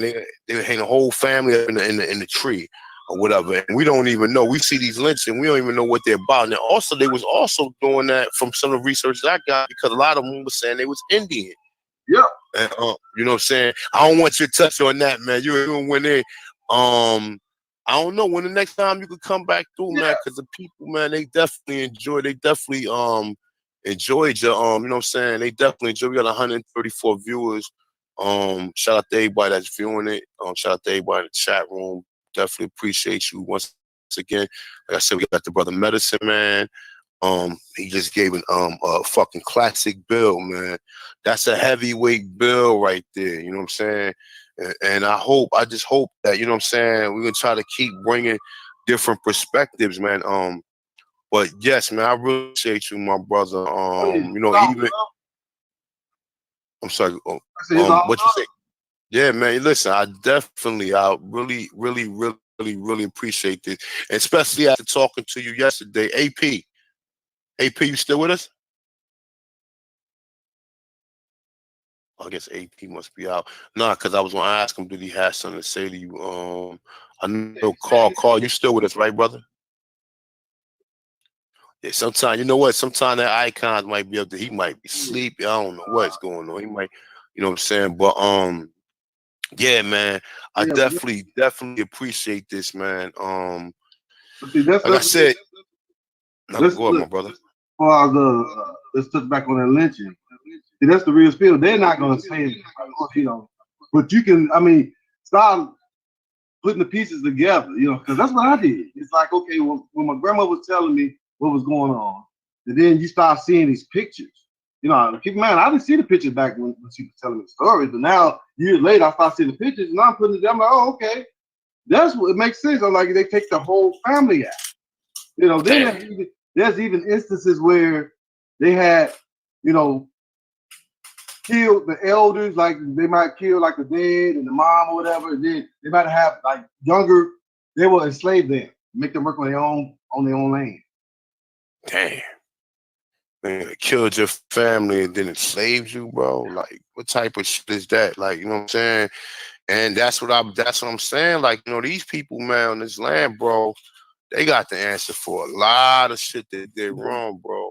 And then, like, it's like, you know, and no one want everybody walk around here like it's all smiles and everybody eating ice cream. You know what I'm saying? Like today, you know, I actually went out and you go out, like we went in an area where, you know, there's a lot of Indian people, there's a lot of Chinese people, you know what I'm saying, as well as Europeans, right?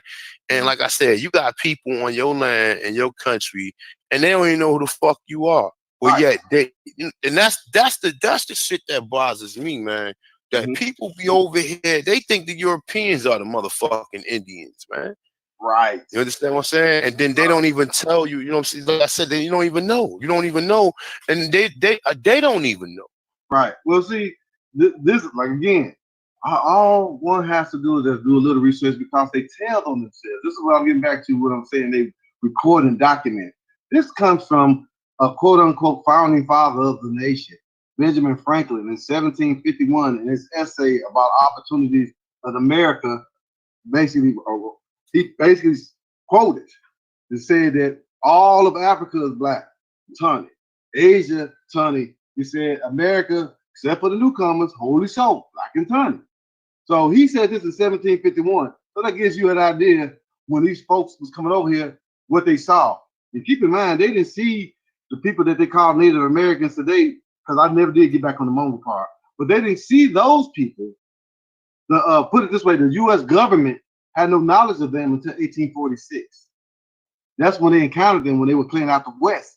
When they were selling the West, they encountered the Navajos in 1846. So you got to keep looking at it like this. So from the time they were coming over here in the early 1500s, 1600s, all the way until what you would call 1846. This is 16 years after the Trail of Tears. So this removes the Mongol phenotype of those people who claim today to be Native Americans and this, we've been here for blah, blah, blah. It takes them out the equation because you wasn't in the region. How could you be in the region if you weren't picking cotton or growing tobacco? Because these were the regions, what they call the Bible Belt or the Black Belt, where they were moving them from for the Trail of Tears. You know, and they didn't encounter your tribes or the Mongol tribe that had migrated from Canada and Alaska in the 1400s from Siberia, they didn't find them until 1846. So the term, saying American, originally applied to Aboriginals or the copper cutter races in 1828 don't apply to them because it was written in 1828. They weren't discovered until 1846. So we gotta understand. See what I'm saying? In their own writing, in their own diligence of documenting important things. Hold up. So you saying that the Mongoloids wasn't discovered, right? We know that the Mongoloids wasn't no Mongoloids on the 13 colonies. So where exactly did they discover them at? They discovered them out west in California, Arizona, New Mexico areas. That's where they basically was discovering them because that's where they were living. And actually, they encountered the Navajos. The first encounter of them was in California. But of course, during this time, they were going through the what they call American-Mexican War, when they was basically taking over Mexico. That's when they started encountering a lot more because the Navajos are also terrorizing the Mexicans, and so the Mexicans wanted to make a treaty with the colonizers to fight the Navajos. They don't tell us this. But this happened, like I said, the first account of them, of course, they will tell you that the Spaniards, and the Portuguese may have ran into them like in maybe the 1600s or whatever, But as far as the American government, as far as, the U.S. military, they didn't run into them until 1846. And so that's when now you start understanding the chain of events. 1832 was the first introduction of commercial photography. So now you got pictures being taken. So 1832, now you go ahead 14 years later, they find these people in the West, these Mongol tribes, the Navajos and the Apaches, and they start taking pictures. I have did some research where some of these writers back in their time, they basically, were calling out the BS that was going on. So they were staging a lot of these pictures. They were taking, some of these Mongol tribes and putting them in what they would call regalia, and then taking pictures of them, and then posting them up and saying these are the Native Americans. That's how that all started. The whole image of the Mongol phenotype as the Native American. Prior to the introduction of photography, you can look at all the paintings and all of the sculptures, all of the artifacts, and you can see who the American Indian was. So this is what we got to also take into account when we look at that stuff. And how they're, like I say, they'll give you a few drops of truth, but they'll wrap it all up in a pile of lies. And so you got to dig through all that to get the truth. And now pick up on that and it'll take you to more information. And that's what it is. Yeah.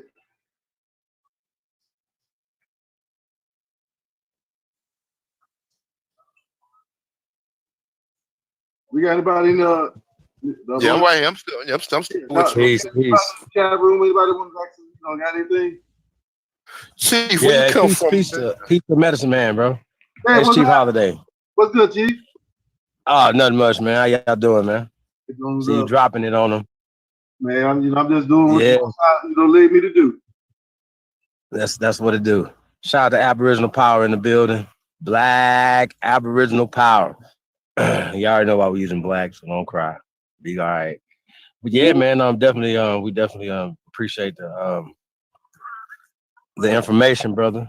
Yes, sir. That's what's up. We definitely enjoy your videos, man. We're good to be able to reach out, and talk to you. You know what I'm saying? So that's dope. Yeah, that's what's up, man. Yeah. Brother got a lot of information. We ain't even touched on South America. We still talking about North America. We ain't touched Central South America. This is what I want y'all to do right here. Check this out.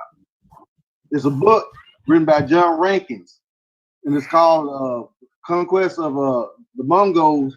Hold on, I'll tell you exactly what it's called. 1 second, because I got it up here. Was one of my quick ones. I always historical research for the conquest of Peru, Mexico, Bogota, Nachen, and Telemico in the 13th century by the Mongols accompanied with elephants. Mm. This is what I want you guys to read, because once you start reading this, now you can understand where all these people in South America come from, where all these people in Mexico. Now, I say this, they are half and half. They are half, from Mongol, stock, and half from Portuguese and Spanish stock, from the conquistadors. So those are, pretty much what the medley of people that we see when you see these like admixtures in Central and South America. Because the Mongols, when they came over in the 13th century, you got to understand that was basically following the conquest of Asia when they conquered China. And they basically chased all the Afro-Asiatics out and brought in the Mongol hordes. And so when you study the history of Genghis Khan, you wonder how did he get, all this power, and how did he just was able to just go sweeping through and just conquering everything. Well, you got to understand the topography of Siberia, where he's from, and how he mounted up and how he went from this section, because they are nomads. See, the quote unquote so-called Native Americans, their ancestors were nomads. They were nomadic people who wandered, the steppes to Siberia. They would go from place to place, just like you can see the Eskimos doing, the Inuits or whatever.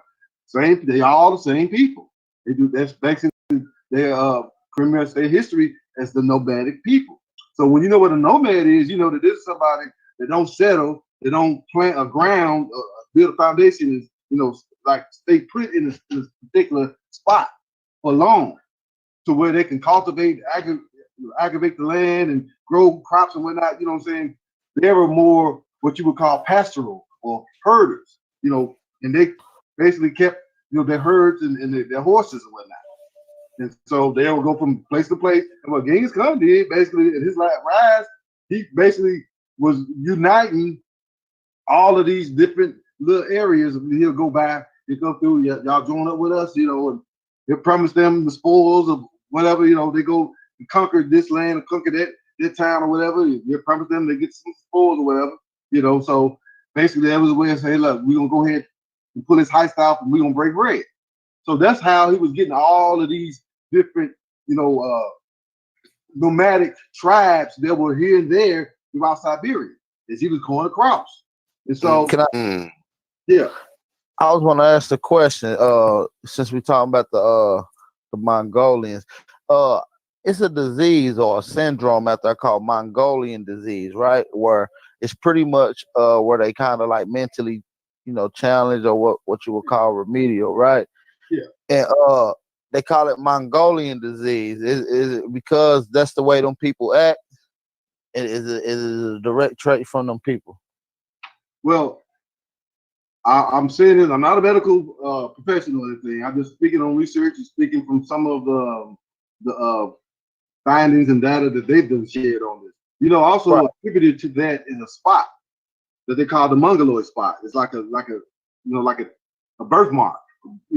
Usually it's on the back, sometimes on the buttocks. Or it can be pretty much various places. I've even seen the mark on somebody's across their eye, on their face. So, but that's also attributed to what they call Mongolism. And that's, was the earliest forms of what we would call retardation. Remember back when we were growing up, we called somebody DO9 or whatnot. And so that pretty much was attributed to that strand. Now, what scientists are saying is that sometime back, when these people were, I guess, intermixing, you came across a strand that created this. And if you understand that they all share the same phenotype, even if you see a kid what they call, Down syndrome, they look just like the Mongolian, right? That's what I'm saying. Yeah, exactly. That's because it's in I just shared some information that Lex Will touched on. It's because the scripture states, they were basically sleeping with different things, Neanderthals, things from the sea, saying, where now you got all of this, these different foreign chromosomes and DNA in your system that's creating something else. You know what I'm saying? And that's And then that's what happened once they, basically now what Lex Wheeler had touched on was that he had touched on the aspect of the trident, and how in mythology and even in some of the Asian writings and the Mongolian writings, how they gods who they worshipped, and so you gotta, once you look at that, then you say, oh, okay, so they worship a sea god, then it's like now you see that this defect, pretty much is traced back to these people. Now understand that the true Mongoloids or the Aboriginal Mongoloids didn't look like these pale-skinned Mongoloids. They look like pretty much a lot like us, like the Ethiopians. They actually have a picture of a Mongol Aleut. I think it was like from the early 1900s, and this brother's jet black. He got pretty much the hair like you would see some of the Indians that was in California. Those Negro types in California with the bushy hair. That's what he had. So that was more so. I have other pictures of them like in the early 1900s. You see, this is why I tell people, this. I suggest that you look at some of the earliest photography, photos of these different, people, because this is when photography first came out. So they were going around, boom, boom, boom, boom, taking pictures because it was a rush to be the one to put out the picture. I went to the Arctic and I took pictures of the people, how they look up there. You see how dark they are. You see how dark. It wasn't up until possibly the 1800s where they started, basically, the Europeans started going over there and raping them and turning them pale. And this was going on, and I'm speaking of, of course, in what we would call, Alaska or on this hemisphere, up, Nova Scotia area.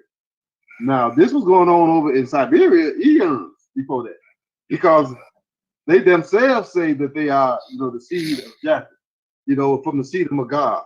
And then when you research Gog and Magog, you see how foul and evil and how, lascivious they were. And so that's what they say they from. And now here's another point. When they did come over here and conquer the Aboriginal Aztecs and the Aboriginal Mayans and the Aboriginal people that was in the areas of Central America, South America, and even some parts of the southern parts of North America, they had infiltrated. So when they did come over here, and basically bring their cultures and their ideologies, it's written in the book that up until 1317, that the Aboriginal, the Mayans, the Aztecs, they only offered fruits and flowers to their divinity until 1317. So now when you see that 1317, wait a minute, the Mongols conquered Peru, Mexico, and all these other places in the 13th century. Ding, ding, ding, ding, ding. You see what I'm saying? So now you see that they were the one who came over here with their customs from Gog and Magog, and they were believing in human sacrifice. So when you look at Apocalypto, you're looking at them when they usurped our people, when they brought in those pagan traditions. Because according to the writings, from the people that have did the research from those people in those areas, they were saying that in the 1300s, early 1300s, they didn't sacrifice. They were offering fruits and flowers. It's up until 1317. So that's a pivotal year. So that's another thing you got to keep in mind, is to understand, how they get in, where they come from.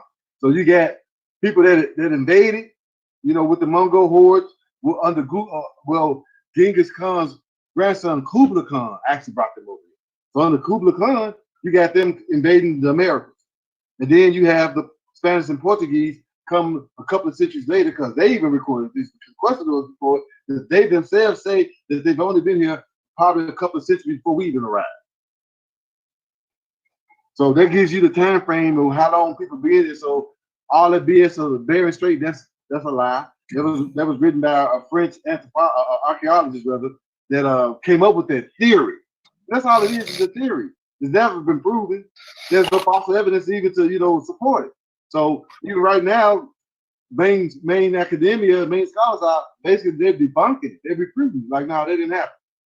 You know, so now you understand that didn't happen. So they got here a lot more recent than advertised. And now you got books coming out showing that they conquered in the 13th century. Then you should look, oh, well, wait a minute. So the Mongols conquered the Americans in the 13th century.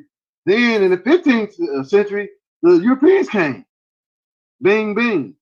So now you understand how they conquered us, because they had tribes of Mongols that didn't yet conquer all of the Aboriginal people. They didn't conquer all of, like you have some of the Moshe in some of the Incas up in Peru. They didn't conquer that. You know, they couldn't conquer them until they sided up with some of these Mongols that came there. You know what I'm saying? So they sided up with the Spanish and the Portuguese conquistadors, like with Cortez, you know, Hernandez Cortez what Pizarro, whatever his name is. They sided up with them. It's written. They even account that these were some of. They even name them the tribes. Then I did some research on their name, and it traces them back to Asia. Hey, I'm sorry to cut you off, brother. Hey, A1. You. A couple people in the chat had said Dan Callaway want to get on. Really?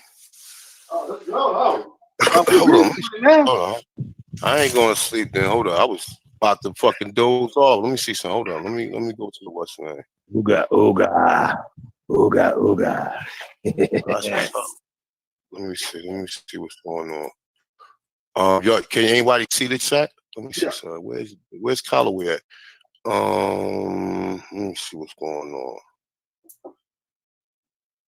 I see Copper Conscience. He said Dan Callaway trying to get on. Where is he at? Where let me see. I think Laney posted something too. Let me see something. I see a bunch of people saying Dan Callaway. Dane, if you listening or if you somewhere in the chat room, man, if you can, I know you probably won't put your email out to everybody. If you don't feel comfortable, you can email me at chiefatanchan, chiefatanchan at AOL.com. You can email it to me and I'll bring you right in now. Or if you do feel comfortable, brother, just put it in and I will bring you in ASAP. We'll bring you in right now. Let's see what's going on. I'm sorry. Hey, look. Hey, brother. I'm just trying to get you some clarification. I believe Dan Callaway is operating up under Wake Up Black People. He's in the chat and he just said, "What's your email?" So I think he operating out of the Wake Up Black People. All right, someone post my email. Oh, hold on. Yeah, they said they got him on 3-way right now. I'm trying to get on. So Wake Up Black People. All right, so I'm gonna post my email now. And sorry about that, medicine man. I ain't mean cut you. I just want to. Nah, because you know what? I'm just saying that what you get dropped was a powerful bill, man. And like I said, we can do some serious, man. Like I said, as far as this information, I don't know a lot of it. I don't know a lot of stuff. A lot of stuff you saying is stuff that I need to put to my research. That's why you ain't hear me. I ain't cut you off. I ain't saying shit. I'm listening. I'm learning right now. This is class. This is class for each one teach one. You know what I'm saying? But you know, we gotta be humble enough to at least be able to say that, man. Exactly. You know what I'm saying? Right. Because you know, you got people who you know what I'm saying, who's not humble to say that. That's why I mess with everybody, especially everybody who shot me out. And especially Dan Callaway. Dan Callaway always shot me out. So shout out to that brother. I definitely appreciate. You know, because don't nobody have to shot nobody out, man. Nah. You know what I'm saying? And then especially like, you know what I'm saying, with brothers who got, you know, Dan got a big following, man. And you know, so for him just to mention my name or mention Holloway name, you know, that's something that people don't have to do, man. That's why I say, like, you know, I rock with the brothers. They say we working on it now. No doubt. We wake up black people, wake up black people. But yeah, definitely, man. This is a like I said, this is a heavyweight bill, man. And to anybody, like I said, that was a real class. This is a class, man, just hearing you go in and you talk about the history. Like me and AP, we was born. We was asking you a bunch of questions yesterday, man. Yeah. It was all love though. That's I like to get feedback, and I like to get the questions. Because as a teacher, you like to see that spark go out in the eyes. Like, oh wow, now you're on to something. So I don't know. That's I guess as a teacher, that's what I live for. Right, and then I've been soaking up some of your information on the Facebook for a while now. You know what I'm saying? So, and I didn't even know neither. So that's just another thing too. So man, you're doing good works, bro. We appreciate it. So, all love. Yeah, the same way like you got your seriouses on your channel. Yeah. Same way we could break some joints down right here, man. I mean, not here, because I would love to see you get your viewership. You get your viewership for your content, man. But I would definitely love to have you as a guest anytime. And especially like we can get a forum, man, where we all talking about this. Like if we can get the brother Callaway on, we got powerful brothers right here. Chief Holiday, a heavyweight, AP a heavyweight. We got the brother Jaguar Omek, he's a heavyweight. You know what I'm saying? I see they asking me to get Black Bear Mirage. Yeah, definitely. I mean, listen, like I said, look, I don't have no problem. I get any of them brothers on. I definitely Phoenix Moon. I was gonna try to get her on, but your man always got her on. So you know what I'm saying? I was trying to, you know what I'm saying? I can definitely reach out to Phoenix Moon. I ain't about nothing or whatever. And like I said, I definitely love to hear the history, man, and love to fill in the cracks and the blanks that we don't know, man. Because like even when you were just touching on the Mongoloids, man, you know what I'm saying? Yo, I love y'all too, man. He said Dry Bones, as I said, we love you, A1. Hey, yo, I love y'all too. Word is born, real talk, man. I ain't no real emotional, a sensitive person, man, but definitely, man, love is there, man, and I definitely appreciate everybody that come through. And everybody that can sit here and watch the videos. Like I said, we got a lot of brothers who put the information out there, and you gotta respect everybody content, man. You know what I'm saying? Like I said, the brother Medicine Man, he make 2-hour videos, man. And that take how long do it take you to drop a lot of them videos, Medicine Man? Actually, usually it takes me about a week to put it all together. Like I'm about to drop one tonight. Actually, once we get through with this, I got part 4 of my wake up series I was gonna drop. But what I do is sometimes I might have a topic in there, and somebody might have suggested something, and it kind of be that spark that I build from. And so I might go ahead and start off with a spark and build from that, and then that leads to this and to that, And so that's how a lot of the videos. They might segue from this point to that point and come back. And you're like, oh, but because I'm trying to give you, pretty much all the angles I can visually, so that you can see, because, I know my whole thing behind it is like, I really didn't want to come out and talk because I can talk.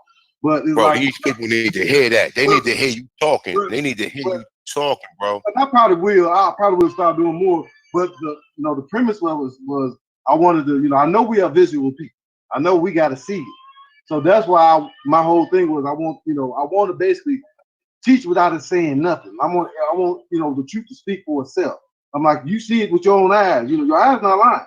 It's like, and so now I want to give you this information, give you these documents, give you stuff to support it. Here's a cited source. Here's this, here's that. So maybe now you can go ahead and look at it and dig into it, and that might spark something else, So that was a whole, I guess, my whole, thinking, behind doing the video series. Actually, was urged by someone. I got a little group on Facebook called Tell the Truth. So some of the members in there, I suggested, man, you need to start, because I used to do little stuff and share it in the group, and they said, man, you need to go ahead and start a YouTube channel and start, making videos of this. So that's where it started from. So it's like, okay, well, let me go ahead. So what I do is, a lot of times I might have already prepared some research on something because I done researched it and posted on Facebook. I might pull some off of the research that I done did and find visual content to support it, to give you the visual of it, so it can be illustrated in your mind as you see it. You know, so then of course I got my own sense of humor. I put my 2 cents in here and there, to make the point, to emphasize things in there.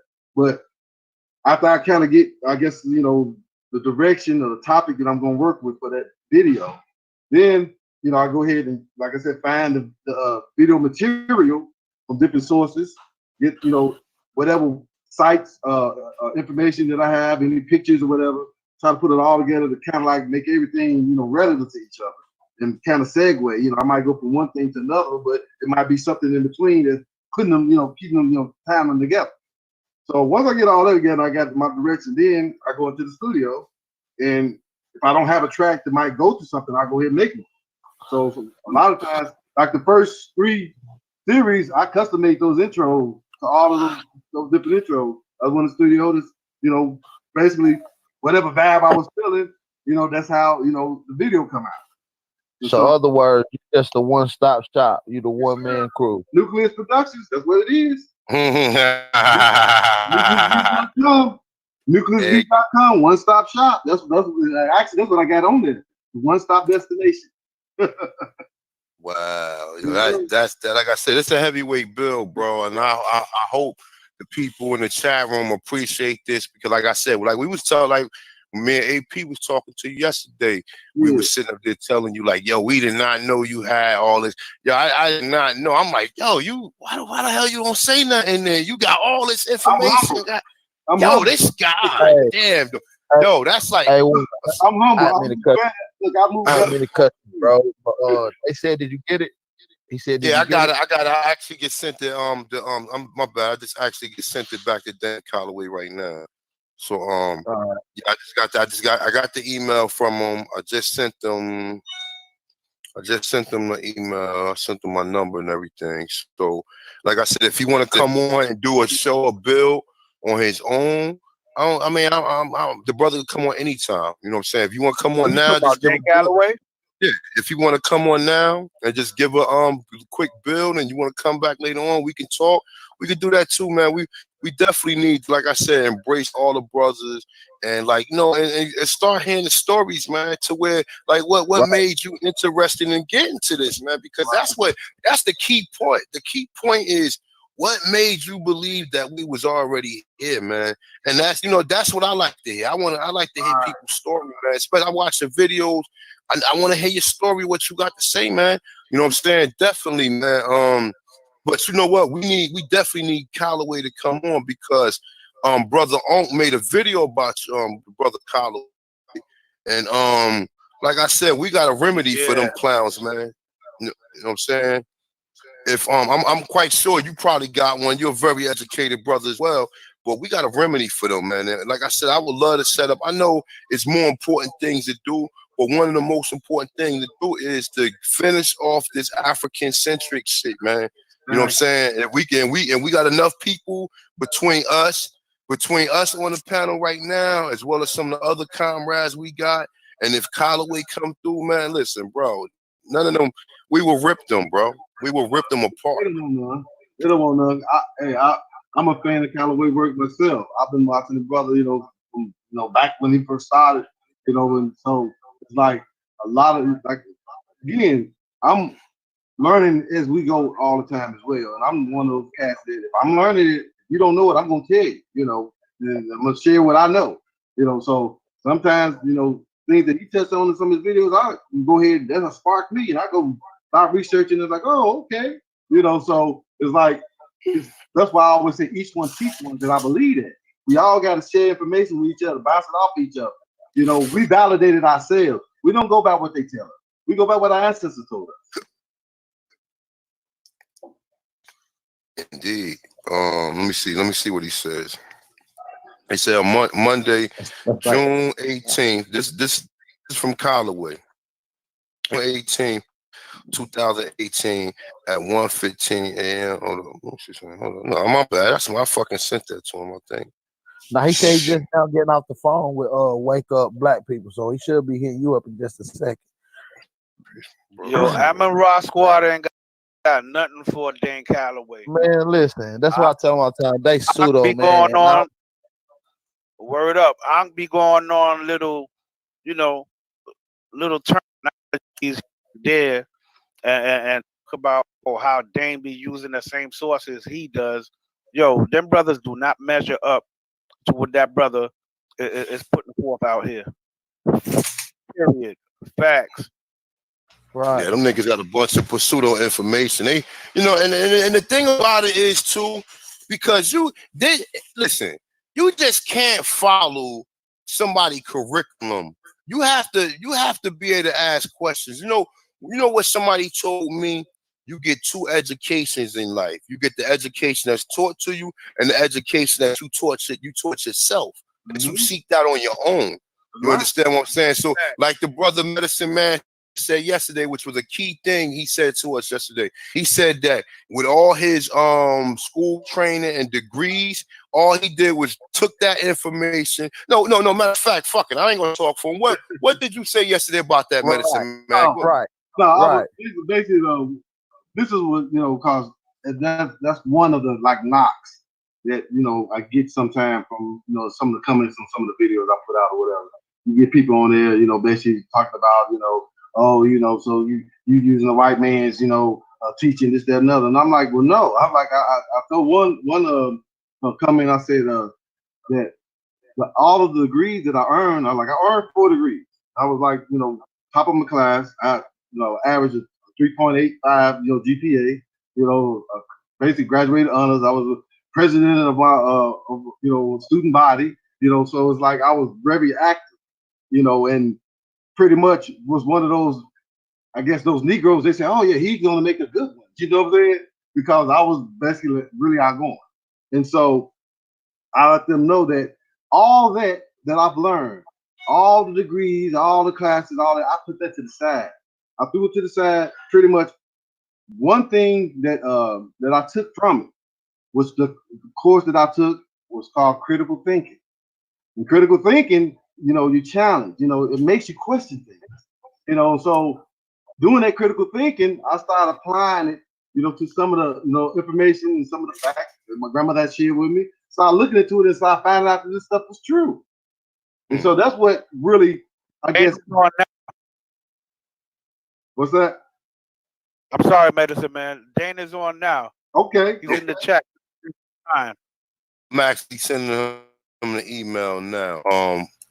But yeah, Medicine Man, yeah, but keep building on that. But yeah, exactly what you said though. Like you said, you took that information that you received from them.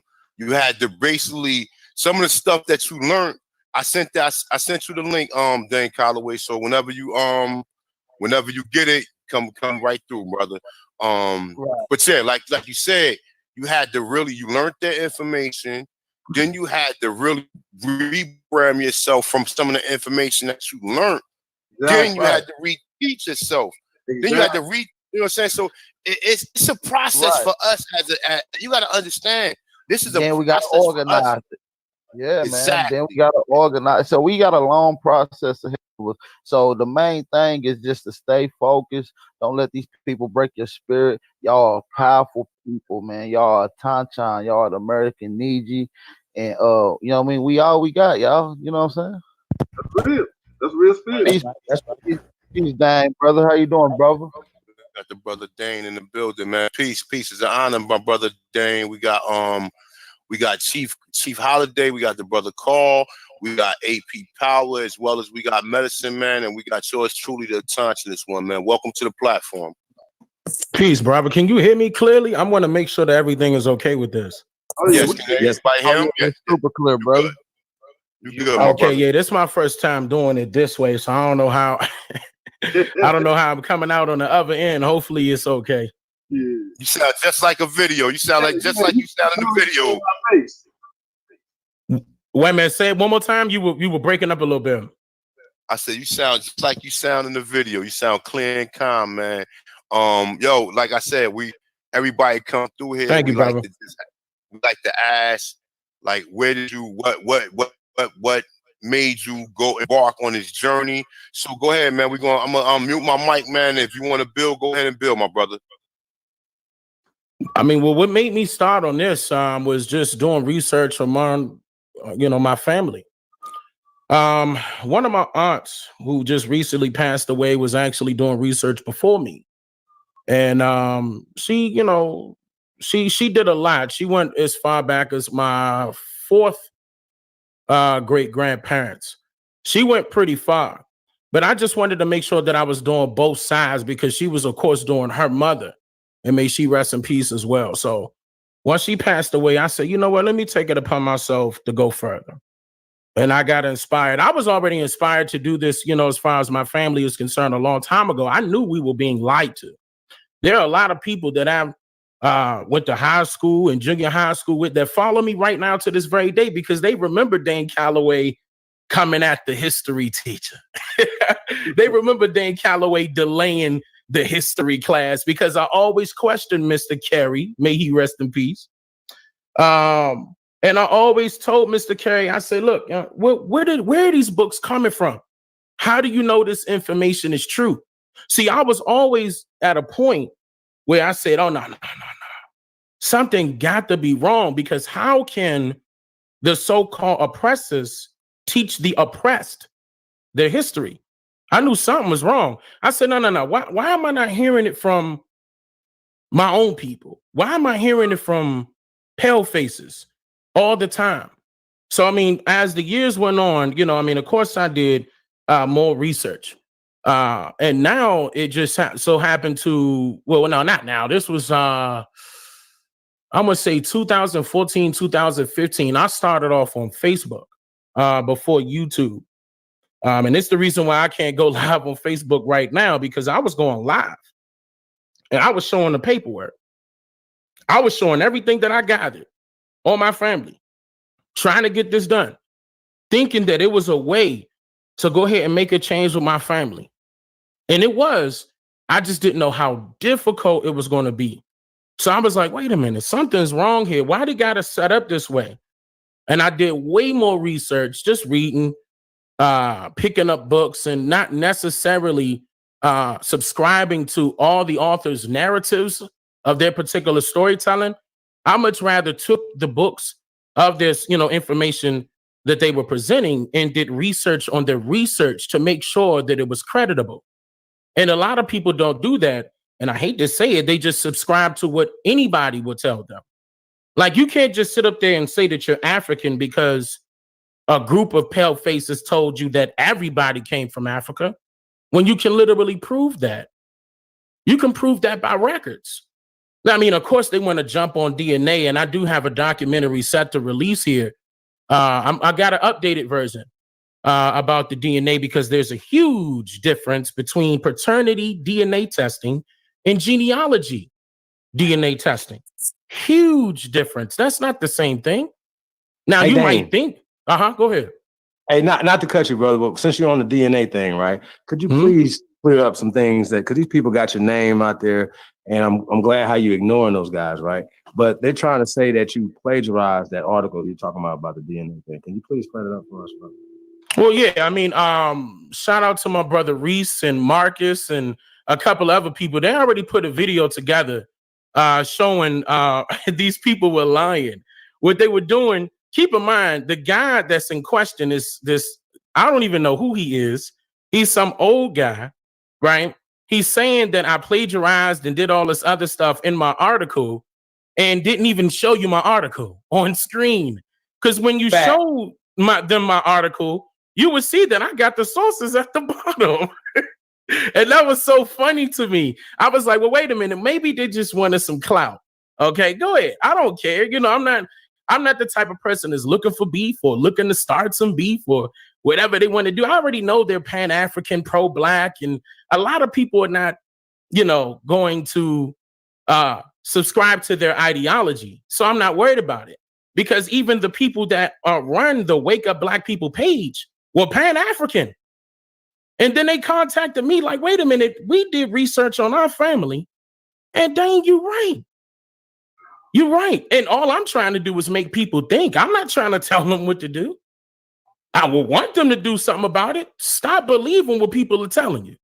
Go find out on your own. It's something so simple, but it's something so difficult at the same time, unfortunately. And it's all on our people. It's not nobody else. We can't keep blaming the white man, blaming the white man. We know what the pale faces did, but what's the solution? The solution amongst our entire community is for us as a people, as a nation, forget community, as a nation of people. We got to come to the realization that we were lied to all the way around. And not only were we lied to by these pale faces, we were lied to by our own people. And that's unfortunate. And this is the reason why I'm doing what I'm doing. I mean, this is the reason why the videos are going viral, because it doesn't matter what their religious belief is to me. I don't care. That's your personal. I don't care about your personal things. I'm talking about they are Hebrew Israelites, Moors, Pan-Africans, Christians, Muslims, Catholics. Contact me all the time. Black, white, green, yellow, red. It doesn't matter. They contact me daily. I don't hesitate. I pick up my phone. I use my real name. All of my stuff is public. I'm not hiding. They go my face. You know what I mean? So this is, who's the real enemy here? You know what I mean? Who's the real enemy? Oh, with those that I guess I'm kind of inadvertently slapping their pockets a little bit, and they got something to say about it.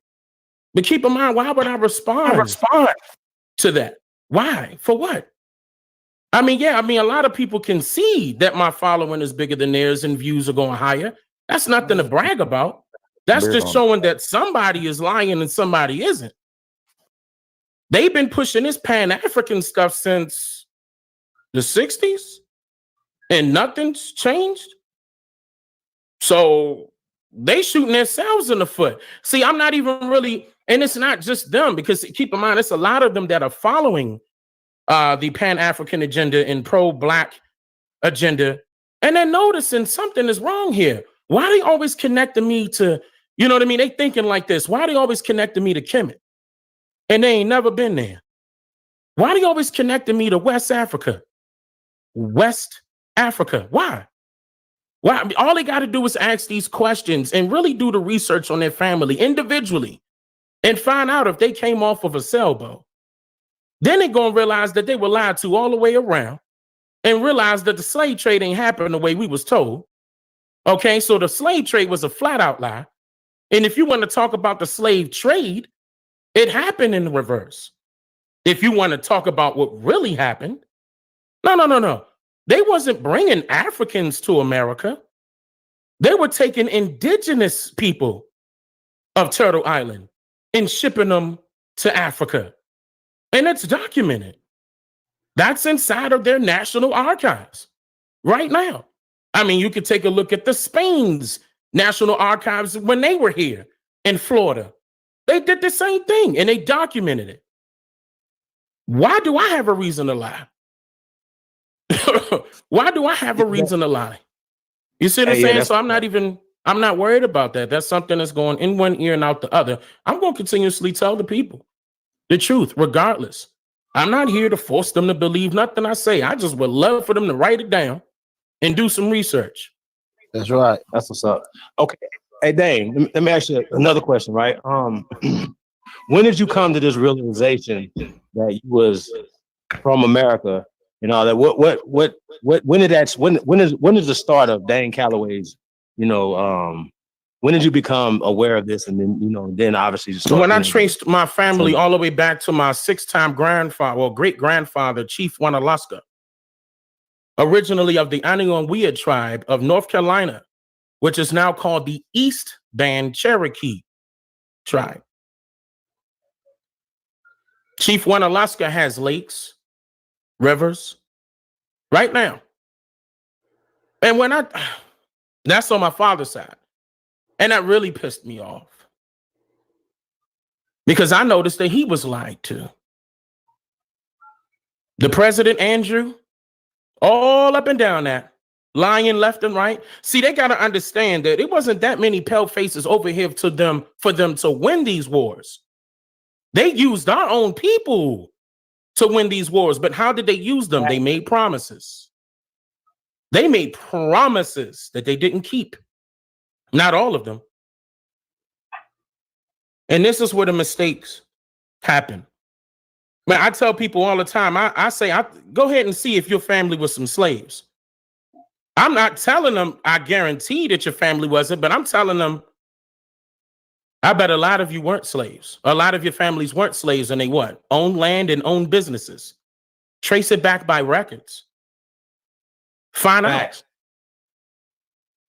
It never fails. I hope everybody, I've been helping people since 2015 get this done. Get this done. But you have people out there that are upset that I'm changing people's narratives of the way they're thinking. And that's not my fault. It's because they know that they were lied to and they found it out on their own. They're just not writing off of my information and saying, you know what, Dane is the truth. They're going to go find out. And then when they find out, they say, you know what, Dane is the truth. He's not lying. I'm not pushing them to do nothing. When they find that stuff out, boom, light bulb goes off. Then you're going to question everything that you were ever taught. Everything. And that's how it works. Every day. It never fails. Every day my phone rings.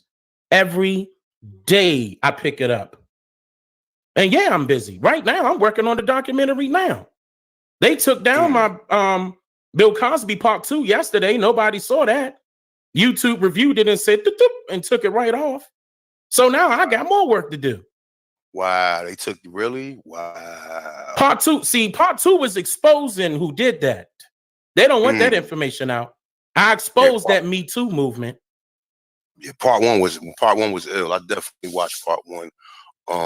Real quick question, right? You know what? One of the biggest things that I got from your research was when you was talking about the ship that the Spanish ship that when we hear 1619 story, that first slave ship that actually came from the Caribbean. Yeah, I definitely, that helped me out so much, bro. You're talking about the San Juan Bautista.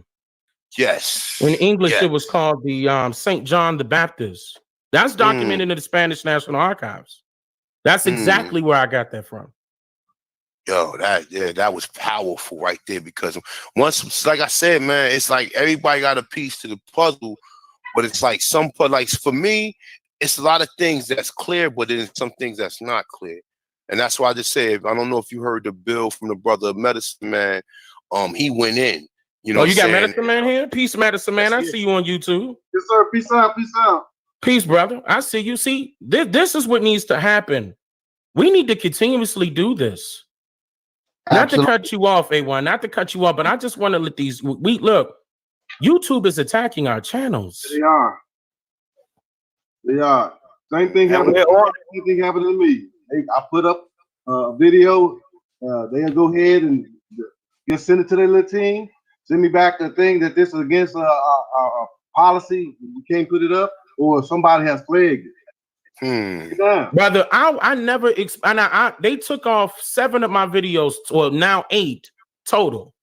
That my last live, and this is the reason what took so long, because my last live stream, I went live, had about 2,200 people watching, almost 2 hours long.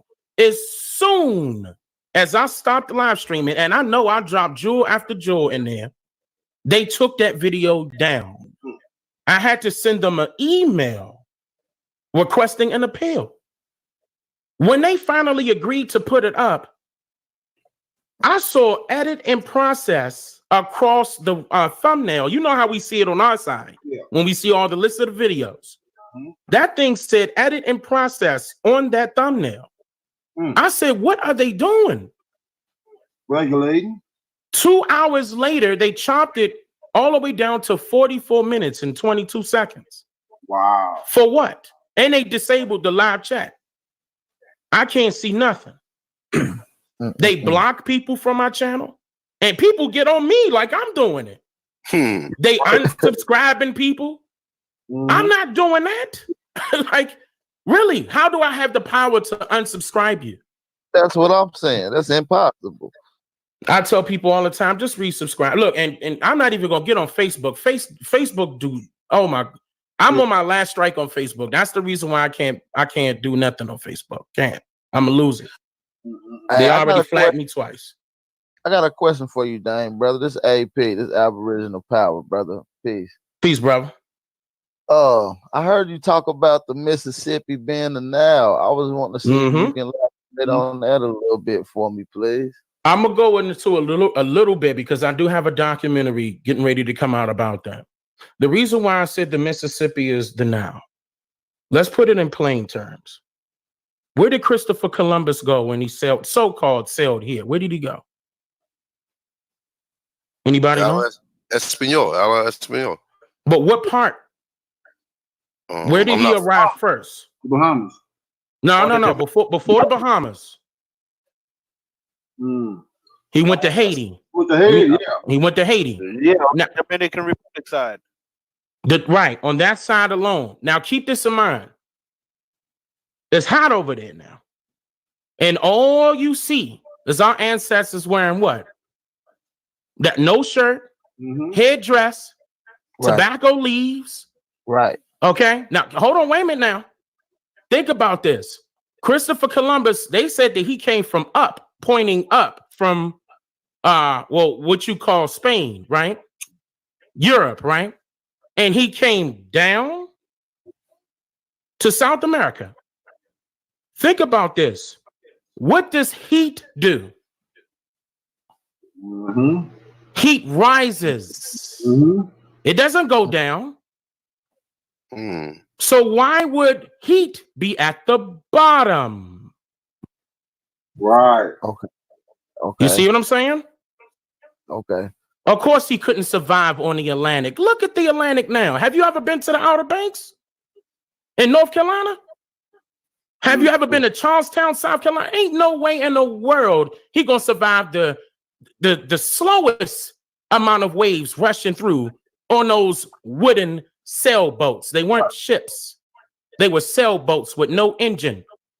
Tablecloths hanging in order for the wind to guide them through the streams. No. He didn't go through the Atlantic. He went through the Nile, which is the Mississippi River that they're covering certain parts and renaming it right now. Now, if you look at, I'm going to give you a source. As a matter of fact, give me 1 second. I'm going to give you a source. Hold on. There we go, Dane. Shout out to all the haters out there. They know what. You good, bro. Everything. I'm gonna give y'all a quick source. Those were pale faces that was coming off of those boats. How do I know that? How did they get to Ellis Island? Listen now. On a boat? On a boat, but coming from where? From North Africa. Well, now they say North Africa, right? Now keep this in mind. If you look at their records, they're going to tell you that they came from somewhere cold up in Canada. And they named up, I'm not going to state this, I'm just going to give you a hint. They named a particular bridge after their journey in Canada. And then they went through Maine. And then they went to New York. Those are all cold places. Would that be at the top or the bottom? The source. I want everybody to write this down. You're not going to find, I wish I could screenshot this. I might put this on my Instagram. You're not going to find the version that I have. I have the 1885 version. If you do find the 1885 version, buy it immediately. Do not buy the 2016, 2007. Buy the original version. It's called Life on the Mississippi by Mark Twain. Life on he's documenting his family. 1885. Now keep this in mind. If you can't find this, that's okay. I'm going to put all this information out. I am. Just keep in mind, all those new versions you probably going to see on Amazon, they're going to change that. I'm not going to say nothing else on that. That's it. I'm going to put out a documentary about that. No doubt, my brother. That's powerful. That's all we need. That's a good source. Appreciate that. Yeah, definitely. Definitely. That's a wonderful source, man. Well, you know what? When it comes to these so-called Afrocentric, like you said, don't worry about it, because you, like I said, all they're going to do is just try to keep diluting your message, but they can't dilute no message, because at the end of the day, they don't have nothing to stand on. They have nothing to stand on. It's just all talk. Yeah, No proof. And another thing is we caught them in a bold-faced lie. Like the brother A1 called in on them, talked about the pyramids in Peru, gave his source, Ruth Shady, 2600 BCE. These brothers rebuttal it with a lie, saying that they only go back 2600 years. And they not only did they say it once, they said it 3 times in the same video. That's a lie. That's deception in its finest right there. So, you know, what the Smithsonian say? 34, roughly, okay. I think. Stop right there.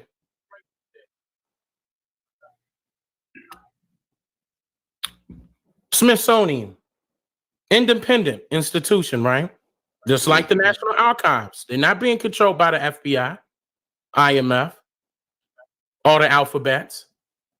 They're not being controlled by that. They're an independent institution. Why would they lie? Why would the National Archives lie? Well, where the older pyramids? That the Zionists and these certain families still fund. Tell them, John D. Rockefeller, J.P. Morgan, Henry Ford. Don't see. Don't hold back, Holiday. Don't tell them. Oh no, well, I mean, I'm saying though, you know, we talk about Zionism, we talk about the Zionists, whatever, they run banking, they basically run the world when you control the banks around the world. Correct. I say this, y'all.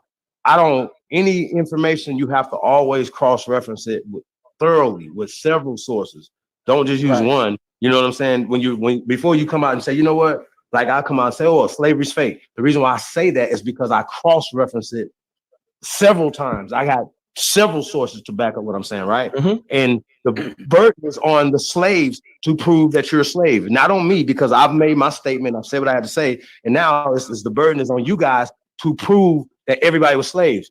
So even if you get punched, even if you get these fake Anthony Johnson and these people that didn't exist, like, you know, we're gonna get into Nat Turner next. But this slavery thing is just fake, because, you know, we asked for freedom papers, we asked for a law that made all people slaves, all of us slaves, and they can't produce this law. It has to be a piece of paper that says, you know what, yeah, right here, because John punched Rand, that made him an indefinite slave and all black people indefinite slaves. Or even I haven't even seen a paperwork that said African that were captured from over there were brought here and they had to be slaves and their children had to be slaves. Those documents do not exist. See how they work?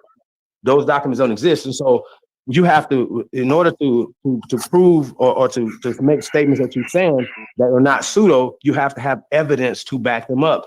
I'm saying that the whole slave paradigm is fake and it's pseudo, and it's all psychological warfare that they're using to, and this is the source of their power around the world, is the fake ass science, the fake ass story, the fake ass wars that they are, the French and Negro War, but they say Indian. So now you got us thinking that it's Tonto fighting, but it's our ancestors fighting against each other on our own goddamn land. And that's the problem. So I'm glad that you said that, because that is the actual fact.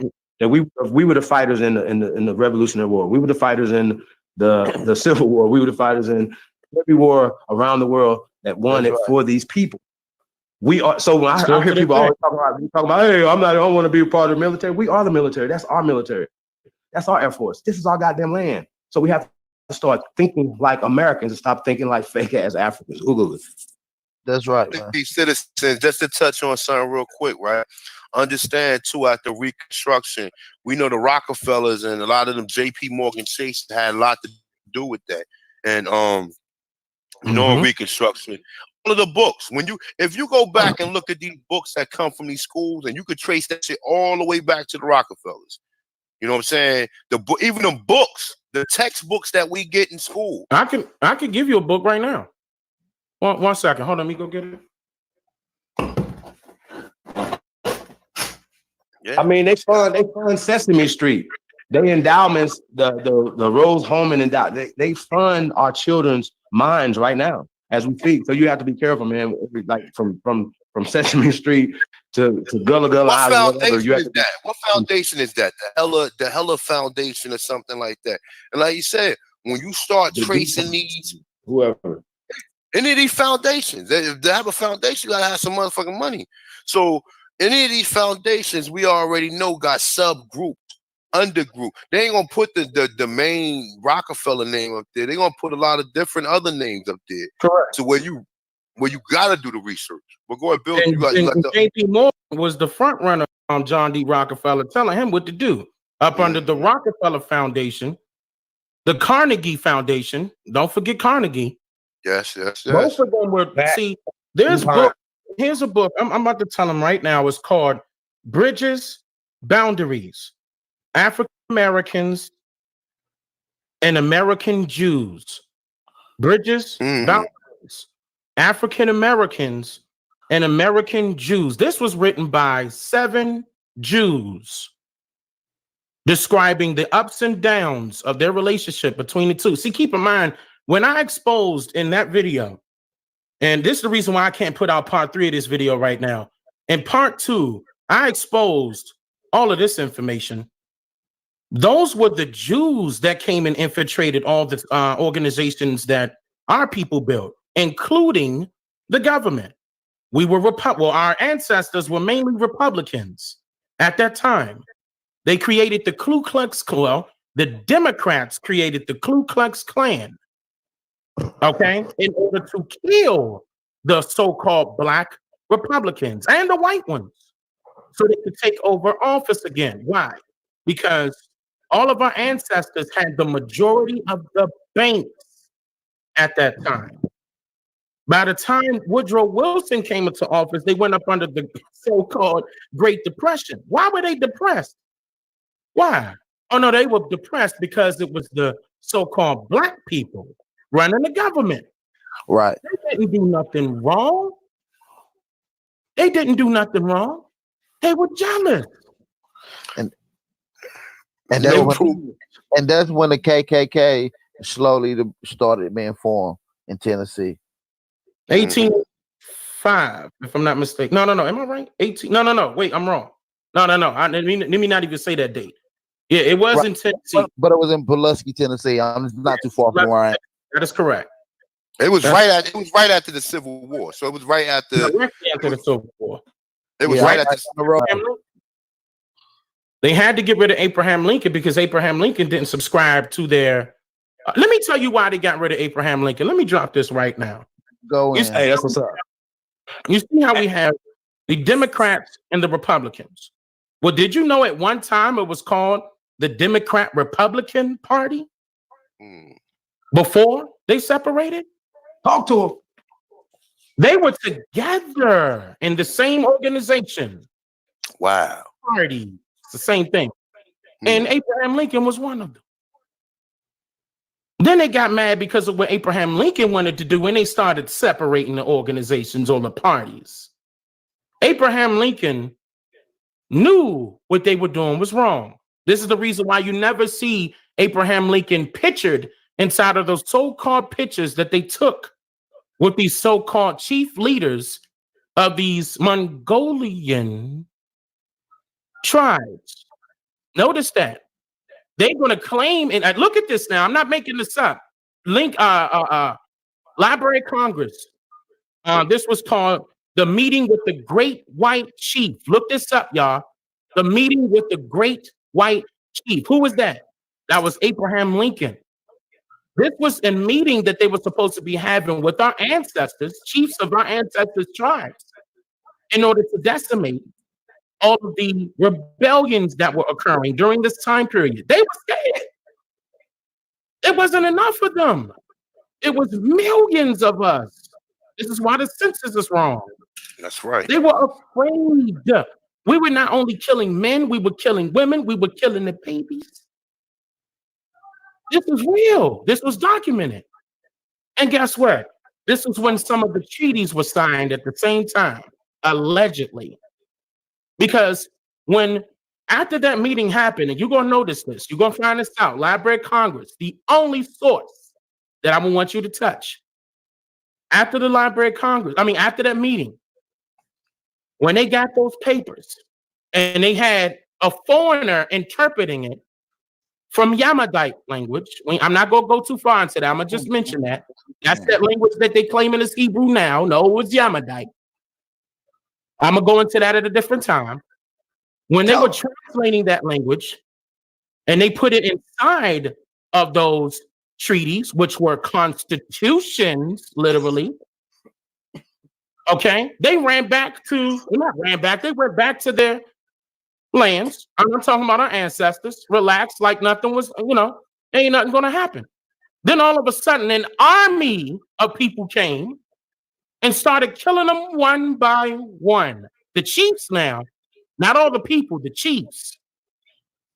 And the reason why I know they weren't Mongolian at that time is because that was the southeastern side of North America.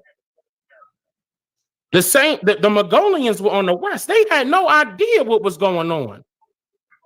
So who were those people that were in those pictures? And why was Abraham Lincoln not present?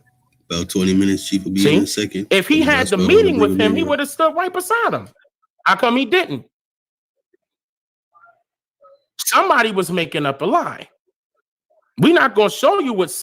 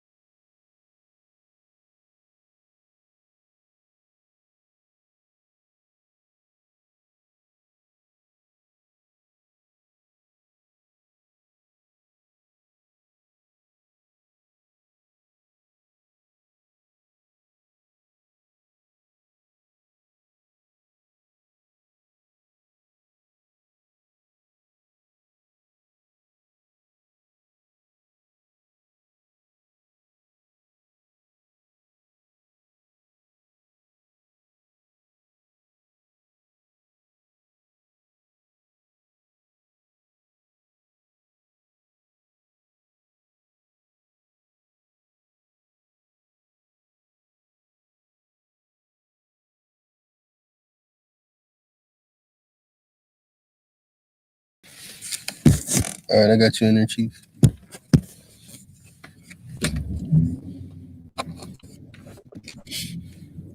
Yeah, man. Hey, peace. Peace. Can everybody hear me?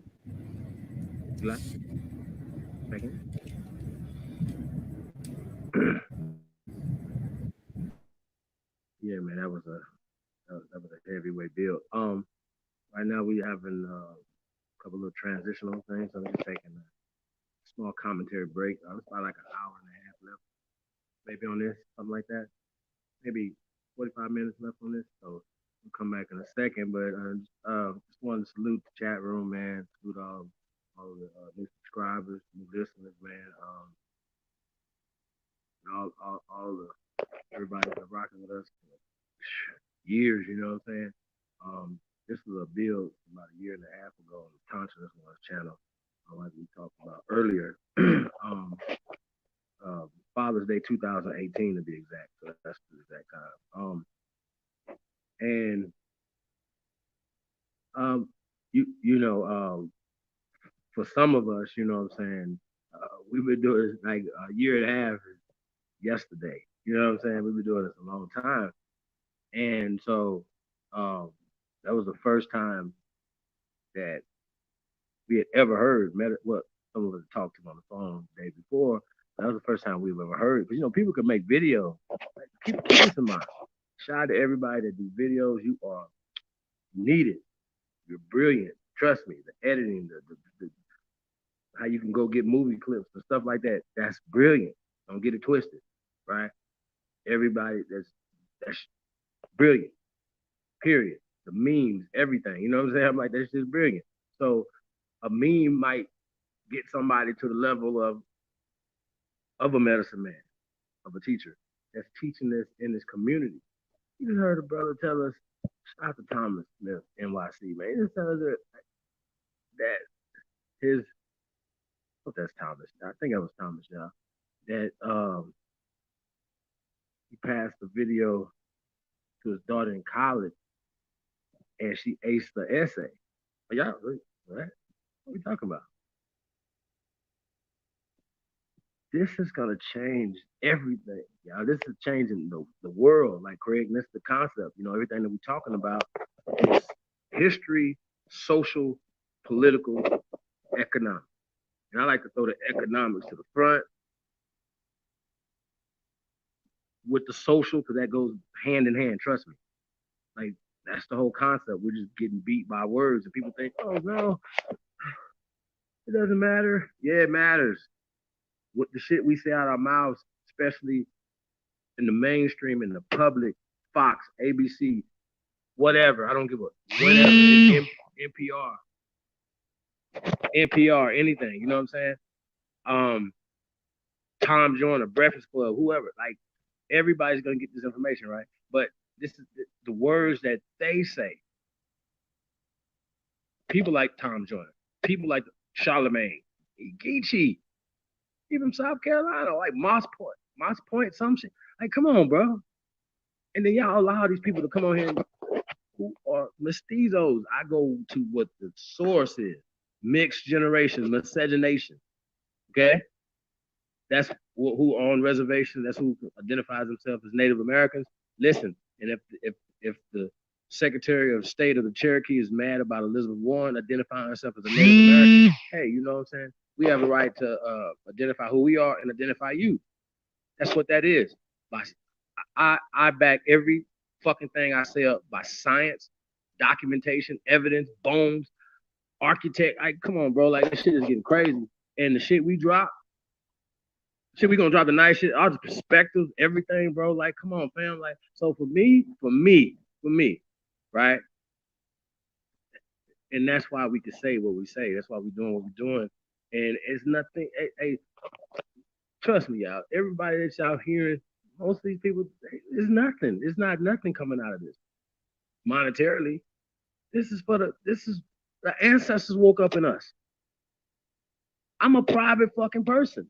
I don't like pictures. Like, y'all know A1 private. Like, some of us have real family members, just like everybody else. Like, nobody's fucking clones that got planted in the fucking. They ain't been doing this a long time.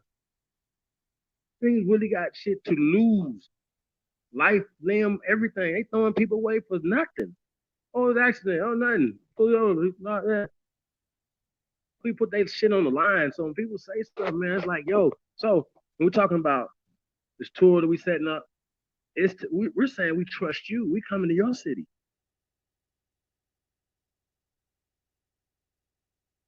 Palms up. You dig? If I've been somewhere before, I'm always welcome to come back. And guess what? If I've never been there, I'm welcome. Like, this is what we are. Like, we got family everywhere. We got relatives everywhere. We got tribe everywhere. I've never been to Boston. I've never been to Hartford. I'm going. You dig? Like, this is what it is, man. You know what I'm saying? I've never seen Rucker. I want to go to Rucker. You know what I'm saying? even if it's still going, like y'all get what I'm saying? Like, you know, I want to see it all, man. You know, Howard University. Now I've been to Howard University. I mean, homecoming. You know what I'm saying? Like I did a college thing. You know what I'm saying? And the Black College tour. Absolutely. We're not like. Remember, we saying we're not debating. We don't debate. We teach. Like there's no conversation. We're not going to university to debate anybody. No African American. No guy from Princeton gonna cover like from Rhode Island somewhere, or really from Scotland or Ireland. Y'all get what I'm saying? Like it shit gets kind of weird, right? Because once you start getting into the science, start getting into stuff, we don't have a beginning date. Some people do.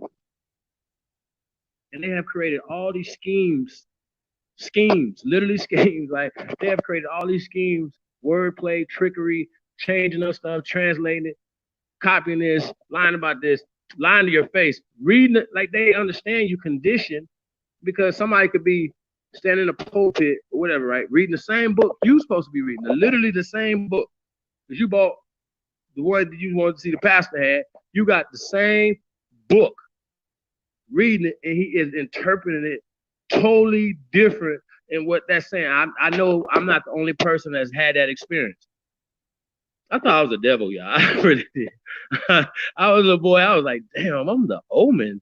I didn't like none of that shit. I didn't believe nothing from go.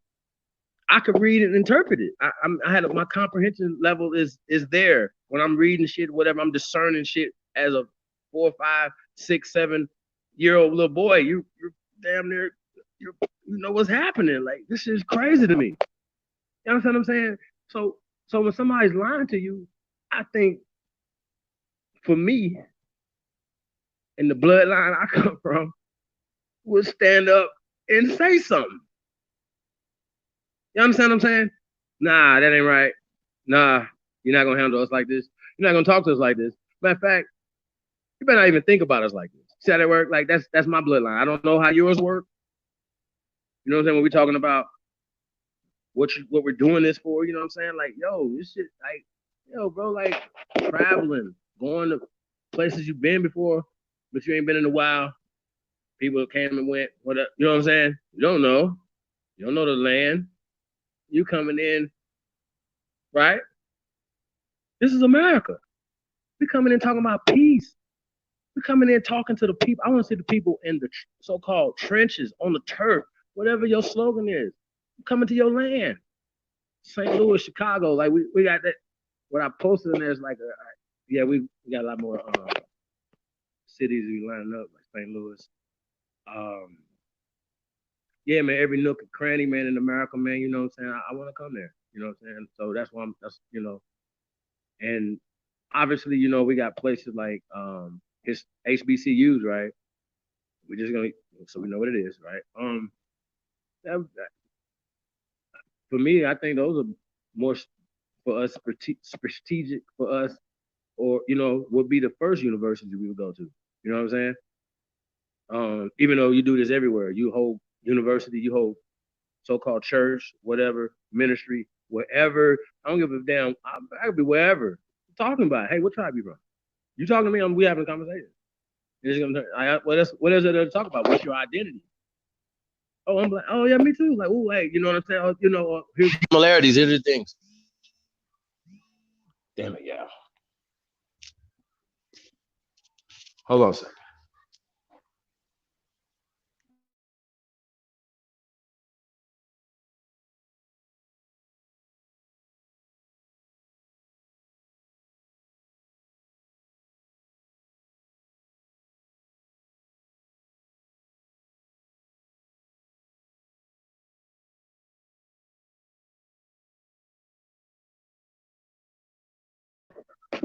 Yeah, I think I'm back in now. So yeah, I'm talking a little louder. So when we're talking about going around America, man, I want to go to New Hampshire. You know what I'm saying? Connecticut. I mean, everywhere, man. Anywhere. I've never been Buffalo. I've never been to Buffalo. I would like to see the Niagara Falls. You know what I'm saying? Like, like getting Canada. So that's all our shit. I'm gonna go to Calgary. You dig? So we gotta, we gotta kind of stop thinking so. When it's time to travel, well, let's travel to the United States first. Let's do that. This is the greatest land on earth. See how this works? Like that's how this works. And we are the descendants of the people who built all this in America, that the whole world has used to become great as well. Let's be clear. Can we be clear? Like, can you imagine if we never shared anything with nobody else? That wasn't a rule that we had to play. Check. Think about it. Think in your mind. I think like this. Like I think crazy. Like, like when I see the Planet of the Apes, for real, for instance, like I know for a fact that that's fake and that thing they use if you don't understand the story and how they go back in time and future, so shit, right? But you see how that work? But what they're telling you is, well, we're gonna push this socially, right? The monkey theory, right? We're gonna say it. Oh, this comes from the Smithsonian. This has to be real. No, it don't. It does not. I don't listen, man. I don't give a damn what book, what website you can bring. I don't care.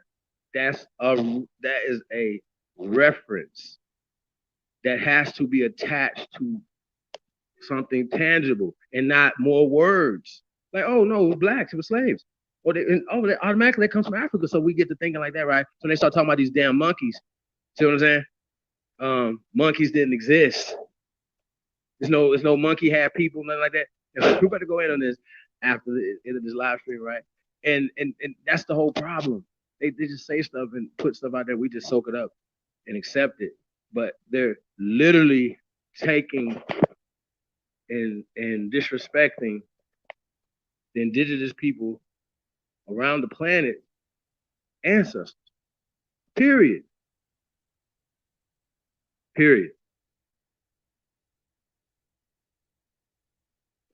Shout out to Stolen Legacy when we talk about that. What it is, bro. Like they're stealing your heritage, they're stealing your legacy. Hey, bro, I think I can't find that video that we did and played a video with Lord Jamal. I think it got blocked, yeah. I think that's what. Hey, we had 10 free websites. We got to repost that in a minute. 10 free websites for genealogy. It was pretty interesting. You know what I'm saying? People are searching their families, whatever. And obviously, you should do as much as you can. Like, listen, there's not enough resources for you to pay for somebody to do search for your family. Think about it. All the time they got to go traveling and say if they don't live in the county and places where you come from, right? Some things you have to go to those places. That's time, money, resource. Get there, do the research, figure it out. Cross-reference with this. Oh, well, they try to change the name. You know what I'm saying? So y'all know many stories that people came on and told us that how these people have stolen their family's land. That's all of us.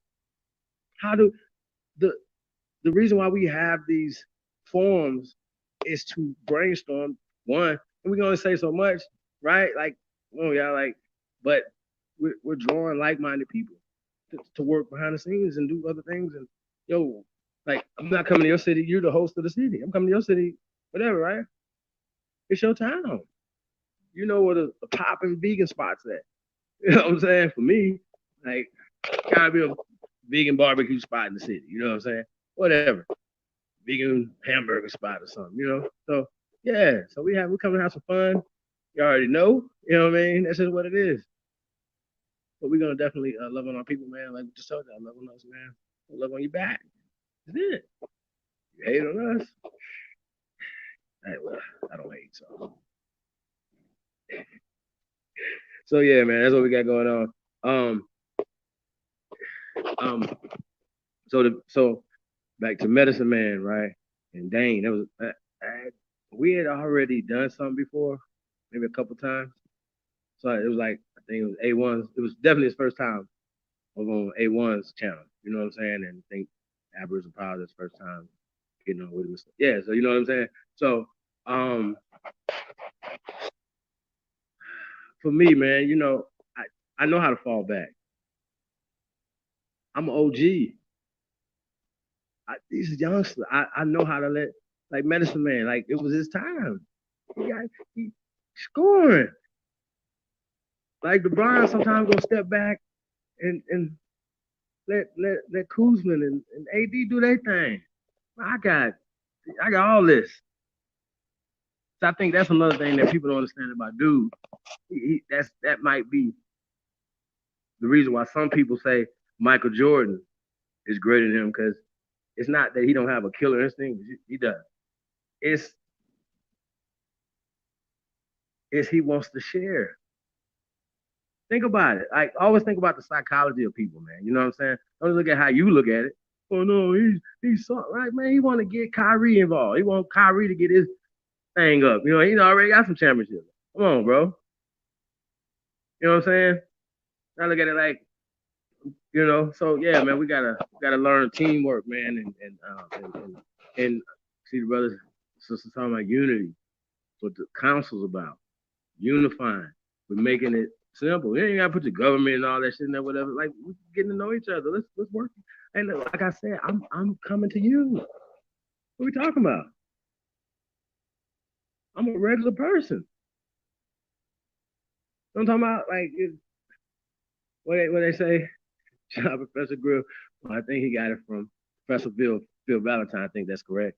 And they say what we're God's having a human experience. Is that work?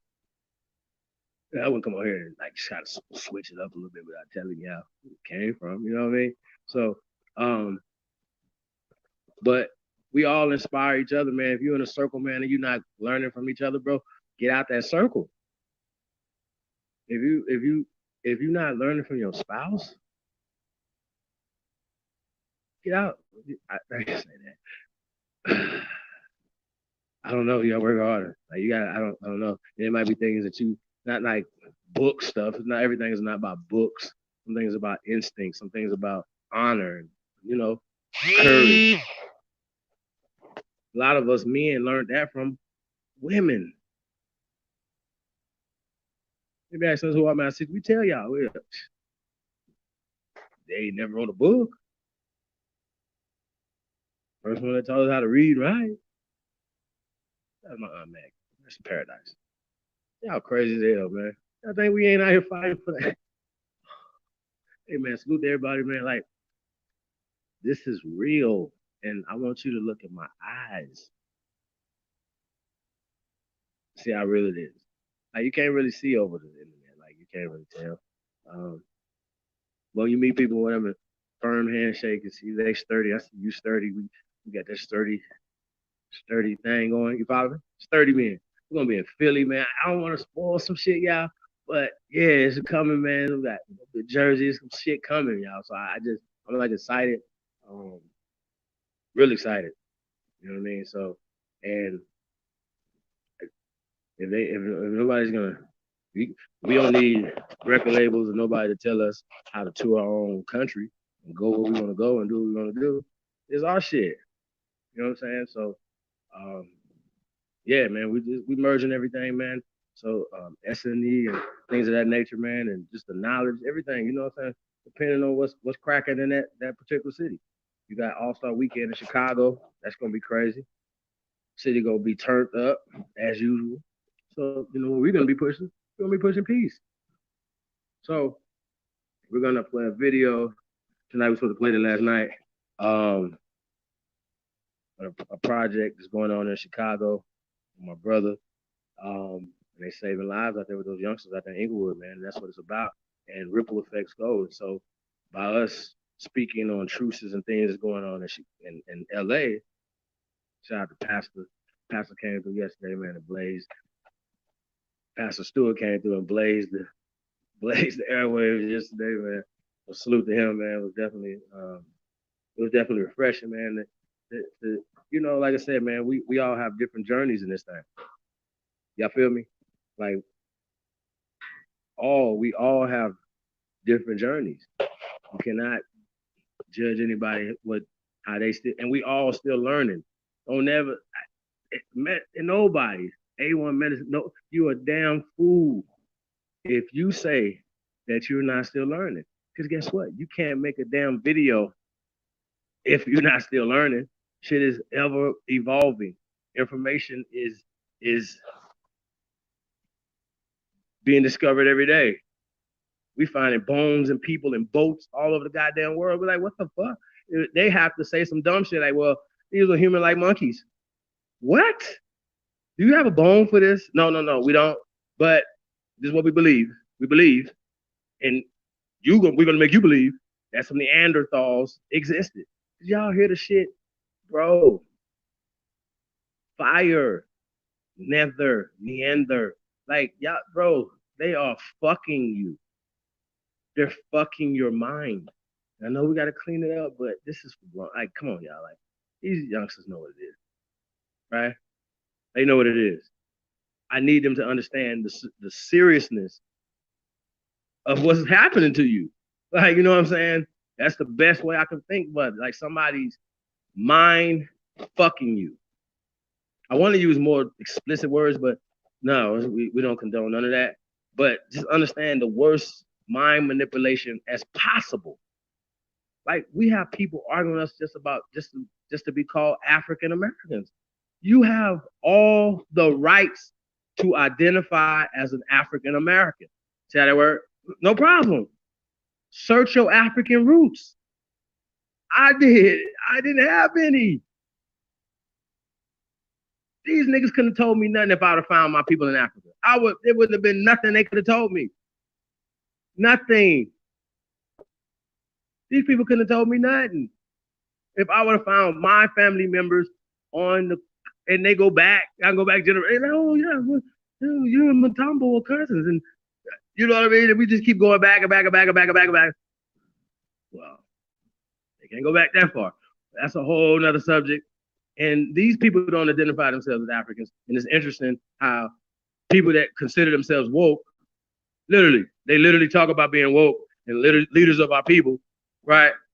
But they still run around here calling themselves African Americans. How? When you don't know the plot? Do you have that on your paperwork? And see, dudes be talking about they more, some of them. Like, what? What? Like, he was talking about a song, shout out to A1. He was talking about a song with Nas, right? Shout out to Nas. Hey, listen, I'd rather have Luke or somebody rapping about whatever, robbing banks and shit, right? Something he used to do, or he sat down and watched Heat and was like, you know what, I'm about to write a dope ass song. You know what? That's hip hop. You didn't have to go rob no motherfucking banks to make a song about robbing a bank. Most of the niggas that's robbing the banks is in prison. Or you might have met them and heard the story in the county jail with your parking ticket. That's hip hop.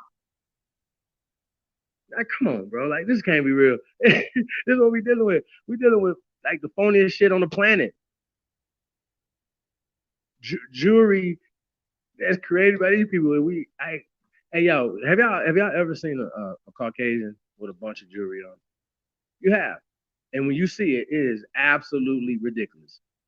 It don't even look right, especially gold. Like, it just don't make sense. These things are not computing, right? So I love jewelry. I have an issue with it. I have an issue with the distribution of our shit that comes from our land. See how that work? Like, if y'all want to be African Americans, y'all know what y'all could do? Y'all could link up with the Africans that we do business with. See how that work? Come on, like, this can't be real. Did y'all see the brother in India? What? God, come on. This can't be real. This can't be real. It can't be. Where the fakest shit on YouTube wins. It gotta be the year of the real, y'all. It can't. Hey, listen, I'm not giving y'all another day, right? I don't go off their calendars and things like that. The oldest ancestor I could go back to that's connected to me is where I start from. So I don't know what, we don't have, let's see what I'm saying when we talk about we don't have a start date in America. We don't have a start date on this planet. So what we're finding out that more and more things are pointing to not only that, okay, civilization comes from America. Let's be clear. Okay. So we're not gonna argue, we're not about to go back and forth. We ain't about to do that. We just put that in your head, be cool. And if you don't like something that we're saying, what you could do is debunk us. This is crazy. People who have no evidence to back up nothing. Listen, y'all, it would be different. I promise you, I would tell y'all if they had some evidence. I'd be like, yo, you know what? This is something they got right here. They got a full goddamn skeleton in Ghana that go back 20,000 years. Here you go, right here. Boom. Hey, what they got to do with me? They be acting like they put everybody in the same box. They find one motherfucking whip. Be like, everybody got beat with a whip. Right there. That's that one magical fucking whip. I still want to know who made the fucking whips. Where they at? Let me see 8 million whips, nigga. Man, y'all suck. The shit y'all say, listen, is ridiculous. It is literally ridiculous, right? Now, see, listen, we say this or whatever, right? When we're talking about we in war mode or whatever, it's literally intellectually, right?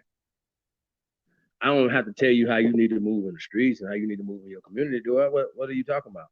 Like, what does this mean? Like, we are adults. You see what I'm saying? So, like I said, that's why some of these conversations have to happen face to face. Intellectual properties, saboteurs. Like, we don't want anybody to sabotage any programs or things that we are building for these youth. We're talking about superheroes and things like that or whatever. That's what we're doing. Like, we're pushing our agenda, our likenesses, our propaganda, which is actually from the truth. We are the original people of this land who never migrated here. We've been here. We sprung from the soil, right? And the crazy part about it is all of it, not just right here in North America. We're talking about all of it. We want it all, from the top to the bottom of the Americas. And we show fellowship with everybody across the world. Like, like I said, we did the joint about Haiti and DR and stuff like that. Wait, what? What are we talking about? Like, having these same colonial beefs and these same caste system, way people think and stuff like that. Like, it doesn't make any sense. And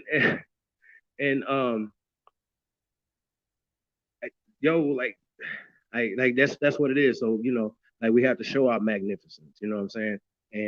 And that's just what it is. Worldwide, globally, we gotta turn up, you know what I'm saying? Oh shit, yo, hey Lotus, you back yet? I see you got the Candyman. Try the Candyman. Yo, man, I seen, shout out to Big Boy. Hey, listen, y'all. Once again, sometimes a great interviewer just knows how to fall back and let the person give the greatest interviews ever.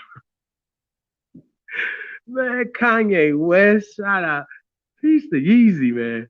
I'm gonna call him Jesus. Peace to Yeezy West, man. AKA Jesus West. Hey, man. I don't know. I don't know, y'all. I say this, Quiz. I say,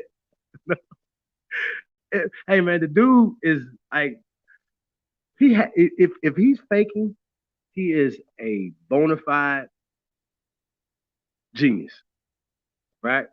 If he's not faking it, I think for me, y'all, explains everything.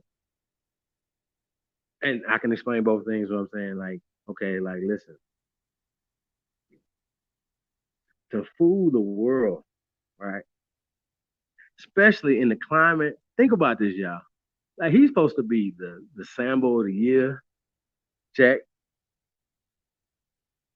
Nobody's supposed to like him. Remember they said they canceled him? He said he was canceled before coaching. That's a fact.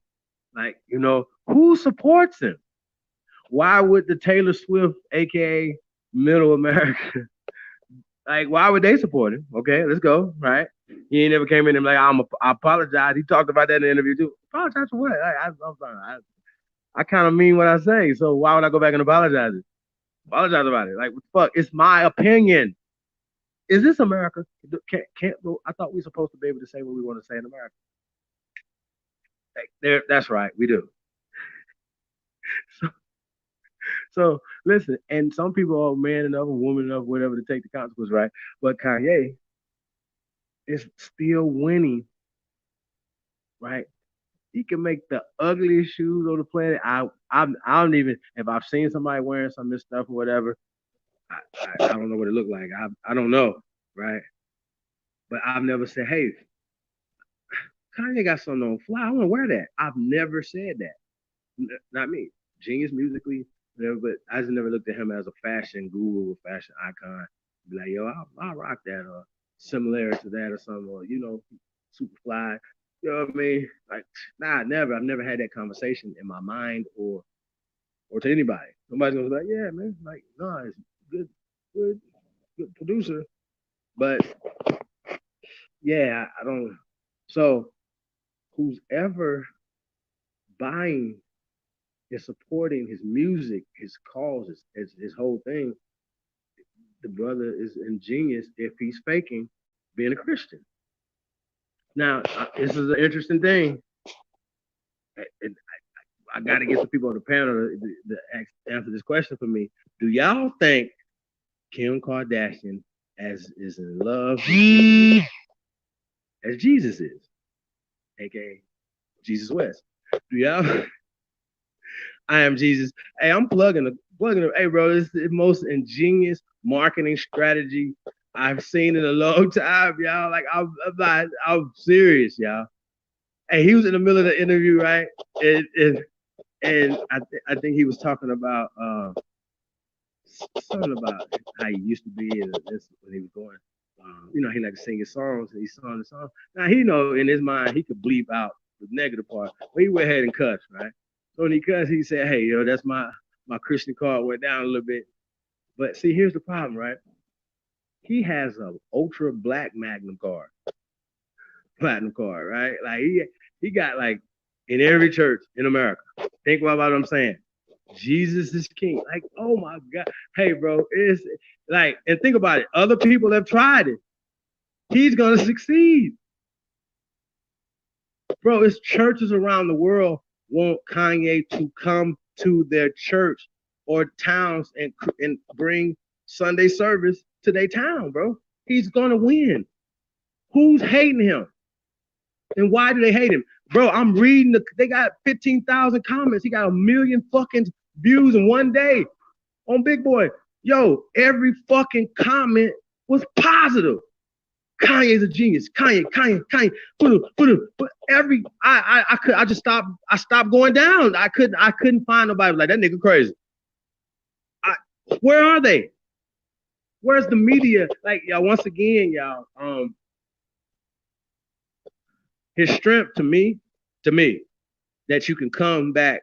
Like, some people care about, people write about him and stuff like that or whatever, because, you know, they carry their heart on their shoulders, whatever, you feel me? He said he let go and let Jesus take the wheel, right? Hey, whatever works for him. And Big Boy had played a tape, the interview they did 10 years ago. He was talking about he was on his Jesus shit. He was on his Christian shit then, bro. This is what his ultimate thing he was doing. So he said he lost his way. I can relate to all of that, right? And whatever somebody need in their journey, he needs this right now in his journey. He's still a young ass man. But I'm still trying to say, well, who hates him? Because he talked to Trump. It went in there and said some, bro, we're gonna have to play that. We're gonna have to play that video. I want somebody to show me somebody that's doing it, went harder than that. Saying something harder than that in the public, in the Oval Office. To them. Show me where they did it at. Show me. I see Democrats talking crazy about, you know, being disrespectful and just like pandering to the inflaming the hate in America. Like, y'all, they do it worse it's interesting that they was a part of the Klan and all this other stuff. They do the worst flaming of hate than anybody. Think about it. Somebody said, "Make America Great Again." Why y'all just didn't make some black hats? Right? Y'all understand what I'm saying? Think about it. Y'all have to diffuse your fears. Don't let these people, the media, get everybody messed up. Like, you know, that's when we talking about this caste system and stuff like that or whatever. We're not doing that anymore. Like, trust me, man, I was the most racist, ignorantest, bigotest motherfucker on the planet. Trust me on this. I was the opposite of them. Straight the fuck up. I was. I'm telling you. I ain't even ashamed because it was the hate that hate produced. Shout out to United Front. I still fuck with their music, y'all. You know what I'm saying? I'm just keeping it real. You know, RBG and all that. So when y'all see that red, black, and green America, it was just, I had, when you're trying to connect people, because this wasn't here. You know what I'm saying? It was platforms and stuff, but I had to connect to people that was in an African mind state and that or whatever. You know what I'm saying? And I seen that red, black, and green America. And then doing research on where the red, black, and green come from, I don't look at the islands as not being America. Right? And I know the history of where these colors come from, what they represent. And when other places around the world are accepting colors, it don't come the opposite. Once again, they're telling us everything in reverse. Colors have meanings, things like that or whatever, you know what I'm saying? So in my Chief Holiday, in my journey, growth, you know what I'm saying? That's what, the connection was, what I was doing, connecting, you know what I'm saying? And that was like this is a new channel. This channel right here is new. This is, we only have 5 months worth of videos on here. Like, right, you know what I'm saying? Like, this is a new channel. It got suspended because we was getting flagged and all type of shit. So we never do anything. This is a new channel. It still was growing. Why we couldn't do anything on it? We couldn't even upload videos. It's crazy. That channel right there, the red, black, and green flag, that's Tribe of Sports News Entertainment.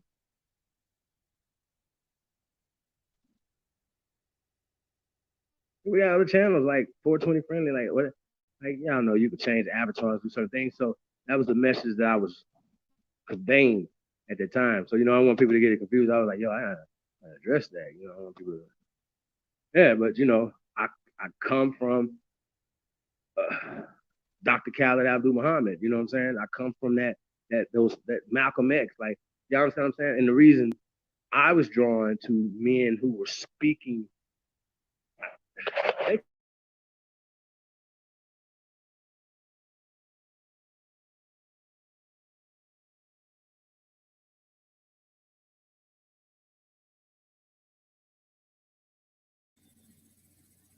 Yeah, we lost Chief. Chief! No, I'm just playing, y'all. All brothers and sisters, Chief is back. Got you back in the building, Chief. All right. Yeah, I don't know what happened. So Lotus, I was going in till you got back. So I don't know. I can't see the chat room right now, y'all. So anybody, anything to say? Like I said, we definitely appreciate all the love, man. Y'all almost, man. I had to. I'm reading the comments. I'm like, oh shit. You know what I'm saying? It really, it's real, y'all. The energy's real. I feel it. You know what I'm saying? So, yeah, we gotta, it's real, y'all. So we real people, man. So real life things going on, man. So we,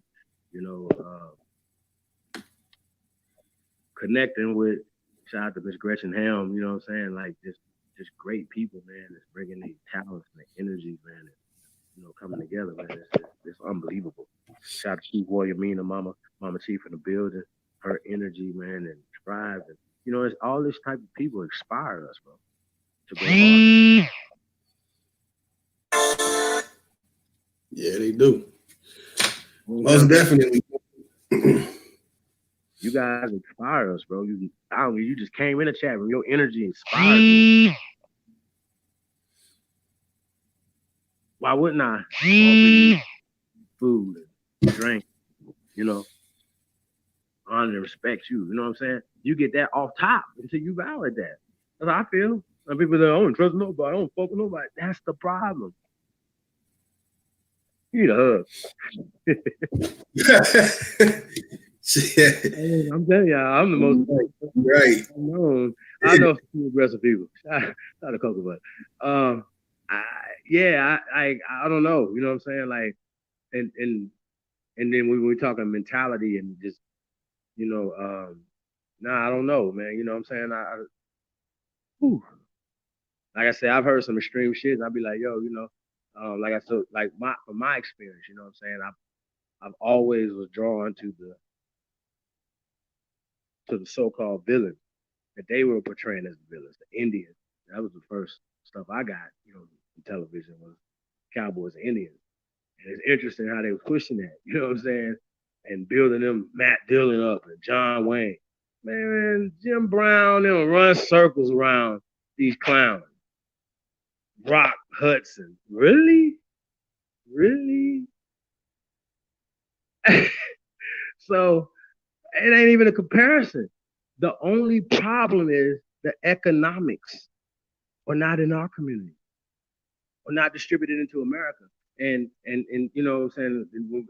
Last night we were talking about the Panthers and certain things, whatever. I just, you know what I'm saying, when we're talking about services, you know, food, clothing, and shelter is something, but instead of me trying to give it to people, I feel like we should empower people to be able to empower other people to do it for themselves. That's the American way. It's not socialism. And then you won't have nothing.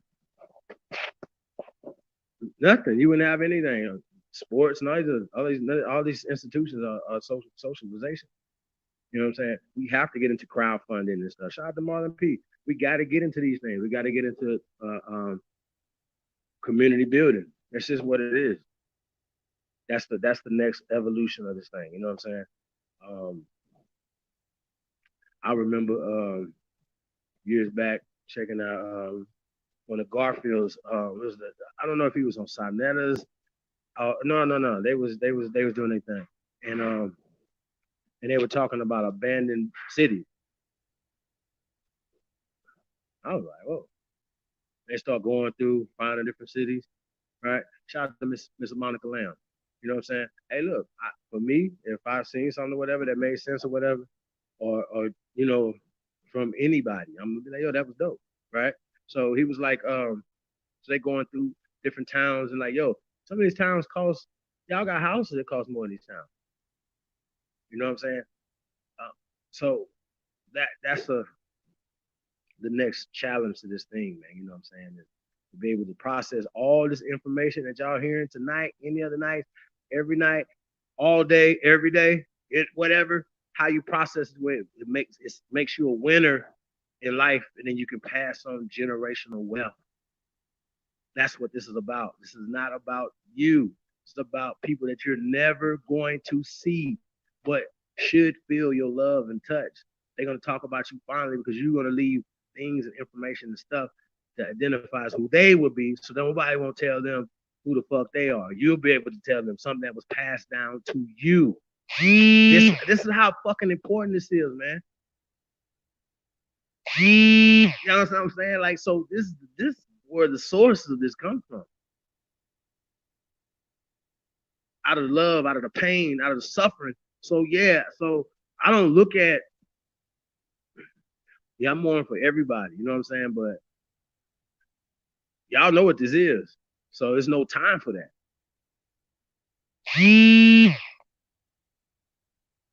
Y'all understand what I'm saying?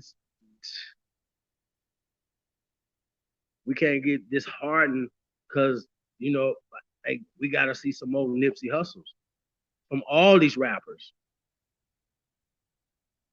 All of them. He hadn't even made it to some of the levels of most of these rappers. Let's be clear.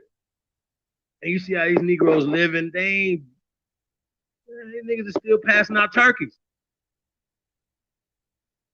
I said one time, I don't know if it was my radio shows or something, like, I said, man, I said, I'm gonna buy me a turkey farm, nigga, just for these rappers and drug dealers around the city that want to be Nino Brown ass niggas. Y'all need to shut the hell up, man. Shit crazy. Who are you purchasing from? Who are you purchasing these turkeys from? Everything. That's what it's about. Yo, I heard a story. They was talking about Jacob. Man, listen, y'all. Hey, but how about this right here, man? Shout out to Choke No Joke, man. Hey, man, I respect the brother's grind, his legendary status in filming and editing and reality television, things like that or whatever, man. I think that y'all would be more powerful all together. You, Dame, Jay-Z, everybody. And I think if Jay and Jazzy can get past the differences, I think for the culture, Dame and Jay-Z can get past that difference. I think I'm gonna make that call, y'all. Yeah, we can make that happen. I just think you know, we gotta move differently, y'all. You know what I'm saying? Niggas feel away or whatever about past stuff. That's, you know, you being personal. What they gotta do about the culture? What they gotta do about building? And you ain't gotta go sign to nobody, nothing like that. That's some sucker shit anyway. Why would you do that? When all these resources and things out here, why wouldn't he just partner with you to do some research? I'm not signing to nobody. Not me. I partner with some artists or some stuff to do some things or whatever to change the community. But we're not about to do nothing stupid. Like, yo, we're not being controlled by nobody. Nobody. We're not signing nothing with no oaths, nothing. We haven't nothing to nobody. Y'all are people. That's who we are, servants to. Okay? Not to be served, servants to you. That's what this is about. Like your ministers, pastors, people like, shout out to Pastor Ben, he got there with the people, serving the people instead of people coming to his church serving him. See the difference? Real, recognize real, man. Shout out to Pastor Ben, man. Yeah, we definitely gonna be in Cali, man. Yeah, man, this is so much love out there, man. I can't even express, man. I can't even express. It's gonna be a great year, y'all. Seriously. That's right. Yeah, Pastor, really. man. Millions. It's gonna be a great year. They Chief, they mad. They were so mad that when I posted that, yeah, I gave Sonetta some money. And I put a comment and I said, peace and Aboriginal power. Paraphrasing a little, I don't remember exactly what I said, but you know what I'm saying? I gave a shout out to Pastor Bennett. He was doing his thing, man. He was tearing Kakek up for his whole everything apart. So I gave him a shout out. Of course, I had to say peace and Aboriginal power. But you know what I'm saying? Yeah, man. Those brothers are good, man. That brother is really putting in work, man. I just, I had to put in my little side note on that. Yeah, man. You didn't catch yesterday, man. We had Pastor Stewart on yesterday, man. Another man. Another man, he was sounding like Coda up in his motherfucker. Shout out to Coda. I was like, is this Coda? Like, what the fuck? Hey, man. Shout out to the Warrior, man. Hey, he was going in, man, for real. Hey, man, listen, man. Listen, like I'm telling y'all, man, y'all inspire us. Y'all energy, man. Not the Big Chief, man. We call me, we talk, man. Big Chief, your energy, man, is like inspiring, bro. Like you my superhero. Like it'll be like we superhero. Nah, y'all the superhero. Like trust me. You know what I'm saying? So that's how this go, man. It's a circular love. You know what I'm saying? And as far as how we move, they took the round table from us. It's a concept. You know what I'm saying? You in a battlefield, like no rank, no matter right now. You know what I'm saying? Like we in a circle and opinions and things go around in a circle. That comes from us. You know what I'm saying? So everything comes from us. So I don't even care, man. And those bills are coming, but we're gonna expose like, bro, like, see, usually like the shows that have the, well, I don't know, man. We're going some of the shows they got some of the least views, y'all. Them is the most informative. Think about it. It's crazy. Like, so I try to watch everything, look at everything, man. And everybody doing, honestly, if we don't catch it live, I try to, I'm just listening, driving, chilling, just whatever, just listening to information. Now I gotta say, if I don't listen to you, you probably suck. Probably, I'm just keeping it real. Like, I gotta keep it real, y'all. I do, because I can't. Some people suck. Like, I can't hear the same stuff day in and day out, day in and day out. I can't. And some people just don't. They're never gonna come with a solution to anything that people are trying to do. And once again, it goes back to celebrity worshiping and all this other stuff, man. So yeah, it's just interesting, man. The things that people respond to, people like, and what they push. So like I said, man, there's a few good men and women, man. We don't need a bunch to change the world, man. So that's what we're doing. Taking it to the next level, Lotus. You there? I think he's gone again. Oh yeah, I'm here. Want to give the roll call to the chat. Who's still in the building? I got Be Busy. Be Busy still in the building. Chief Warrior Lisa Noya Mina. Messing up on her name. Don't beat me up later for that. I'm so sorry. Deepest apologies for that. We got a Star Platinum in the building as well. Donetta McCoy. New subscriber. New mod on Twitter, man. Like I said, man, sometimes it's about energy, y'all. And like I said, man, we cool. You know what I'm saying? I seen Khalil Sadiq. Shout out to Khalil. Yeah, man. Shout out to everybody, man, that's tuned in. Shout out to the whole chat room, man. Y'all the greatest. That's just what it is, man. They be like, man, we the greatest. They be talking, man, y'all the GOAT. You know what I'm saying? So information that people email. Shout out to Marlon P. He just emailed some stuff that he was here and he was listening to Medicine Man say, and he was like, yo, he went and researched and sent it to him. You know what I'm saying? Shout out to Reginald Green, the background king, you know what I'm saying? Always sending stuff. So this is how this go, man. So we just grinding, y'all. So we'll grind it out. We definitely gonna be in Northern Cali. Putting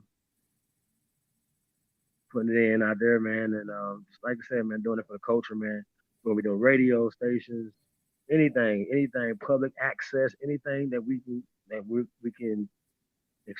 expose this information to. That's what we're gonna be doing.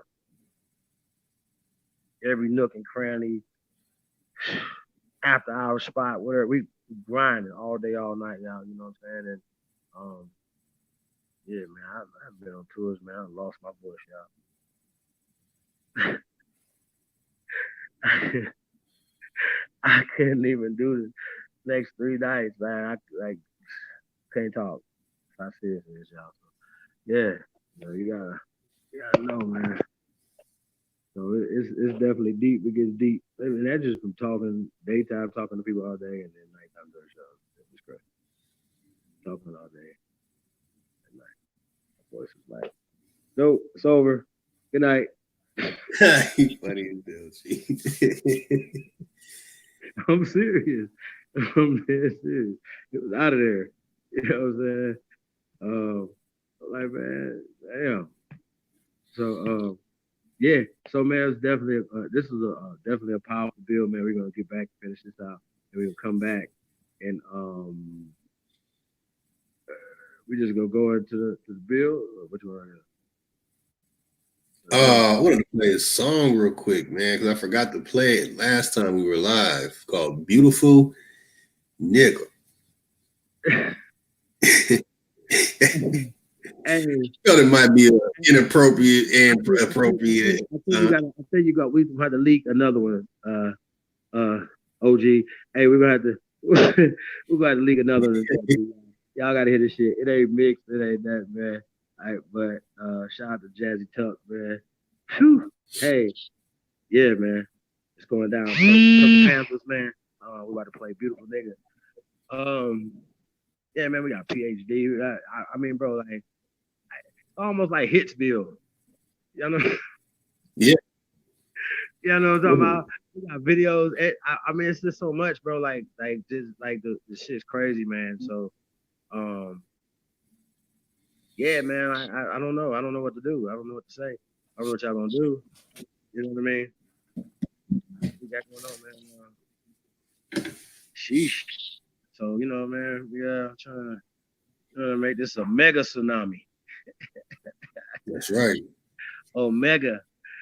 Hey, yeah, yeah, and I sent the link out to a few teachers, man. And anybody want to come on, man? Y'all already know, man. We welcome all, man. I don't care if you just came into the information. I don't even care if you don't agree with the information. We'll give you the platform to explain with us. Really, that's all we can do, because at this point, like, we've had all the arguments. We're gonna tell you what you're supposed to know. You know what I mean? Like, you don't know what we know about what you're saying. If you say that you got some curriculum, like, what's the CEO name? What's the da-da-da? Like, we've done all these things. Hey, bro. Hey, can you also post up those 10 websites of free genealogy? Maybe we want to do that too.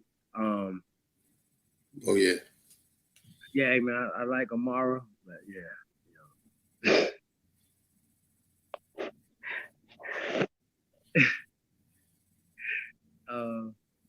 We need another picture or something. Somebody else. Shit. I mean, like, it's so many, man. The Aboriginal American woman is superb. You know, I can say, Oh yeah, I got some more lined up. I got them. They come. Nah, I wish, but they coming on live stream. Not in a pervy way. I don't want people to get misconceptions. Oh man, before I say too much, we play the song, man. yeah, man, it's a beautiful nigga, man. Let's go. OG, Purple Panthers Entertainment. And then we got another one coming on a little later, man. Y'all gotta check this shit out. It's crazy. Let's go.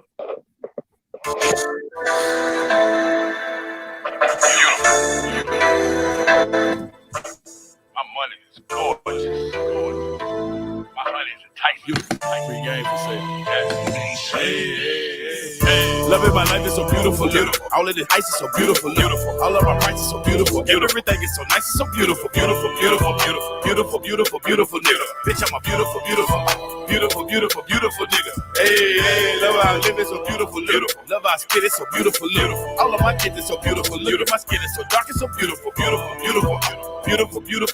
nigga. Bitch, I'm a beautiful nigga. Hey, I spit the game in with beautiful look. I whipped the cane in with beautiful look. I hit the Motor Dane when I was young, cause they saw that thing it was beautiful. Bitch, I'm so DEA, beautiful look. My bitch so BEA, beautiful look. I had a curry and chicken, I promise you she did the DEA, beautiful look. White girl, irrefusable look. Reputation, irrefutable look. Lifestyle, very suitable look. Street cred, very provable, beautiful. Honest sergeant, I'm recruitable. OG Gina, you can Google them. Drop the top, it's so removable. Ain't no budget, ain't no moving them. It ain't nothing you can do with them. Beautiful bitch and a bootiful. Watch how many tricks are bootiful. Titty nipples looking trueable. Heads turning, looking screwable. Selling coochie in a can, counting caddy corner in my cubicle. Ain't no telling what I do to you. Know that I do to do round and round and round and round like a hula hoop. Trying to done banging on beats, ain't no fruity little bitch. Loving my life is so beautiful, beautiful. All of this ice is so beautiful, beautiful. All of my prices so beautiful. Everything is so nice and so beautiful, beautiful nigga. Bitch, I'm a beautiful nigga. Hey, love how I live is so beautiful, beautiful. Love how I spit is so beautiful, beautiful. All of my kids is so beautiful, beautiful. My skin is so dark and so beautiful, beautiful nigga. Bitch, I'm a beautiful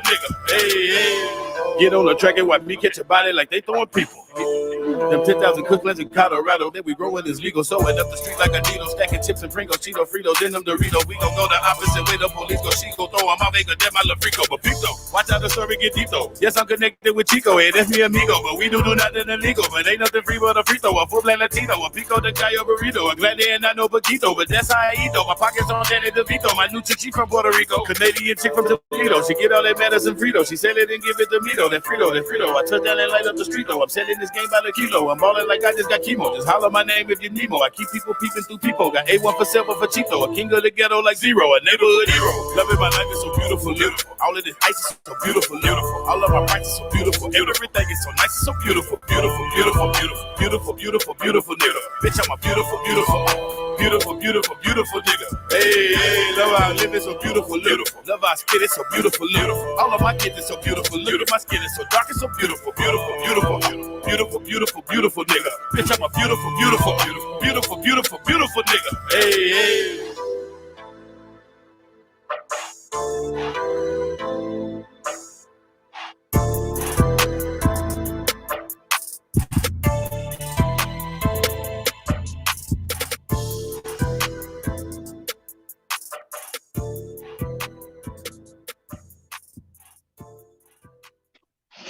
Yeah, my OG. Woo! I put that one on the back. I can't wait till that one's mixed and mastered. Damn, man. What's good, man? About to get back into this video right now. We got one of the teachers in the building, Aboriginal Pounds entered the building. Hey, let's get back to it, man. They were going in where we left off, man. And Dane just entered the building. she'll be back in rotation. We got to show some more of our beautiful, amazing Amazon Islander and American women. That's right. So for our brothers and sisters of the feather, man, we without further ado, I bring us back. Hold on. Yeah, Alabama. Bring us back to the autochthonous field with the guest, the medicine man, and Dane Callaway, and their brother Chief is also in there. Building. Yeah, man. I was like I said, man. I got out in the beginning, and I believe it's about to get hot. I remember you mentioning Nat Turner. They lied about Nat Turner, y'all. They lied, and I don't mean. Hear me out, y'all. Hear me out. It could have been a Nat Turner. But the story that we were told was royally incorrect. I went there and documented it on camera 3 times. There was no way in hell they were going to be able to catch him if that story was true. Those lands are so big. Houses were so separated. I mean, far apart. Far apart. Ain't no way they would have caught him in 3 days now. No internet, no cell phone. None. The person that, what his name was, Thomas Gray, created that story. And they're going to say that he was the lawyer for Nat Turner in the courtroom. When talk to him, National Archives said different. His name was Francis. What was his last name? It's in my video. Go back. This is documented. I exposed that. I just got on camera sitting in my truck, pissed off that they lied. I couldn't believe that they lied about Nat Turner. I couldn't. And I started to question Harriet Tubman. I started. I said, well, no, because that's what pissed me off even more. Let me stop right there. Oh, but Nat Turner, that story is a bald-faced lie. That's a lie. So who do you think he was? Do you think he was? Because like I said, I believe the story happened earlier than the story was told to us. Myself, I believe he might have been a Petchachanu. Petchachanu was Chief Powhatan brother or Powhatan brother or whatever. He was the one that was warring with them in the 1622. The Nataways? I'm sorry, say that again? The Powhatans and the Nataways? Yes, exactly. But his brother was named Petchachanu. Petchenu was the one, and they actually killed them. The police killed them, or whoever the people, the bounty hunters, or whoever was at that time, or whatever. But yeah, I mean, like I said, the stories don't add up. And when you do a lot of these, like you said, how the fuck did they catch them so fast? You couldn't have. How? That's now, impossible. I'm not going to say that Nat Turner, the person, wasn't real. I'm not going to say that because I have no proof to back that. But I do have proof that story is incorrect. That story is totally incorrect. And I was, let me not go too far, but Frederick Douglass. I got something coming out about Frederick Douglass. I got something coming out about him.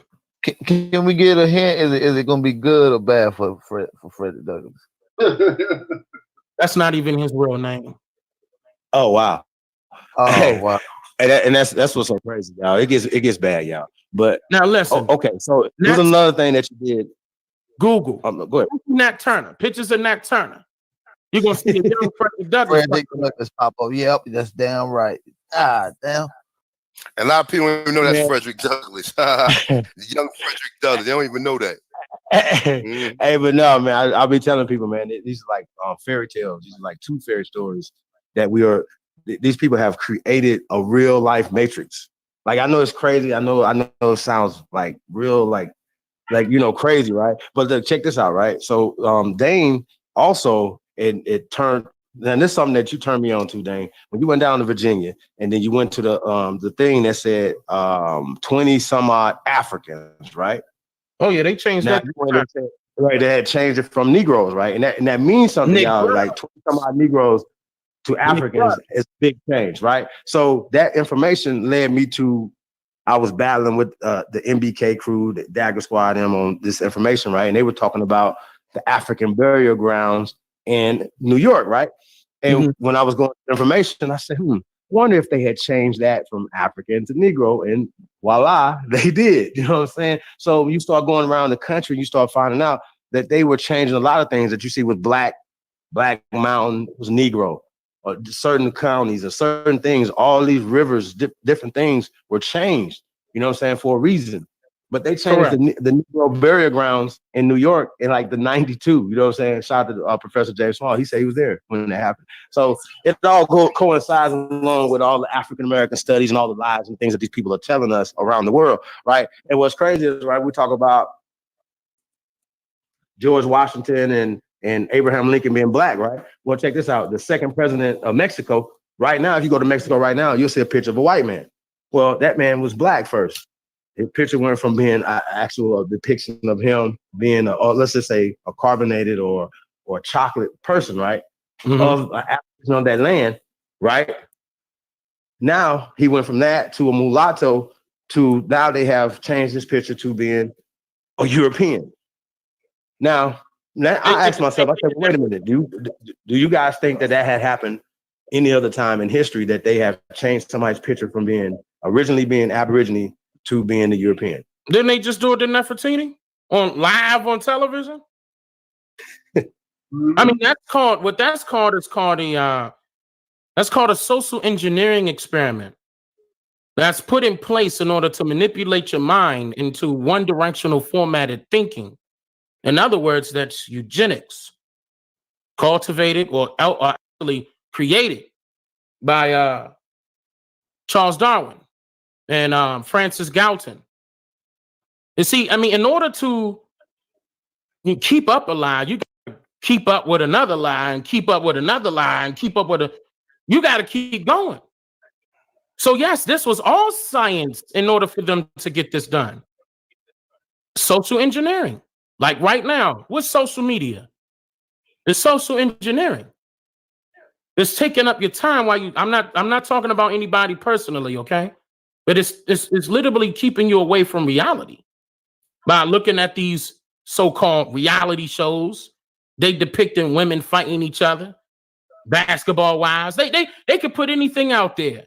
Black Panther, Wakanda in Africa, all this stupid stuff that they putting out to manipulate your mind into the way they want you to think. I mean, it's Jews running our music, and that's our culture.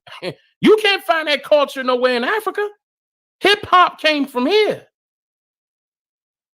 See, I mean, they got to control everything. And this is the reason why our people need to understand what they did in the past in order to correct the present so we can have a better future.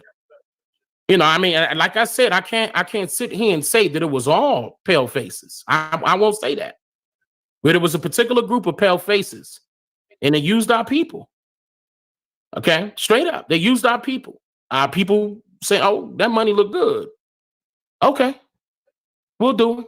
What you say, Master? That's the slaves. That's the slaves right there. And then technically, you still a slave unless you get rid of that slave number that's attached to your name in bold letters. They trading your name right now as stock in bold letters, like your business. You got to come up out of that system, fraudulent system that was created by the British government.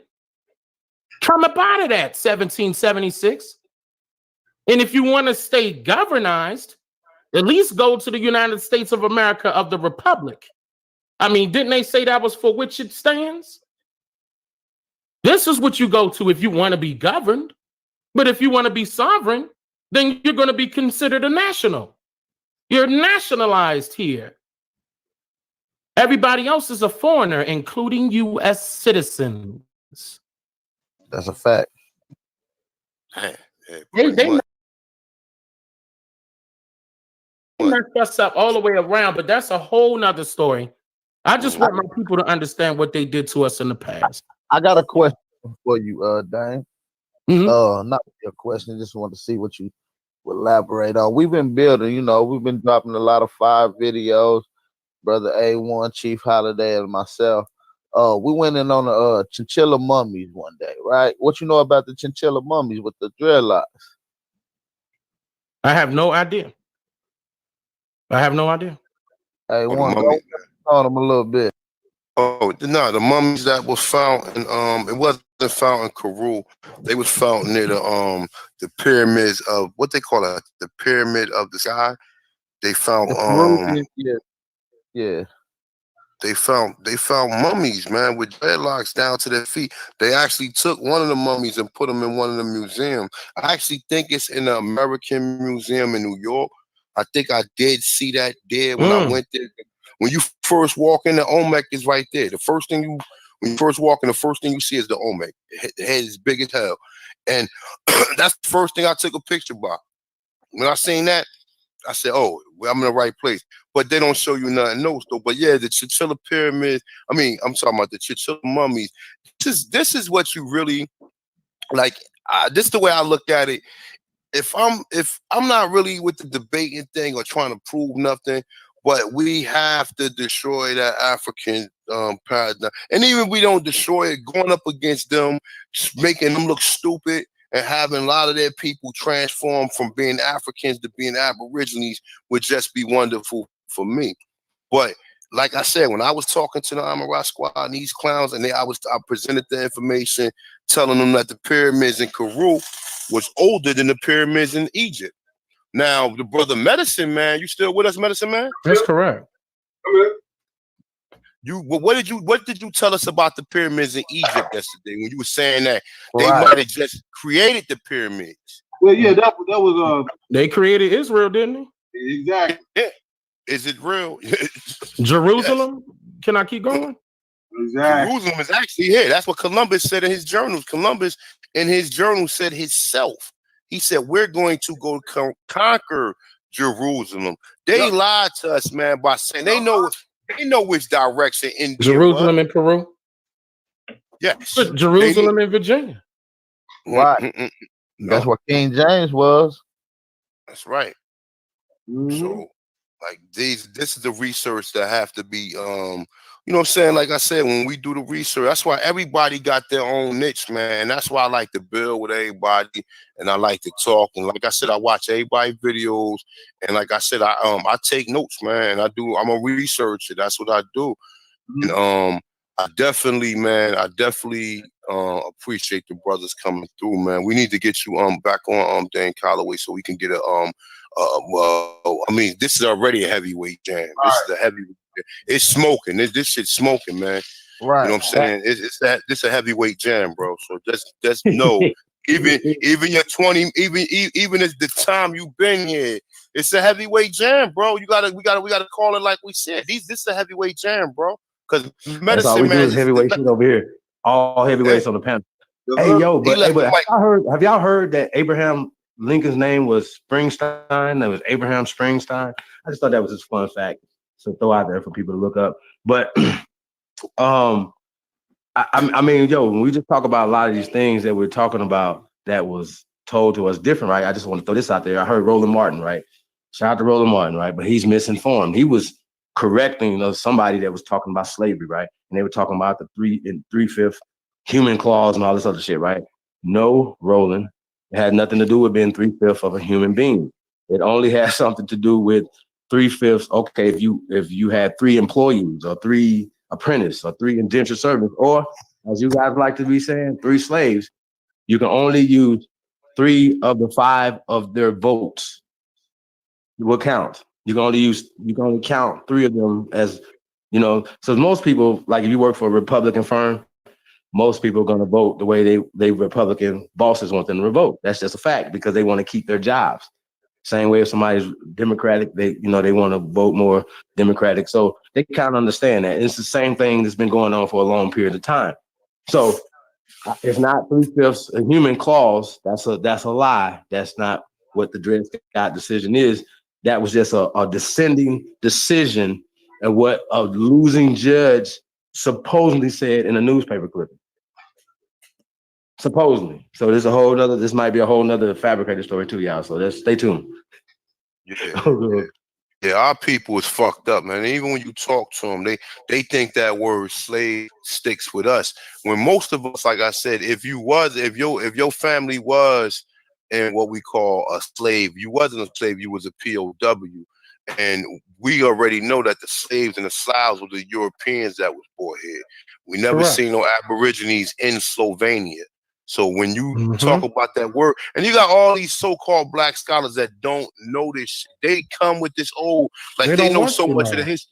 Yeah, I mean, but a lot of them brothers is brainwashed too, Callaway. I'm talking about, and they brainwashed to the point to where there is no point of return for them, because even when you put the information out there, they still ignore it. See, the worst, like my father said, there's nothing worse than an ignorant motherfucker, and not an ignorant person, that knows the truth, but still ignores it.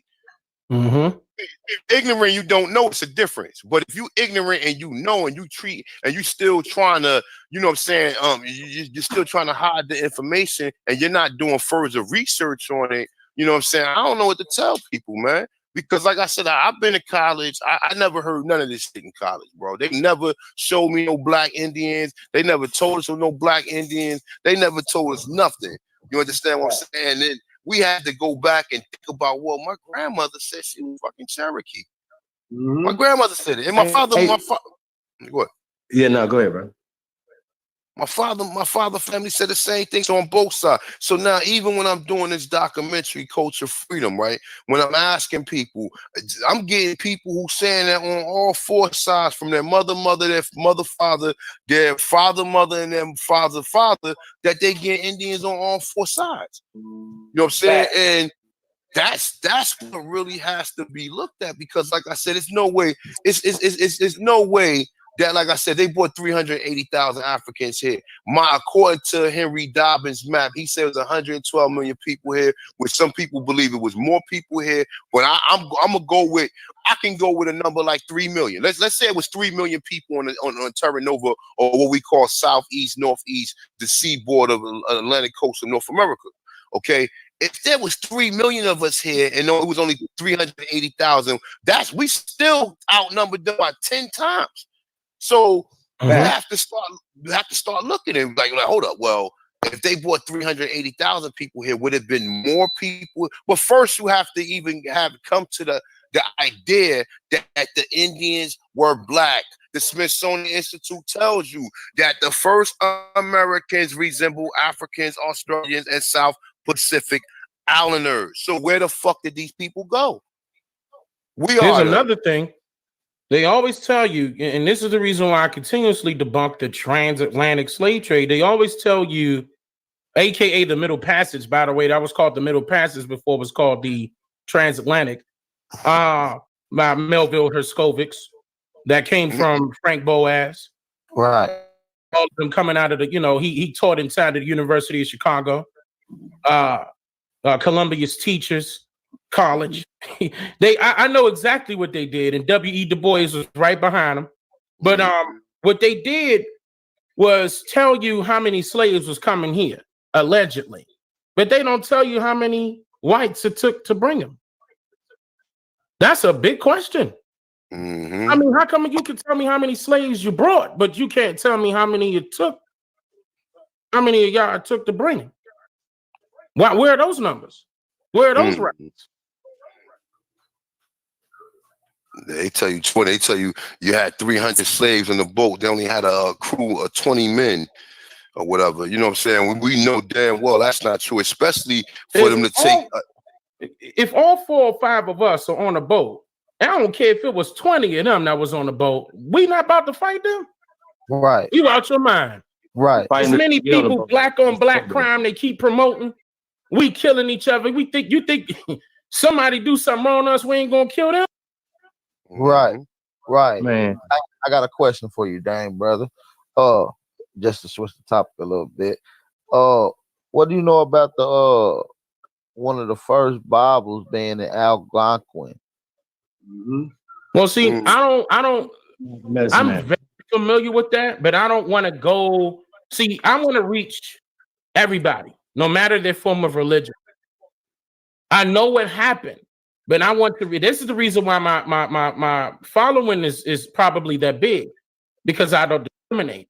I can't discriminate against somebody's personal belief, and I don't touch on those topics for that reason, because they could probably take it wrong, and I'm not trying to come off wrong. Like when I put out that video about who created the congregation of the Hebrews of Ethiopia, which in turn was turned into the Hebrew Israelites, that was all done by Wentworth Arthur Matthew in 1919. They got mad at me because I showed that Wentworth Arthur Matthew was side by side with Timothy Drew, aka Noble Drew Ali, and both of them was in New York.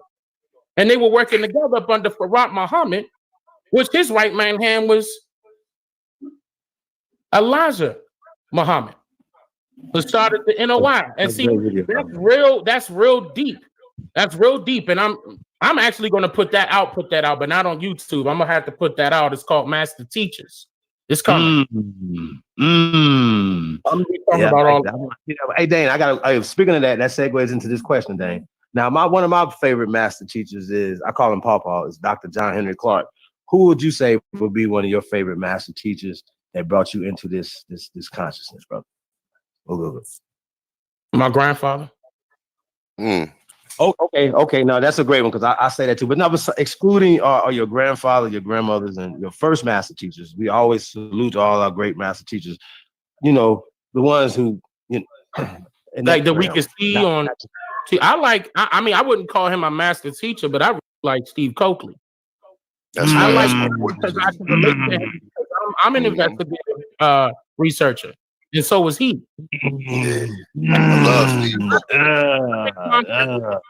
Steve Coakley Jr. That's my guy, and he gives me all of those stuff. I mean, even though he subscribed to the Pan-African agenda, I know Steve Coakley would have loved me, just like Dick Gregory loved me. May he rest in peace. But see, at the same time, I couldn't get too far into Dick Gregory because I knew for a fact that he was, of the blue. Okay, so I didn't want to go too far. But wait a minute. What does the blue mean, brother? He was some people. Excuse me. He was Boule. Oh, okay. Yeah. He was Sigma Pi Phi, big time. But I mean, at the time, his research team, in which they killed 2 of his people on his research team, I can never afford his research team. See, Dick Gregory was a millionaire, and he could afford that research team. I wish I could. But you said they killed 2 people. You said they killed 2 people on his research team. Yeah. They got. Yeah. Mm-hmm. They couldn't get him. So that I knew he had to be, because he always talk about his research team. He said he killed. Wow, yeah. See, that's how it goes, man. That's how it goes. Like I said, this information goes. Hey, but I think some niggas just be paranoid though, huh? When see, and that's the reason why they're coming at the Bill Cosby. Bill Cosby boule as well. I mean, that's the reason why I was showing people on the thumbnail when he was right next to his wife. Look at his badge. But who's against the boule though?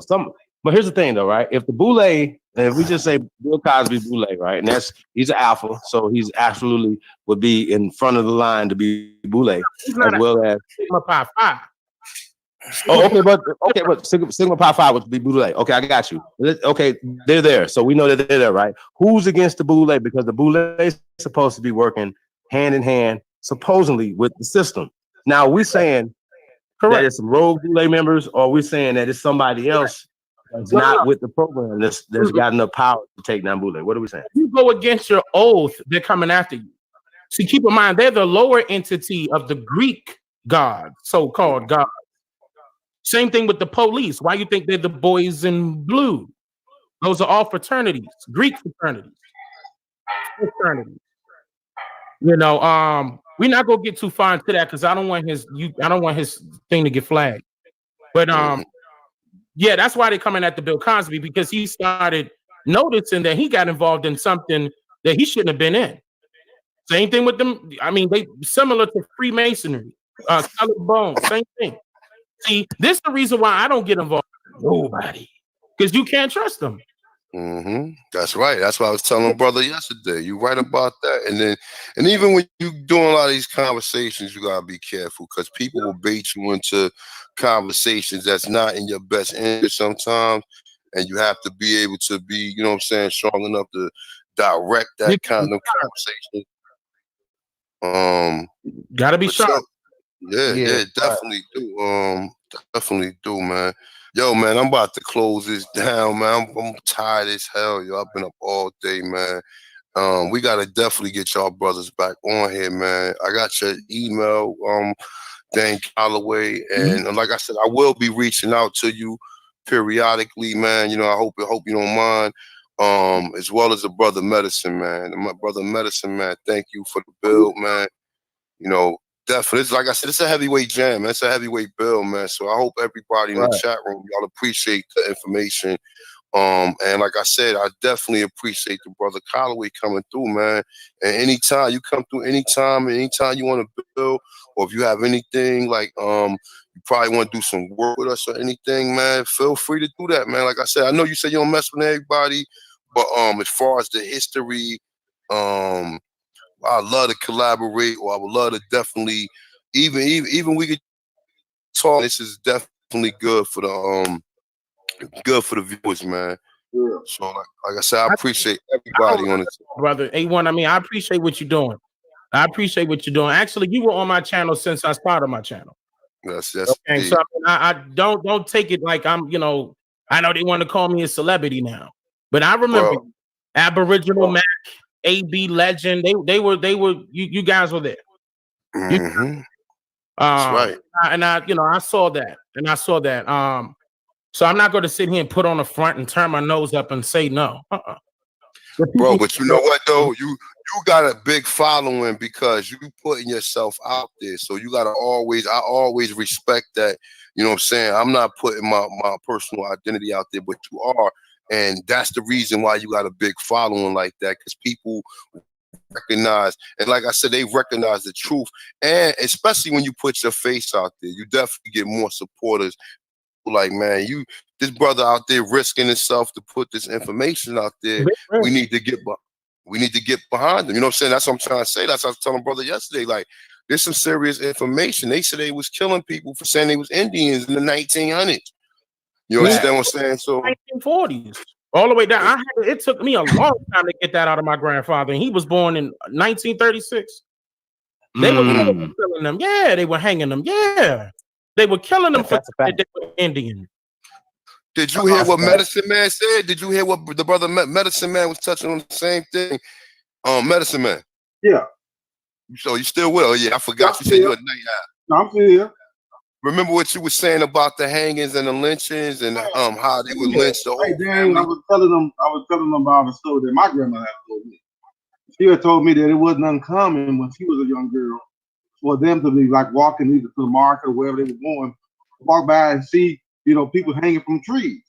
And she told me that how they were taking over some of the property where like they'll come through and hang a whole family, wipe them out and then take the property over.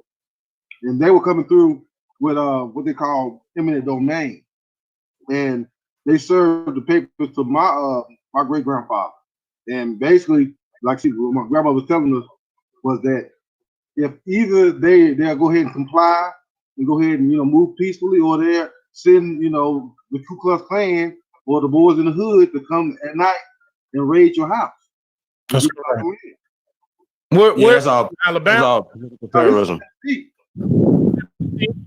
Yeah, this is Tennessee. Yeah, I mean, Yeah, that's exactly how it is. big time. I mean, but we were fighting back. Now I don't want anybody to get back. Mm-hmm. We were fighting. Right. Yeah, we still fighting. Hey, so Dane, I've heard they compared you to Dr. Martin Luther King Jr., right? In a flattering way, like your impact on the culture is as big as Dr. Martin Luther King, right? Now, and I want you to kind of address when he made the statement that when they came here, we had been here. You know what I'm saying? In that statement and stuff on one of the videos that you put out, brother. Yeah.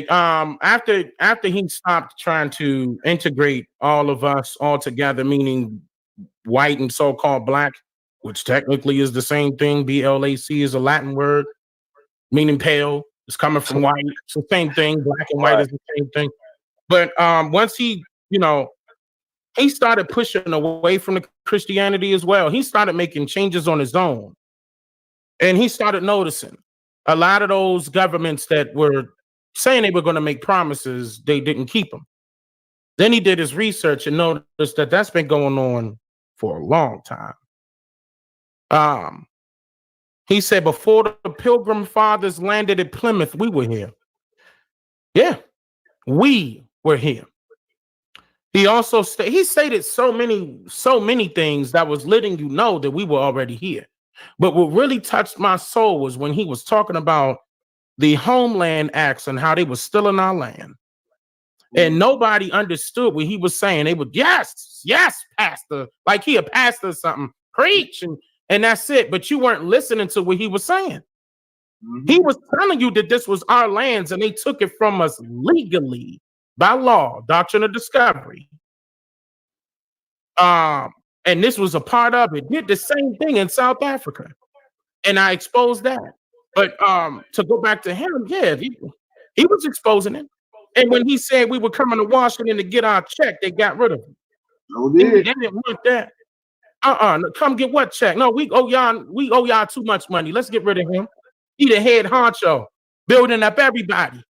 Now let's get rid of him. That's what they did. They said they did the same thing to Malcolm X. Yep. I'm gonna have a documentary about Malcolm X coming out. They did him dirty, right in front of his family. They did him dirty. They did him, and I know everybody would like to push the blame on Farrakhan. It's not Farrakhan. Farrakhan knew about it, just like Jesse Jackson did about Martin Luther King, but Farrakhan didn't do it. Nope. Farrakhan ain't do it. I'm gonna expose it, and I think I'm gonna probably push it into the master teachers because I know they probably not gonna let me put that on YouTube. But no, it wasn't Farrakhan. It wasn't Farrakhan. Yeah, that's great. Let me straight up say this: it wasn't the FBI neither. Yeah, I can't wait for that documentary. Sheesh. Yeah, man. I just think that's dope, Dane. And listen, man, we putting together in October, man, a powwow. So definitely love to invite you out to Vegas in October. Like a come out powwow? I mean, yeah, it's gonna be like a powwow, reunion, get together, That's all a powwow is. It's no family reunion, a cookout. We been. Yeah, absolutely. So we're gonna flip a little bit though, you know what I'm saying? Yeah, we're gonna be honored and this is our first of its kind out here in Vegas, man. It's a getaway. It's October. Vegas, okay. Yeah, man. So definitely, man, we're going to definitely reach You got to talk business tomorrow. I got to make sure that everything is lining up because I'm not going to state where, but I am traveling again. I am traveling again. I got to put some more stuff out. People got to see something. Y'all ever touched on the Grand Canyon yet with your followers? Yeah, I touched on it, but it's more research got to be done to it, like because you got like we could talk about they found hieroglyphics but we gotta really penetrate it. But you got people saying it. There's a couple people on couple videos who do touch on it, like a couple anthropologists and archaeologists or whatever. But for the most part, actually, there's a video where they show the inside of the Grand Canyon.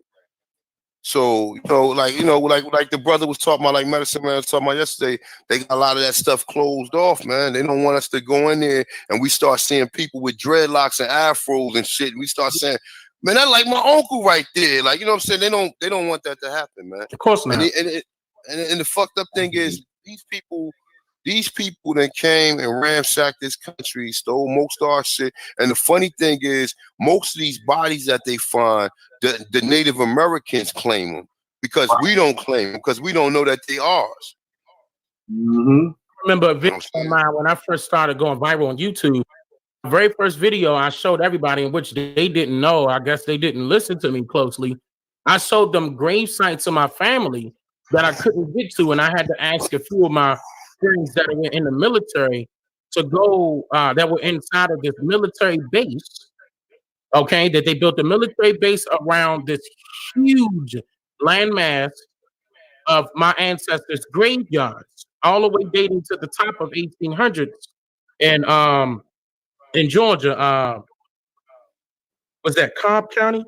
And they created and they changed it to Cherokee County. And what is the name of that? That is what part of Georgia is that?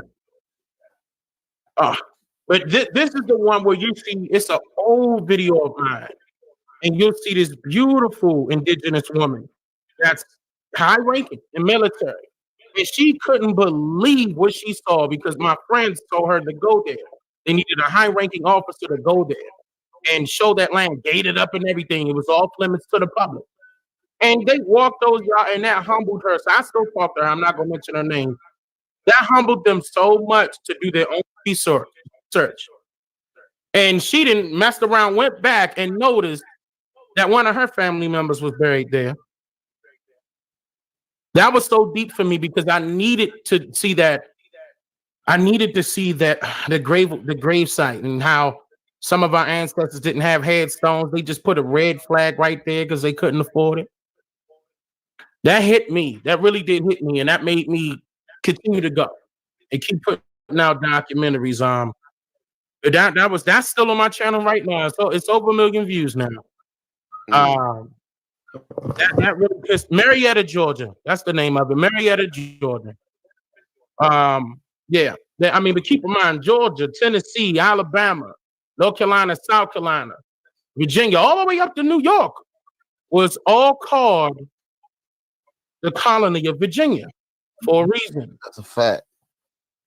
For a reason. The Virginia Company of London. All right. Virginia Company of London. And that's the reason why I don't get into the religious stuff, because those are the same people that were sent by King James, Sir Charles, okay, to come over here. And they created an organization called, what was it? The Congregation for Propagating the Gospel in Foreign Parts. They brought them here. They sent them here. And what they have in their hand, they had a Bible. And I'm not going to go too far. But before schools came, there were churches. They were teaching us, or our ancestors, in churches before schools were created. Then when schools were created, there were Indian schools. Right. There wasn't that many schools, y'all. Nope. Woodrow Wilson started the school system that you see now, which is called the compulsory public educational institutions, the public schools.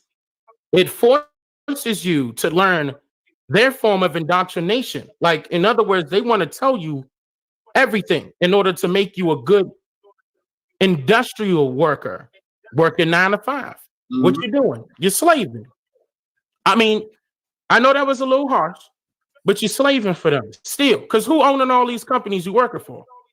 Be honest. That's true. I mean, you getting pennies to their dollar, and they making heavy money off of your work.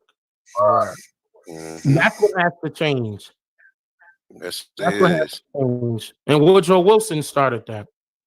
And this is in top of 1900s. We gotta change that. Gotta change that. Once people started going into business for themselves, that will overthrow the government. We wouldn't need a government. We're governing ourselves. We got our people, not we don't. Let me not say that. We don't have our people thinking this, but they got our people thinking that we need the government in order to survive. That's backwards. The government needed us in order to survive. What would they do without those so-called black Republicans? It wouldn't be a Republican Party. It wouldn't have existed. Somebody said Lex Will. I like Lex Will. Shout out to Lex Will. Lex Will, I noticed he does good research too. I like how he break it down. Lex blocked me. Laugh out loud. Now Lex a good dude. I mean, but see, I know Lex touches on the religious side. Right. Of course, I wouldn't want to. I would throw my hands up on that because I wouldn't want that. That stops your progression of reaching other people. When you start subsidizing yourself to one lane, you're not reaching all of your people. So I wouldn't want to do that. But I mean, yeah, he does good research. He does good research. I remember he came into one of my comments, and I want him to know. I don't know if he watches this.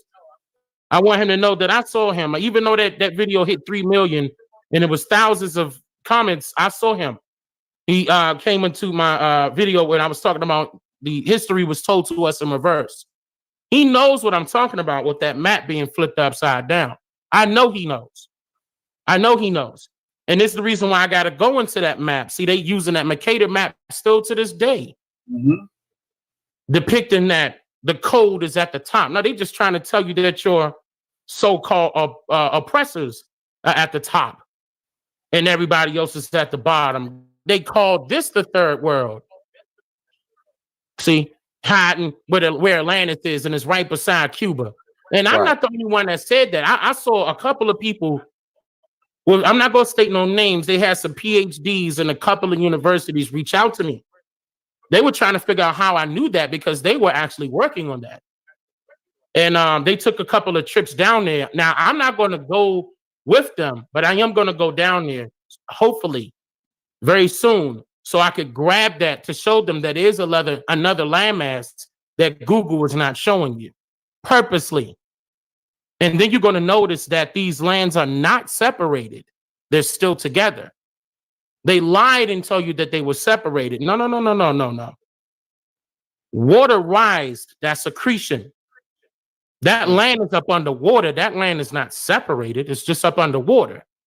But not all of it is up underwater. And that's the thing that our people need to see. The Mississippi River is not a river. They still to this day trying to hide it right now and throw dirt on it, literally. And I'm right near it right now. Okay, just a certain part of it. But you don't know where that Mississippi River ends. And if you try to Google Mississippi River right now, they won't show you it. Google map Mississippi River and they won't show it to you. They hiding it. They know what they're doing. And Lex Will also caught that. And I see that he caught that. And I'm glad he did because they were our people need to know that they've been lying because that's the river that we or so-called trail that we took in order for us to trade with the Africans, whatever they want to call them. They wasn't even called Africans, but we were trading with them. We had the tobacco, we had the rice, we had all of that here. We had the majority of the resources. They needed us. They couldn't grow those same things out there. Right. A totally different landmass, dried up. I mean, I know they probably okay now, but back then, right, They weren't looking like how so-called America was looking then. Mm-hmm. And this is what they're lying about. And I mean, this needs to come out. It needs to come out. So A1, I don't have no problem. I mean, we could do this again. Medicine Man, good work. I've been seeing you as well, brother. I've been seeing you. Well, I'm just catching up to everybody that's doing that. Okay, I'm gonna be honest. I know I missed out. Okay, I know I missed out because I barely watched YouTube. Honestly, I've been busy doing my own thing, and I didn't even know it was others until they started commenting. Now I'm seeing Aborigine. I'm like, wait a minute, is he doing it? And I click it, and I'm like, good.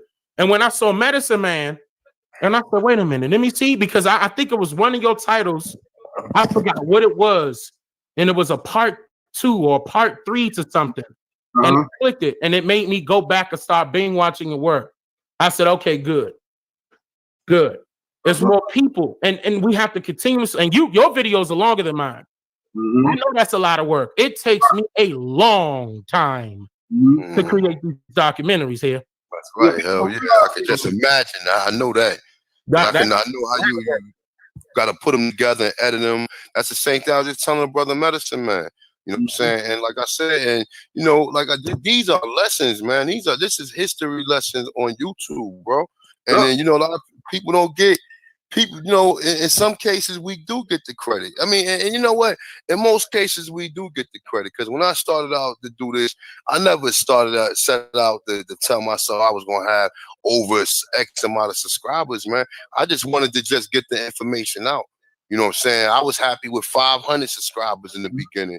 You know what I'm saying? But at the end of the day, I mean, we all put the information out there. A lot of people know who we are. They know who the Aborigines is. Like I said, I like to appreciate everybody came through tonight. Definitely Brother Medicine Man, definitely Dane Callaway, Chief Holiday, AAP, my brother Carl. I definitely appreciate everybody, y'all. And like I said, I'm gonna be in contact. No doubt. I'm gonna definitely be in contact with you, Callaway, so we can do this again. Like I said, we can have some more brothers on the chat room. Like most of the time, most of us, we get straight respectful, man. We ain't with the bullshit, and we just try to keep it. And we try to keep it respectful, because you got a lot of people out there who want more, trying to cause confusion amongst us. Some of us are Aborigines, man. And like I said, I'm gonna be honest with you. I noticed that a couple of people were showing it to me. I see a lot of people are making up rumors to slander my name, and that's outside of the Pan-African community. I'm thinking about arresting them, but it's no point really, because I guess they're upset because I wasn't reaching out to them. But keep in mind, you guys can easily reach out to me. If there's an issue, all of my stuff is public. My name is real. Like, what's the problem? We're all in this together. You know what I mean? And this is for the other ones that claim that they created this first. I never said that I created this first. That's right. My stuff took off. And that's good, because it turned it's helping you guys out. And I'm not talking about you, A1. I'm talking about those particular people, okay? Bro, you helping me out. I ain't gonna front. You helping me out by mentioning my name or giving me a shout out, brother. That helps me out. Like I said. I know that. And I know you. That's what I just told the brothers on the chat. I said, this brother always shout me out, bro. Like, I ain't got nothing bad to say about the brother. But like I said, there's a lot of confusion. A lot of brothers and then, you know what? It ain't nothing over nobody said nothing about nobody mother. Nobody hurt nobody. Nobody done did nothing. It's just over one word. In the brother, I just want to use Chief Holiday as an example, right? Chief Holiday is blamed for being somebody that he wasn't in somebody's chat room. And when the brother found out that it wasn't him, he still kept on blasting. He still kept on talking slick about Chief Holiday. Now, most of us, we don't talk about nobody. All we do is talk about the information. If we reference people, it's due to the information. It ain't referencing nobody saying, I don't like this person. Or he took. Nah, because at the end of the day, none of this information is mine. None of this information is mine either. But they make it seem as if I'm the one that created this information. I'm like, wait a minute, guys, you're being misconstrued here. What's going on? We on the same page, number one. Number two, why are you lying, saying that I'm conning the people, and I'm talking about this so-called Aborigine community now. That this is beside the pan. I see they turning this into the pro-black type of thing, and they want to argue, scream, and yell. And I see that, and I'm like, that's embarrassing. You belittling yourself on top of that, because people that follow you follow me, and they come back and tell me what you said. And I'm like, wait a minute, guys, what are you doing? What's the issue? You could just easily call me. I'm right here. I'm very accessible. I mean, yeah, you can. Once again, I'm gonna state this again. You can claim that I'm a celebrity, but I don't claim that. I'm a regular person. I'm a regular person, regular human being. You don't see me on Fox 5 and Coonan, and I'm not doing any of that. Don't hate the people that's doing that, but that's just not me. That's just not me. Let me ask you a question. Would you ever go on the Breakfast Club, brother? Yes, and also on the Breakfast Club. Yeah, we're going to get you on there. I will go on the Breakfast Club. A friend of mine told me to ask you. Charlemagne out. Woo! Yeah, it'd be dope. What is your policy on people sharing your information, brother? Like, can somebody post your videos on their channel? As long as they fill out you got to have a license to use in film, because all of my stuff is copywritten for real. And if YouTube sees that you put it up, they will take it down, and sometimes they will take down your channel. Even if you say fair use, my stuff is copywritten. That's not fair use. You got to have permission. It's just like if you use somebody's music right now and they flag it and tell you it's copywritten. It's the same thing. I literally go out and thank goodness that I have people that do donate and do support me on Patreon, because if it wasn't for that, I wouldn't have any of this, period. Okay, because that stuff costs money. I got to have a license to get all of the stuff that I'm using. And then it costs money to get the research. I'm not borrowing somebody's information. I'm going to go get it myself. You gotta read, and you gotta take that. It's like being in school all over again, bro. And it's like, but it's something that you enjoy doing, or it's something that we might enjoy. Just like the brother Medicine Man said, like sometimes he get in the zone. I get in the zone too. Like I get them zone moments a lot. Like even I just did a video on 103 facts about the Black Indians of Western Hemisphere. Ran through all of them. I got that book. Yeah, I mean that's a beautiful book, bro. That's beautiful. Yeah. I couldn't believe it. He what? He sent it to me personally. That book was. I remember when that book was $1 million. Yeah. And then it went down to 500,000, and I tweeted about it. I couldn't believe he sent that to me. I thought it was fake. And then he sent me a note, and he really appreciated it, and I really appreciate him. And he uses like this anonymous long name, but apparently he doesn't want his identity out there. But yeah, I really appreciate that. But I'm.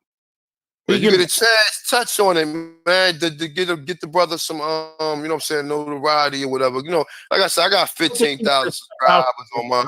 Honest. I don't think he wants stuff out there. I don't think he wants it out there. I think he's afraid because he pulled from certain sources that he shouldn't have been pulling from and making it public. And I was trying to find out why, and I can't even put my finger on why he's doing that. I don't know why he's doing that. I mean, but he is super incognito. It's hard to find him. Yes, yeah, he's very hard to get in contact with.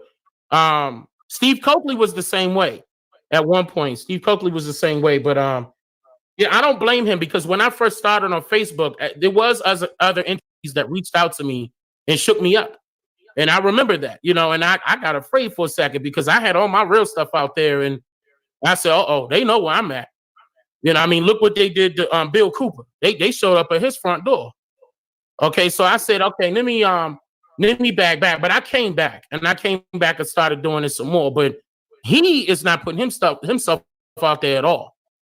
Yeah. But his book is very good. His book is very good. I just don't understand. I don't understand why he doesn't want to go out there and start putting his stuff out there.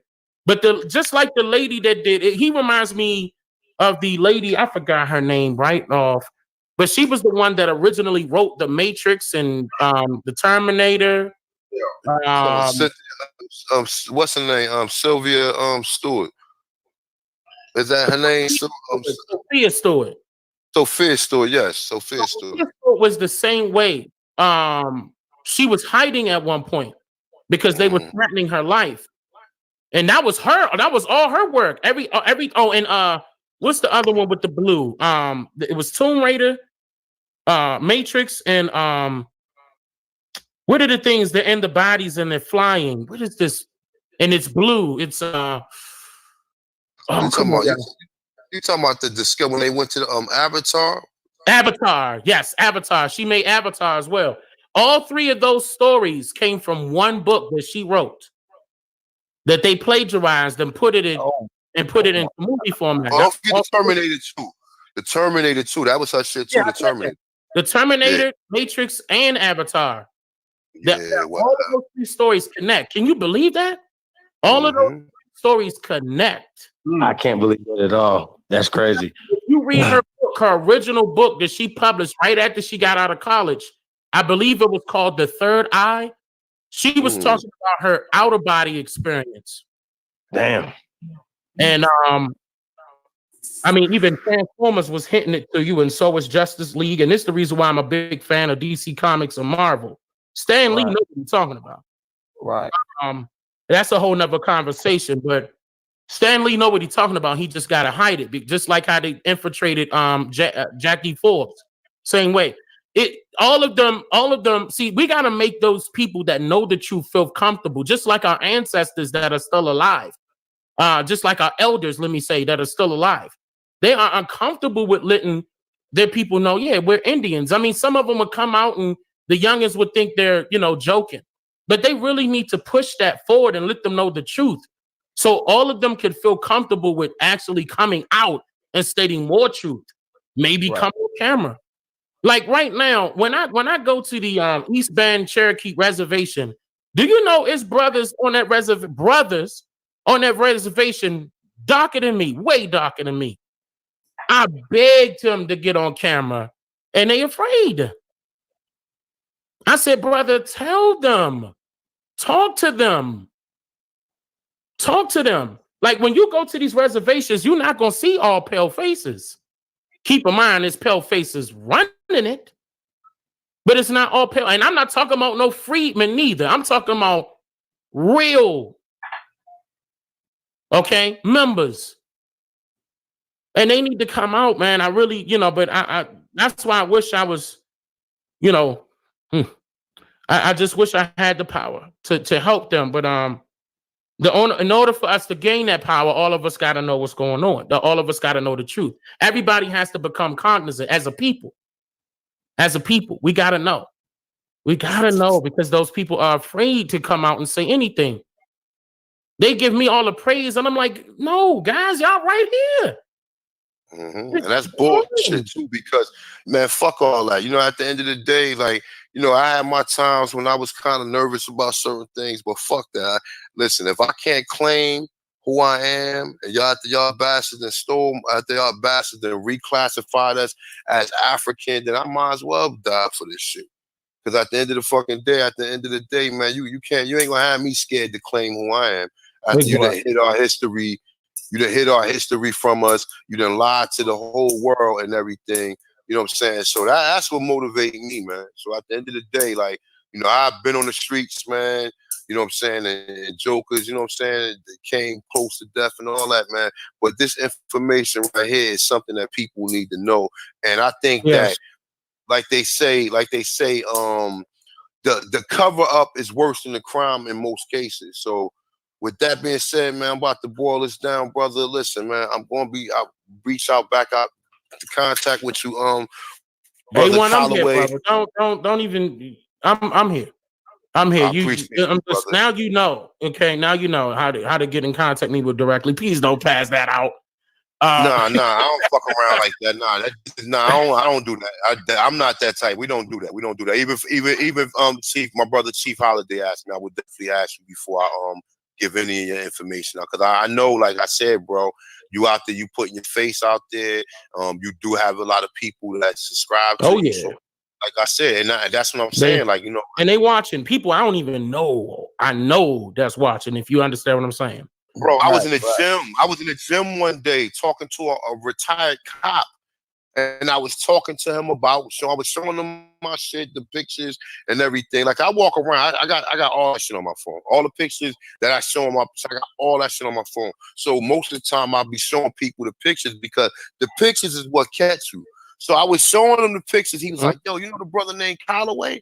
I said, what? You know Dan Callaway? I said, wow. And I was amazed. And then after that one time, it's like everybody that I kept showing, like today, I was in Aldi's and shit, and there's a brother and his mother being there. They Cherokee, they know they Indian. They was like, yo, we be checking out Dan Callaway. I said, Dan, y'all know Dan. I said, that's what's up, man.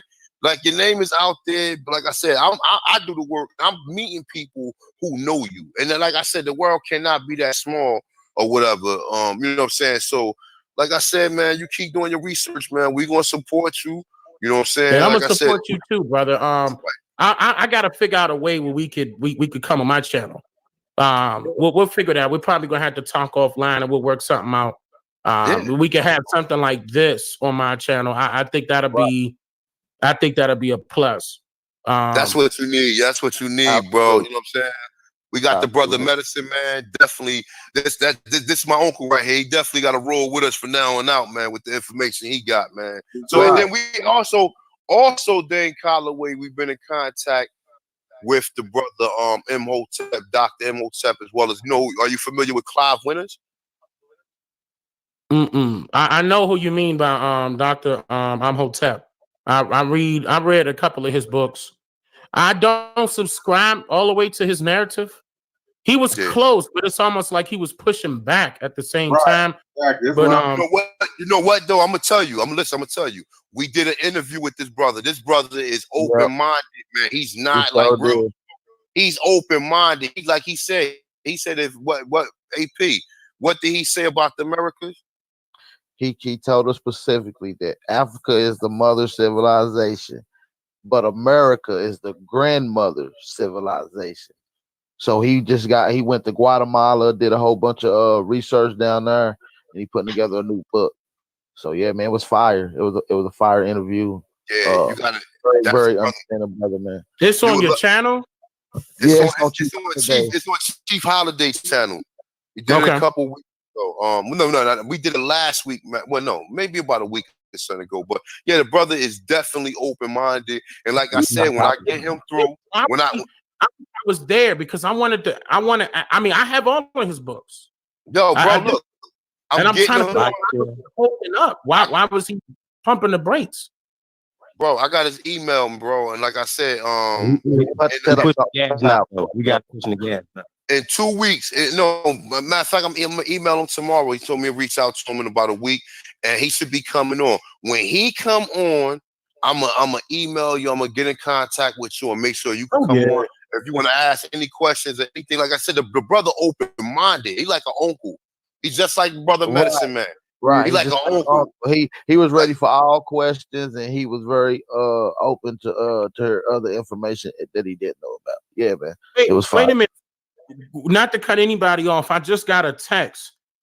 Medicine Man, I'm not trying to put your whole name out there. Are you Reggie? That's me. Okay, yeah, I saw you on Facebook. Yeah, that's where I started from. Yeah, that's where I started from. Yeah, no, we were. Yeah. Okay. We're gonna have to talk offline. Yeah. That's who I am. Somebody just text me. Somebody just let me know. No, get in touch. I mean, if you want to give him his contact, or I can if it's okay, Medicine Man. Yeah, I email Dan Callaway your number and your contact. Give him like I said, you build from there. Like I said, this is what we got to do. A lot. I saw Reggie a lot, especially when I first started. We were basically practically doing the same thing. Right. And this guy named, and he always posts up. What's this guy's name on Facebook? I can't remember his name. Every time he posts a comment, he throw a whole book. What is his name? I can't remember his name. But both of you guys kind of remind me of each other. I'm surprised he doesn't have a YouTube channel, the guy I'm talking about. But he's a good guy too. He's a good guy Dane, too. when you get a chance, subscribe to tribeup.app, and we won't.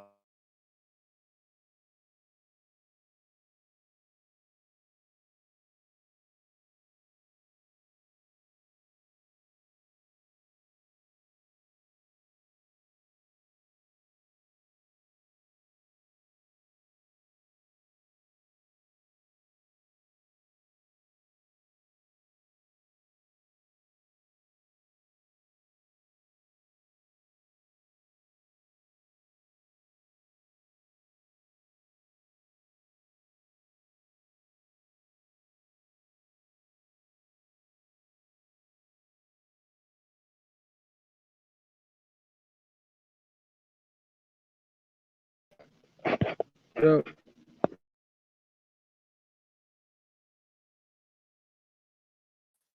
And I'm putting that all in my book. I'm going to have what's it called? The ebook versions as well, just in case somebody can, you know, I mean, just in case they want that, they can have that as well. But yeah, it will be a physical book, and which is weird because I'm going through the same company that Dr. Hotep went through, and to publish it. But yeah, that's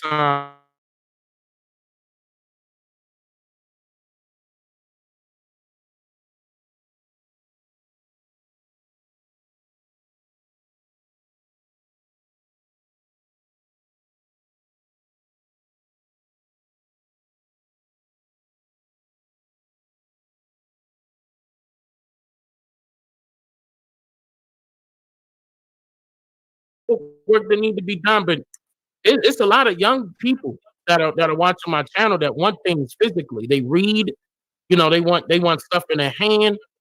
I gotta give it to them. That's our responsibility, guys. Right. That's our responsibility. Hey, No, go ahead. I got a comment for Medicine Man. Yeah. Medicine Man, Charlotte Shepherd said it's great to put a voice with your face and your name. That's why I told you, brother. Like I'm telling you that Charlotte, yeah, she's been with me from day one. Yeah, she's been on Facebook a lot too. That's the reason why I do the video. Now she know that. Her and Miss Roslyn, Mr. Roslyn. Yeah, they're very good people. They're very and research. I love it when I see that they research something and they post it. I love that. And see, they start. Yeah, and see they're older women on top of that here. Older women. That's why I'm so proud of them. Right. I'm so proud of them. But you know them the ones who know though, Callaway, because them the ones that family told. Because these new kids, a lot of them don't know. They heard they got Indian, but most of the older people know the tribe that they came from. Or they knew the tribe that their grandmother said they was from. You know what I'm saying? So correct. No, and I was on the phone with Sister Roslyn before I started talking to Reese and the rest of those guys. I talk to her all the time. Miss Charlotte, I appreciate you. That's what's up. Okay. I can't comment like I used to on Facebook because you know what they doing to me on Facebook, Miss Charlotte.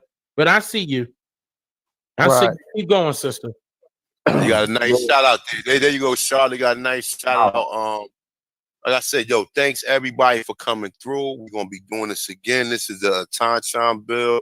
We get together on Sunday and build like this. And like I said, man, shout out to everybody that came through. I appreciate everybody. I appreciate everybody that's in the chat room. Appreciate the brother Dan Callaway, brother Medicine Man, brother AP Aboriginal, AP Original, brother Chief Holiday, as well as my brother Carl. We all in the house, man. And with that being said, man, get y'all final piece, man, before we get out of here. Yeah, man. I just want to say, it's always a pleasure, brother. A1, let me on your panel and shit. Dan Callaway, man, we love your work, man. We just want you to come and build with us like this, man. The people need it, and it's a treat for them, man, to interact and see, you know, it's other people out here pushing this information. Chief Holiday, ooga, brother, man. This is Aboriginal power, by the way, man. Black Aboriginal power. You know what I'm saying? We all we got, y'all. Let's stick together. I totally agree. I mean, what I can say in closing, I mean, I'm not gonna stop. We're not gonna stop. We can't. We doing this for our ancestors. We doing this for the past generations, this generation, the future generations. They gotta know. They gotta know. We owe it to them. Let's make sure they didn't all die in vain right now. That's right. I mean, peace to everybody on the panel. Peace to everybody in the chat. I'm gonna see y'all later. Yes, sir. No doubt, brother, man.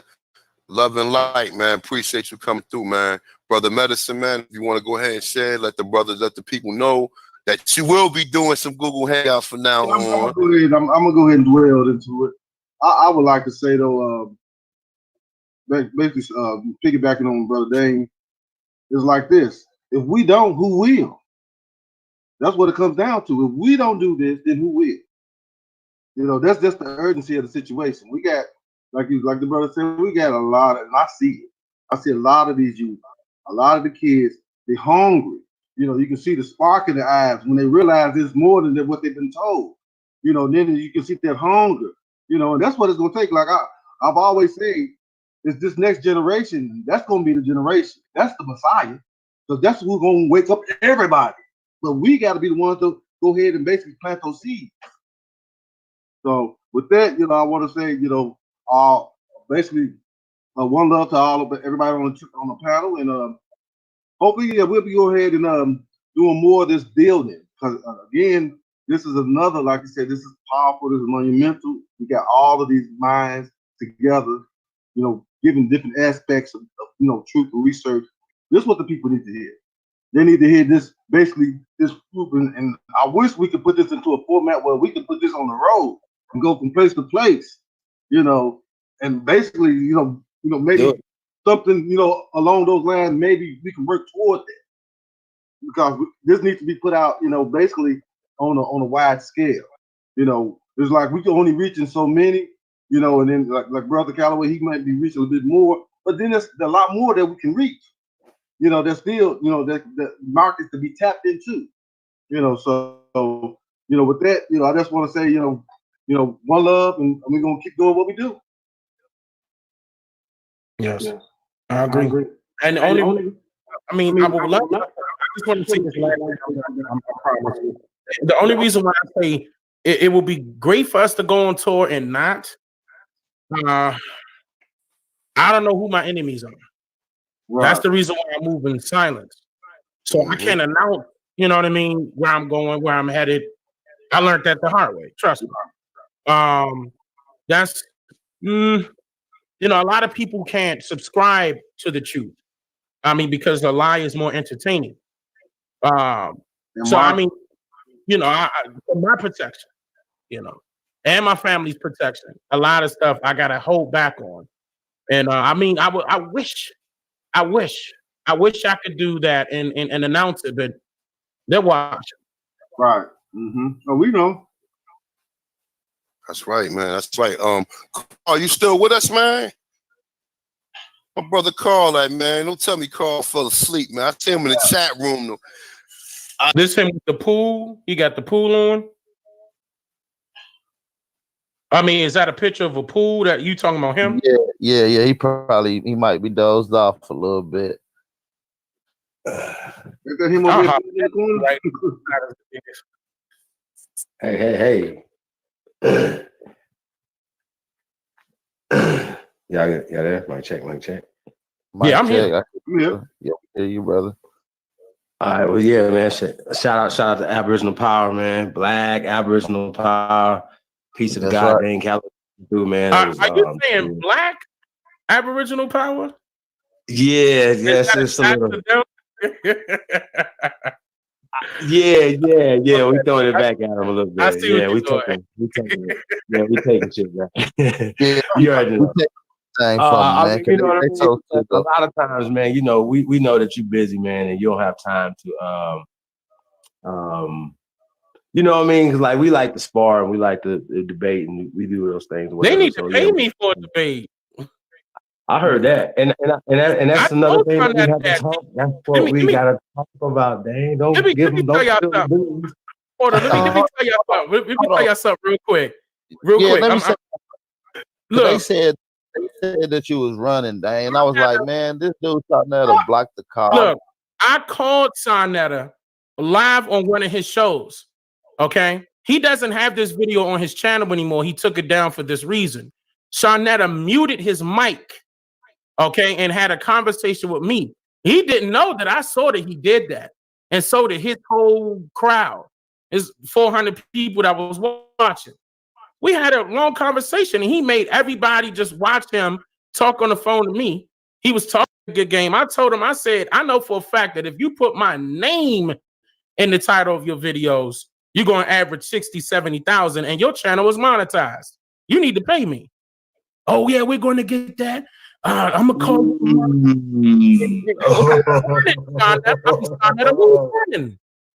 If you want to debate me, I don't got no problem. I mean, what we going to do? Debate your facts all day long, go back and forth, and it ain't going to do nothing for real. But if you want to waste my time, pay for it.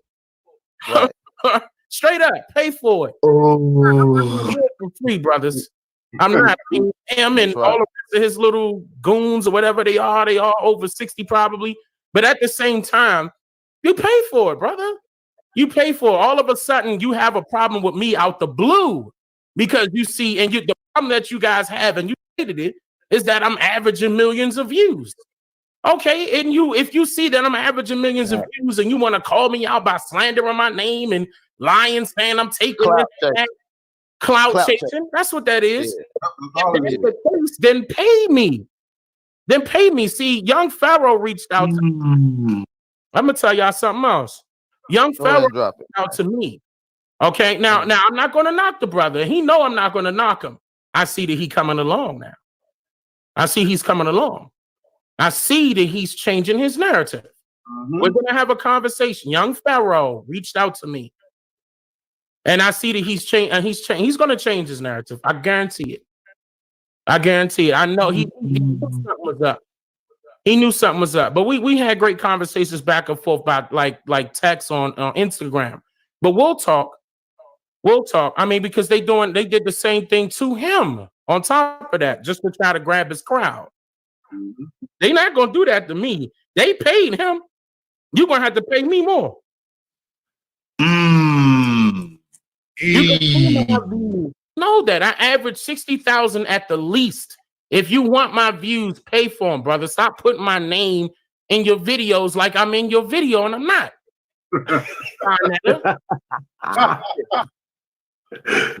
But I mean, that's if they wanted to pay for it, I don't got no problem.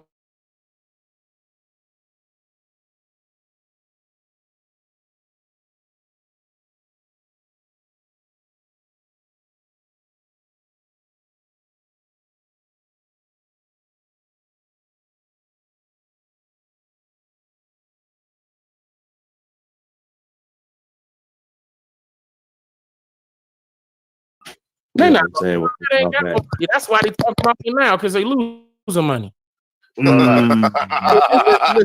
Listen, Dane, brother. That's my channel. That's why we rock with you, brother. You don't do nothing but keep it truth, man. You ain't nothing but truth, brother. And that's why we respect it, and the people respect it, man. This is a great treat for the people that was actually tuning in to the chat, man. I'm pretty sure they had a blissful night beer with the brother on time. We've been going in 6 hours strong, brother. Yeah. 6 hours a day strong. So you live streaming for 6 hours? We've been going hey, look, you ain't even and you ain't playing the video like that's a heavyweight jam. Yeah, the heavyweight jam for sure. It's a heavyweight jam, bro. That's how we do it, brother Callaway. You know what I'm saying? We're getting in on Saturday, Sunday. Like I was actually trying to get up out of here around 12, but Medicine Man kept going in so good. I was like, you know what, man, go keep building. And I got my second little energy to stay up a little bit. So, it is what it is, though. But listen, man, I love y'all brothers, man. Shout out to all the Aborigines, man. Shout out to all the people who support. Shout out to all the people who come through to learn this information, man. No matter if you get it from me, you get it from Callaway, you get it from Medicine Man, you get it from Chief Holiday, you get it from AB Power, whoever you get it from. Just bring it to yourself and just come to some realization that you're here for the truth and you want to know who you are. So with that being said, man, this is the Time Bill. Like I said, I like to thank my the people that came through. Then Callaway, Brother Medicine Man, Chief Holiday, AP Power, my brother Carl. So with that being said, man, we are out. We'll be back next Sunday, man. Peace. Peace to everybody in the chat. And peace. Peace to everybody out there in the time. All right, peace. Okay.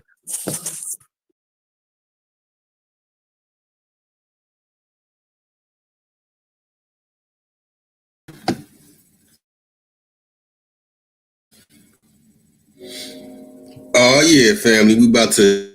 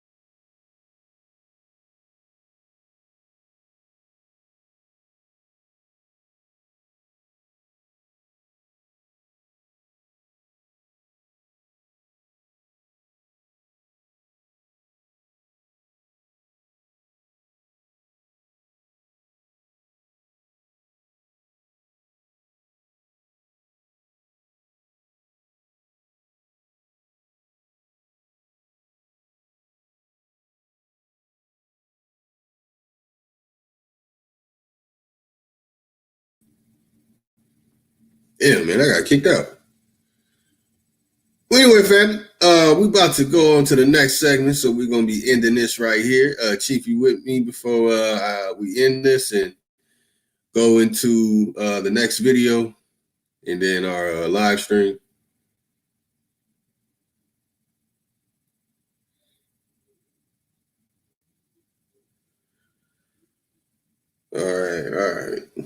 All right, Chief. So I'm closing out here. Everybody in the chat, y'all. We about to go on to the next video that we'll be going in. Will be a toxinous one and Chief Holiday. And then we're gonna go in on that the missing monkey link. Boy, I can't wait to do that. I know I put 10. I know y'all okay. Y'all don't beat me up over that, man. Come on now. Yeah. Yeah. Okay. So, all right, brothers and sisters, we'll be kicking off the next live stream right now. So, going on over to that live stream. Peace.